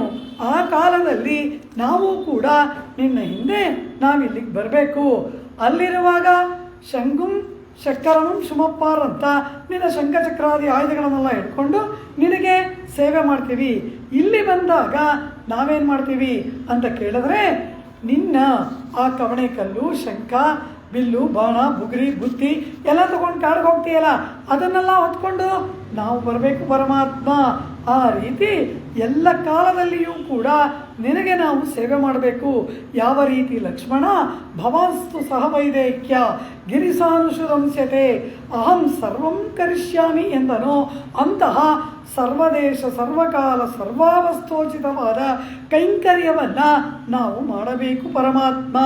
ಅದರ ಹೊರತಾಗಿ ನಮಗೆ ಬೇರೆ ಯಾವ ಪುರುಷಾರ್ಥವೂ ಕೂಡ ನಮಗೆ ಬೇಡ ಪರಮಾತ್ಮ ಎಂಬುದಾಗಿ ಮುಂದನ್ನೋಡು ಉತ್ತೋಮೇ ಯಾವೋ ಮಾತಾ ಪಿತಾ ಭ್ರಾತಾ ನಿವಾಸ ಶರಣಂ ಸುಹೃದ್ ಗತಿರ್ ನಾರಾಯಣ ಎಂಬಂತೆ ಎಲ್ಲ ವಿಧವಾದ ಬಂಧುವು ನೀನೇ ನಮಗಾಗಬೇಕು. ಆ ರೀತಿ ಪೆತ್ತ ತಾಯಿ ನೀಯೇ, ಪಿರಪ್ಪಿತ್ತ ತಂದೆ ನೀಯೇ, ಮತ್ತೆ ಯಾರಾವಾರು ನೀ ಎಂಬುದಾಗಿ ಸಕಲ ವಿಧವಾದ ಬಂಧುವು ನೀನೇ ಆಗಬೇಕು. ಉತ್ತೋಮಿ ಯಾವೋ ಇಷ್ಟೇನಾ? ಉನಕ್ಕೇನಾಳ್ಚೈವೋಂ ಅಂತಹ ಸರ್ವ ವಿಧವಾದ ಬಂಧುವಾದಂತಹ ನಿನಗೇ ನಾವು ಕೈಂಕರ್ಯವನ್ನು ಮಾಡಬೇಕು. ಆಚೈವೋ ದಾಸಕೃತ್ಯವನ್ನು ನಾವು ಮಾಡಬೇಕು ಪರಮಾತ್ಮ. ನಿನ್ನ ಹೊರತಾಗಿ ಮತ್ತೊಬ್ಬರೊಡನೆ ನಮಗೆ ಬಾಂಧವ್ಯ ಬೇಡ, ನಮಗೆ ಸಂಬಂಧ ಬೇಡ. ನಾವು ಎಲ್ಲ ಕಾಲಕ್ಕೂ ಯಾವ ರೀತಿ ಶ್ರೀ ಮಹಾಲಕ್ಷ್ಮಿ ದೇವತ್ವೇ ದೇವದೇಹೇಯಂ ಮನುಷ್ಯತ್ವೇ ಚ ಮಾನುಷಿ ಎಂಬುದಾಗಿಯೂ ರಾಘವತ್ವೇ ಅಭವತ್ ಸೀತಾ ರುಕ್ಮಿಣಿ ಕೃಷ್ಣ ಜನ್ಮನಿ ಅನ್ಯೇಷು ಚ ಅವತಾರೇಶು ವಿಷ್ಣೋರ್ಯೇಷ ಅನಪಾಯಿನಿ. ಇವನ್ ರಾಮನಾಗಿ ಬಂದರೆ ಮಹಾಲಕ್ಷ್ಮಿ ಸೀತೆಯಾಗಿ ಬರ್ತಾಳೆ, ಕೃಷ್ಣಾವತಾರ ಮಾಡಿದ್ರೆ ರುಕ್ಮಿಣಿಯಾಗಿ ಬರ್ತಾಳೆ, ವಾಮನಾವತಾರ ಮಾಡಿದ್ರೆ ಪದ್ಮಾಂತ ದೇವಕನ್ಯೆಯಾಗಿ ಬಂದು ವಿವಾಹವಾಗ್ತಾಳೆ. ಆ ರೀತಿ ನಾವೂ ಕೂಡ ಕೇವಲ ನಿನ್ನೊಡನೆಯೇ ಇರಬೇಕು, ನಿನಗೆ ನಾವು ಸೇವೆ ಮಾಡಬೇಕು. ವಾಳುಂ ವಿಲ್ಲುಂ ಸುಮಪ್ಪಾರಿಲ್ಲೈ ಎಂಬುದಾಗಿ ಇಲ್ಲಿ ನೀನು ಅವತಾರ ಮಾಡಿ ಬಂದಾಗ ಲಕ್ಷ್ಮಣನಂತೆ ನಿನ್ನ ಧನುರ್ಬಾಣಗಳನ್ನು ಹೊರಬೇಕು. ಕೃಷ್ಣಾವತಾರ ಮಾಡಿ ಬಂದಾಗ ತೆರೆವಿಲ್ಲುಂ ಶಂಡುಕೋಲಂ ತೋಳನ್ಮಾರ್ ಕೊಂಡೋಡ ಎಂಬಂತೆ ಆ ನಿನ್ನ ಸಾಮಗ್ರಿಗಳನ್ನೆಲ್ಲ ಹೊರುವ ದಾಸರಾಗಿ ನಾವು ಬರಬೇಕು. ಈ ರೀತಿ ಎಲ್ಲ ಕಾಲಕ್ಕೂ ಕೂಡ ನಾವುಗಳು ನಿನಗೇ ಸೇವೆ ಮಾಡಬೇಕು. ನಮ್ಮ ಮನಸ್ಸು ಇನ್ನು ಯಾವುದರಲ್ಲೂ ಕೂಡ ನೆಲೆಸಬಾರದು ಪರಮಾತ್ಮ. ಅಂತಹ ಭಾಗ್ಯವನ್ನು ಕೊಡು. ಎತ್ತೈಕ್ಕುಂ ಏಳೇಳ್ ಬಿರವಿಕ್ಕುಂ ಉಂದನ್ನೋಡು ಉತ್ತೋಮೇ ಯಾವೋಂ ಉನಕ್ಕೇ ನಾಮಾಳ್ ಶೈವೋಂ. ಈ ಆತ್ಮಕ್ಕೆ ಪ್ರಾಪ್ತವಾದ ಸ್ವಾಮಿಯಾದವನು ನೀನು, ನಿನಗೆ ಪ್ರಾಪ್ತರಾದ ಸೇವಕರು ನಾವು. ಆತ್ಮಸ್ವರೂಪ ನಿನಗೆ ಶೇಷಭೂತನಾಗಿರುವುದು, ನಿನ್ನ ಸ್ವರೂಪ ಈ ಆತ್ಮಕ್ಕೆ ಶೇಷಿಯಾಗಿ ಇರುವುದು. ಪಾರತಂತ್ರ್ಯ ನಮಗೆ ಸ್ವರೂಪ, ಸ್ವಾಮಿಯಾಗಿರುವುದು ನಿನಗೆ ಸ್ವರೂಪ. ಅಂತಹ ಇಬ್ಬರಿಗೂ ಸ್ವರೂಪೋಚಿತವಾಗಿರ್ತಕ್ಕಂತಹ ಕೈಂಕರ್ಯವನ್ನು ಆಕ್ಷೈವೋಂ ಉನಕ್ಕೆ ನಾಮಾಕ್ಷೈವೋಂ ಎಂಬುದಾಗಿ ನಾವುಗಳು ನಿನ್ನ ಅನುಭವಕ್ಕೆ ಅಪಾರವಾದ ವಿರೋಧ ಏರ್ಪಡೋದ್ರಿಂದ ಪರಮಪದಕ್ಕೆ ಬರಬೇಕೇ ಹೊರತು ನಮಗೆ ಪರಮಪದವಲ್ಲ, ಅಭಿಮತವಲ್ಲ. ನಿನ್ನೊಡನೆ ಇರಬೇಕು, ಅನವರತ ನಿನ್ನೊಡನೆ ಇರಬೇಕು, ನಿನಗೆ ಸೇವೆ ಮಾಡಬೇಕು. ಅದಕ್ಕೆ ಇಲ್ಲಿ ವಿಚ್ಛಿತಿ ಏರ್ಪಡೋದ್ರಿಂದ, ಪ್ರಾಕೃತವಾದ ಶರೀರದಿಂದ ಅಡಚಣೆಗಳು ಬರೋದ್ರಿಂದ ಅಲ್ಲಿ ಬರಬೇಕು. ಆ ಕಾರಣದಿಂದ ನಾವಲ್ಲಿ ಆಸೆ ಪಡ್ತೇವೆಯೇ ಹೊರತು ನೀ ಎಲ್ಲಾದರೂ ಇಡು, ಅನವರತ ನಿನ್ನೊಡನೆ ಇರಬೇಕು, ನಿನಗೆ ಸೇವೆ ಮಾಡಬೇಕು, ನಿನ್ನ ಕೈಂಕರ್ಯ ಮಾಡಬೇಕು, ನೀನೇ ಸಕಲ ವಿಧ ಬಂಧುವಾಗಬೇಕು, ನಿನಗೇ ಅನನ್ಯಾರ್ಹರಾಗಿ ಇರಬೇಕು. ಕುತ್ತೇವಲೆಂகளை கொள்ளாமல் போகாதே இத்தப்பரகழ்வான் அன்றுகான் கோவிந்தா எத்தைக்கும் ஏழேழ் பிறவிக்கும் உந்தன்னோடு ಉತ್ತೋಮೇ ಆವೋಂ ಉನಕ್ಕೇ ನಾಮಾಳ್ ಶೈವೋಂ. ಪರಮಾತ್ಮ, ನಾವು ತೆಗೆದುಕೊಳ್ಳುವುದಕ್ಕೆ ಬಂದವರು ನಾವಲ್ಲ. ಮತ್ತೇನಕ್ಕೆ ಬಂದ್ರಿ? ಕೊಡೋದಕ್ಕೆ ಬಂದಿದ್ದೀವಿ. ಕೊಡುವುದಕ್ಕೆ ಬಂದಿರಾ? ಏನನ್ನ? ನೀ ಕೊಳ್ಳಾಮಲ್ ಪೋಹಾದು, ನೀನು ನಮ್ಮಿಂದ ತೆಗೆದುಕೊಳ್ಳದೇ ಇರುವಂತಿಲ್ಲ. ನಾವು ಕೊಳ್ಳ್ವಾನನ್ರು, ಇತ್ತಪ್ಪರೈ ಕೊಳ್ಳ್ವಾನನ್ರು, ತೆಗೆದುಕೊಳ್ಳುವವರು ನಾವಲ್ಲ. ನೀ ಕೊಳ್ಳಾಮಲ್ ಪೋಹಾದು, ನೀ ಸ್ವೀಕರಿಸದೇ ಇರುವಂತಿಲ್ಲ. ನೇರ ವಿಪರೀತ. ಪರಮಾತ್ಮನ ಹತ್ರ ಎಲ್ಲ ಏನು ಕೇಳ್ತಾರೆ? ಅದು ಕೊಡು, ಇದು ಕೊಡು, ಮಣ್ಣು ಕೊಡು, ಮುಸಿ ಕೊಡು, ಲೊಟ್ಟ ಕೊಡು, ಏನೇನು ಹಾಳಾಗಬೇಕೋ ಅದೆಲ್ಲ ಪರಮಾತ್ಮನ, ಅದು ಕೊಡು, ಇದು ಕೊಡು. ಆದರೆ ನಿಜವಾದ ಉಪನಿಷತ್ತಿನ ಅರ್ಥಗಳು, ನಿಜವಾದ ಜ್ಞಾನಿಯ ಭಾವನೆ ಏನು? ಪರಮಾತ್ಮನಿಂದ ನಾವು ಏನೂ ಕೇಳಬಾರ್ದು, ಅವನಿಗೆ ಕೊಡಬೇಕು. ಇತ್ತೈ ಪರಗೊಳ್ವಾನನ್ರಿ. ಇತ್ತೈ ಅಂದರೆ ಏನು? ಈ ಲೌಕಿಕವಾದ ಭೋಗಗಳು, ಇದು ಅಂದರೆ ಇದು, ಈ ಲೋಕದಲ್ಲಿ ಇರ್ತಕ್ಕಂತಹ ಸಾಂಸಾರಿಕವಾದ ಯಾವ ಭೋಗವನ್ನು ನೀನು ಕೊಟ್ಟರು ನಮಗದು ಬೇಡ. ಲೌಕಿಕವಾದ ಸಾಂಸಾರಿಕವಾದ ಸಂಸಾರದಲ್ಲಿ ಕಟ್ಟಿ ಹಾಕುವಂತಹ ಇತ್ತೈ, ಇಲ್ಲಿನದಾದದ್ದು ಏನು ಕೊಟ್ಟರು ಕೊಳ್ಳುವ ನನಗೆ, ನಮಗದು ಬೇಡ. ಇನ್ನೇನು ಬೇಕು? ನಾವು ಕೊಡ್ತೀವಿ, ನೀ ತಗೋ. ಏನು ಕೊಡ್ತೀರಾ? ಕೈಂಕರ್ಯವನ್ನು ಕೊಡ್ತೀವಿ, ಸೇವೆಯನ್ನು ಕೊಡ್ತೀವಿ, ಸ್ವೀಕಾರ ಮಾಡು. ನೀ ಕೊಳ್ಳಾಮಲ್ ಪೋಹಾದೆ ನಾಂಗಳ್ ಕೊಳ್ಳುವಾನನ್ರಿ. ನಿನ್ನಿಂದ ತೆಗೆದುಕೊಳ್ಳುವವರು ನಾವಲ್ಲ, ನಮ್ಮಿಂದ ನೀನು ತೆಗೆದುಕೊಳ್ಳದೆ ಹೋಗುವಂತಿಲ್ಲ. ಇದು ಆತ್ಮ ಪರಮಾತ್ಮನಿಗೆ ಆನಂದವನ್ನು ಕೊಡುವುದಕ್ಕಾಗಿ ಇರುವ ವಸ್ತು, ಪಡೆದುಕೊಳ್ಳುವುದಕ್ಕಾಗಿ ಇರುವವರು ನಾವಲ್ಲ. ಪರಮಾತ್ಮನಿಗೆ ಆನಂದ ಉಂಟು ಮಾಡುವುದಕ್ಕಾಗಿರುವುದೇ ಆತ್ಮನ ಸ್ವರೂಪ. ಅತ್ತಲೈಕ್ಕೆ ಅತಿಶಯತ್ತೈ ವಿಳವಿಕ್ಕೈ ಇತ್ತಲೈಕ್ಕೆ ಸ್ವರೂಪಂ. ಆತ್ಮನ ಸ್ವರೂಪ ಪರಮಾತ್ಮನಿಗೆ ಆನಂದವನ್ನು ಕೊಡುವುದು. ಆದ್ದರಿಂದ ನೀನು ಕೊಡೋದನ್ನು ನಾವು ತಗೊಳ್ಳಲ್ಲ, ನಮ್ಮಿಂದ ನಿನಗೆ ಆನಂದ ಏರ್ಪಡುತ್ತಲ್ಲ ಅದನ್ನು ನೀನು ಸ್ವೀಕಾರ ಮಾಡು. ಇತ್ತಪ್ಪರೆಗೊಳ್ವಾನಂದ್ರೆ ಎಂಗಳೇ ಕುತ್ತೇವಲ್ ಕೊಳ್ಳಾಮಲ್ ಪೋಹಾದೆ ಎಂಬುದಾಗಿ ಆಂಡಾಳ್ ಆತ್ಯಂತಿಕವಾದ ಉಪನಿಷತ್ತಿನಲ್ಲಿ ಹೇಳಲ್ಪಟ್ಟ ರಹಸ್ಯಮಯವಾದ ಅಂತರಾರ್ಥವನ್ನು ಪರಮಾತ್ಮನ ಮುಂದೆ ನಿಂತು ಕೇಳ್ತಾ ಇದ್ದಾಳೆ. ಇಷ್ಟೇ ನಾನು, ಇನ್ನು ಒಂದೇ ಒಂದಿದೆ ಪರಮಾತ್ಮ. ಏನು?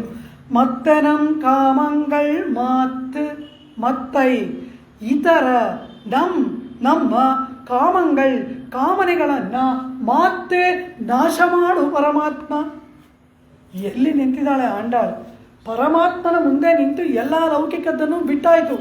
ಅವನಿಗೆ ಏನು ಕೊಟ್ಟರು ಬೇಡ, ನೀನೇ ಬೇಕು, ನಿನ್ನ ಕೈಂಕರ್ಯ ಬೇಕು, ನಿನಗೆ ಕೊಡೋದಕ್ಕೆ ಬಂದವರು ಅಂತ ಹೇಳಿ ಸಾಂಸಾರಿಕವಾದ ಸಕಲವನ್ನು ಕೂಡ ಪರಿಪೂರ್ಣವಾಗಿ ತ್ಯಜಿಸಿಬಿಟ್ಟು ಪರಮಾತ್ಮನ ಮುಖದ ಮಂದಹಾಸವನ್ನು ಕಾಣುವುದಕ್ಕೆ ಆಸೆಪಟ್ಟು ಅವನ ಮುಂದೆ ಬಿದ್ದು ನೆಲದಲ್ಲಿ ಬಿದ್ದು ಪ್ರಾರ್ಥನೆ ಮಾಡುವ ಚೇತನ ದೇವಿ ಆಂಡಾಳ್.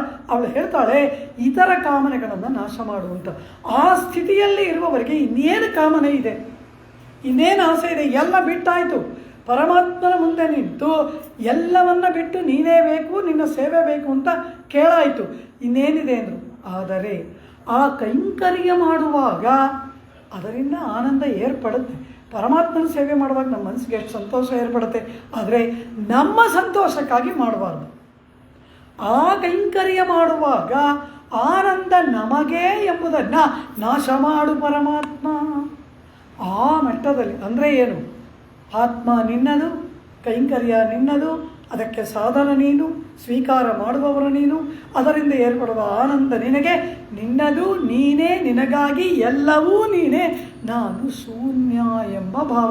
ಮತ್ತನಂ ಕಾಮಂಗಳ್ ಮಾತೆ ಅಂದರೆ ಏನು? ಎಲ್ಲ ಸಾಂಸಾರಿಕವಾದದ್ದನ್ನು ಬಿಟ್ಟಾಯಿತು. ಪಾರಮಾರ್ಥಿಕವಾದ ಪರಮಾತ್ಮನ ಚರಣಾರವಿಂದಗಳ ಕೈಂಕರ್ಯ. ಆದರೆ ಆ ಕೈಂಕರ್ಯವನ್ನು ನಮ್ಮ ಆನಂದಕ್ಕಾಗಿ ಮಾಡಬಾರ್ದು, ಭಗವದಾನಂದಕ್ಕಾಗಿ ಮಾಡಬೇಕು. ನೀನು ಏನಾದರೂ ಮಾಡು, ಆದರೆ ಅದರಿಂದ ಅವನಿಗೆ ಆನಂದ ಏರ್ಪಡಬೇಕೇ ಹೊರತು ಇವತ್ತು ಪರಮಾತ್ಮನಿಗೆ ಎಷ್ಟು ಸೇವೆ ಮಾಡಿದೆ, ಮನಸ್ಸಿಗೆ ನೆಮ್ಮದಿಯಾಗಿದೆ ಅಂದರೆ ಅದು ಎಂಜಲಾಯಿತು ನಿನ್ನ ಕೈಂಕರ್ಯ. 2 ಭೋಜನ ತ್ಯಾಜ್ಯ. ವಿಷಮಿಶ್ರಿತವಾದ ಭೋಜನವನ್ನು ತಿನ್ನಬಾರ್ದು, ಪ್ರಾಣ ಹೋಗುತ್ತೆ. ಎಂಜಲನ್ನು ತಿಂದರೆ ವ್ಯಾಧಿ ಬರುತ್ತೆ. ಎಂಜಲು ಭೋಜನ, ಉಚ್ಚಿಷ್ಟ ಭೋಜನ ತ್ಯಾಜ್ಯ, ವಿಷಮಿಶ್ರಿತವಾದ ಭೋಜನ ತ್ಯಾಜ್ಯ. ವಿಷಮಿಶ್ರಿತವಾದ ಭೋಜನ ಏನು? ಪರಮಾತ್ಮನ ಕೈಂಕರ್ಯವನ್ನು ಬಿಟ್ಟು ಬೇರೆ ಏನೇನೇನೇನೋ ಪರಮಾತ್ಮನ ಕೇಳ್ತೀವಲ್ಲ, ಅದಲ್ಲ ವಿಷ. ಆತ್ಮನಿಗೆ ವಿಷ. ಆತ್ಮನನ್ನು ಸಂಸಾರದಲ್ಲಿ ಕಟ್ಟಿ ಹಾಕುವಂತಹದ್ದು, ಪರಮಾತ್ಮನನ್ನು ಕೊಡದೆ ಆತ್ಮನಾಶಕ್ಕೆ ಕಾರಣವಾಗುವಂತಹದ್ದು ಇತರ ಪುರುಷಾರ್ಥಗಳು, ಏನೇನೇನೇನೋ ಕೇಳ್ಕೊತೀವಲ್ಲ, ಅದಲ್ಲ ವಿಷಮಿಶ್ರಿತ ಭೋಜನ. ಪರಮಾತ್ಮನ ಕೈಂಕರ್ಯವನ್ನೇ ಕೇಳ್ತೀವಿ, ಆದರೆ ಅದರಿಂದ ಆನಂದ ನನಗೆ ಅಂದರೆ ಅದು ಎಂಜಲಾಗ್ಬಿಡ್ತು, ಪರಮಾತ್ಮ ಸ್ವೀಕಾರ ಮಾಡೋಲ್ಲ. ಆದ್ದರಿಂದ ಪರಮಾತ್ಮನಿಗೆ ಸೇವೆಗಾಗಿಯೇ ಇರಬೇಕು, ಅವನಿಗೇ ಕೈಂಕರ್ಯ ಮಾಡಬೇಕು, ಅದು ಅವನ ಆನಂದಕ್ಕಾಗಿಯೇ ಆಗಬೇಕು. ಮತ್ತೈ ನಮ್ಮ ಕಾಮಂಗಳ್ ಮಾತು ಎಂಬುದಾಗಿ ದೇವಿ ಆಂಡಾಳ್ ಪರಿಪೂರ್ಣವಾಗಿ ಆತ್ಮಸ್ವರೂಪದ ಉತ್ಕಟಾವಸ್ಥೆಯಲ್ಲಿ ಪರಮಾತ್ಮನ ಚರಣಾರವಿಂದಗಳಲ್ಲಿ ನಿಂತು ಜೀವಾತ್ಮನ ಸ್ವರೂಪಾನುಗುಣವಾದ ಪುರುಷಾರ್ಥವನ್ನು ಪ್ರಾರ್ಥನೆ ಮಾಡ್ತಾಳೆ. ಇಂತಹ ನಿನ್ನೊಡನೆಯೇ ಇರಬೇಕು, ನಿನಗೇ ಸೇವೆ ಮಾಡಬೇಕು, ನಿನ್ನ ಆನಂದಕ್ಕಾಗೇ ಇರಬೇಕು, ನಮ್ಮದು ಎಂಬುದೇನೂ ಇಲ್ಲದ ಆತ್ಮಸ್ವರೂಪಕ್ಕೆ ಅನುಗುಣವಾದ ಆತ್ಮನ ಶೇಷತ್ವ ಪಾರತಂತ್ರ ಸ್ವರೂಪಕ್ಕೆ ಅನುಗುಣವಾದ ರೀತಿಯಲ್ಲಿ ನಮ್ಮಿಂದ ಕೈಂಕರ್ಯವನ್ನು ಸ್ವೀಕಾರ ಮಾಡುವುದಕ್ಕಾಗಿ ನಮ್ಮನ್ನು ಅಂಗೀಕಾರ ಮಾಡು ಎಂಬುದಾಗಿ ಆತ್ಮನ ಸ್ವರೂಪಾವಿರ್ಭಾವದ ಉತ್ಕಟಾವಸ್ಥೆಯಲ್ಲಿ ನಿಂತು ಪ್ರಾರ್ಥನೆಯನ್ನು ಮಾಡುತ್ತಾ ದೇವಿ ಆಂಡಾಳ್ 29ನೇ ಪಾಶುರವನ್ನು ಪೂರ್ಣ ಮಾಡ್ತಾಳೆ. கறவைகள் பின் சென்று காணம் சேர்ந்துண்போம் அறிவொன்னுமில்லாத ஆய்குலத்து உந்தன்னை பிறவி பெருந்தனை புண்ணியம் யாமுடையோம் குறைவொன்னுமில்லாத கோவிந்தா உந்தன்னோடுறவேல் நமக்கிங்கொழிக்க ஒழியாது அறியாத பிள்ளைகளோம் அன்பினால் உந்தன்னை சிறுபேரழைத்தனவும் சீரியருளாதே இறைவா நீ தாராய் பறை ஏலோரெம்பாவாய் சித்தம் சிறுகாலை வந்துன்னை சேவித்து உன் பத்தாமரையடியே போத்தும் பொருள் கேளாய் பெத்தம்மை துண்ணும் குலத்தில் பிறந்து நீ குத்தேவர் எங்களை கொள்ளாமல் போகாது இத்தப்பற கொள்வான் அன்றுகான் கோவிந்தா எத்தக்குமேளேள் பிறவிக்கும் உந்தன்னோடுத்தோமேயாவோம் உனக்கே நாமாள் செய்வோம் அத்தனம் காமங்கள் மாத்தேலோரெம்பாவாய் स्वोच्छिष्टमालिका गन्धबन्धुरजिष्णवे विष्णुचित्ततनूजायै गोदायै नित्यमङ्गलम् मादृशा किञ्चनत्राण बद्धकङ्कणपाणये विष्णुचित्ततनूजायै गोदायै नित्यमङ्गलम् श्रीमत्यै विष्णुचित्तार्य मनोनन्दनहेतवे नन्दनन्दनसुन्दर्यै கோதாயை நித்தியமங்கலம். திருவாடிப்பூரத்தில் ஜகத்துதித்தாள் வாழியே, திருப்பாவை 30 செப்பினாள் வாழியே, பெரியாழ்வார் பெற்றெடுத்த பெண் பிள்ள வாழியே, பெரம்பூதூர் மாமுனிக்கு பின்னானாள் வாழியே, 143 உரைத்தாள் வாழியே, உயரங்கற்கே கண்ணி முகந்தளித்தாள் வாழியே, மறுவாரும் திருவல்லி வடநாடி வாழியே, பண்புதுவனார் கோதை மலர்பதங்கள் வாழியே.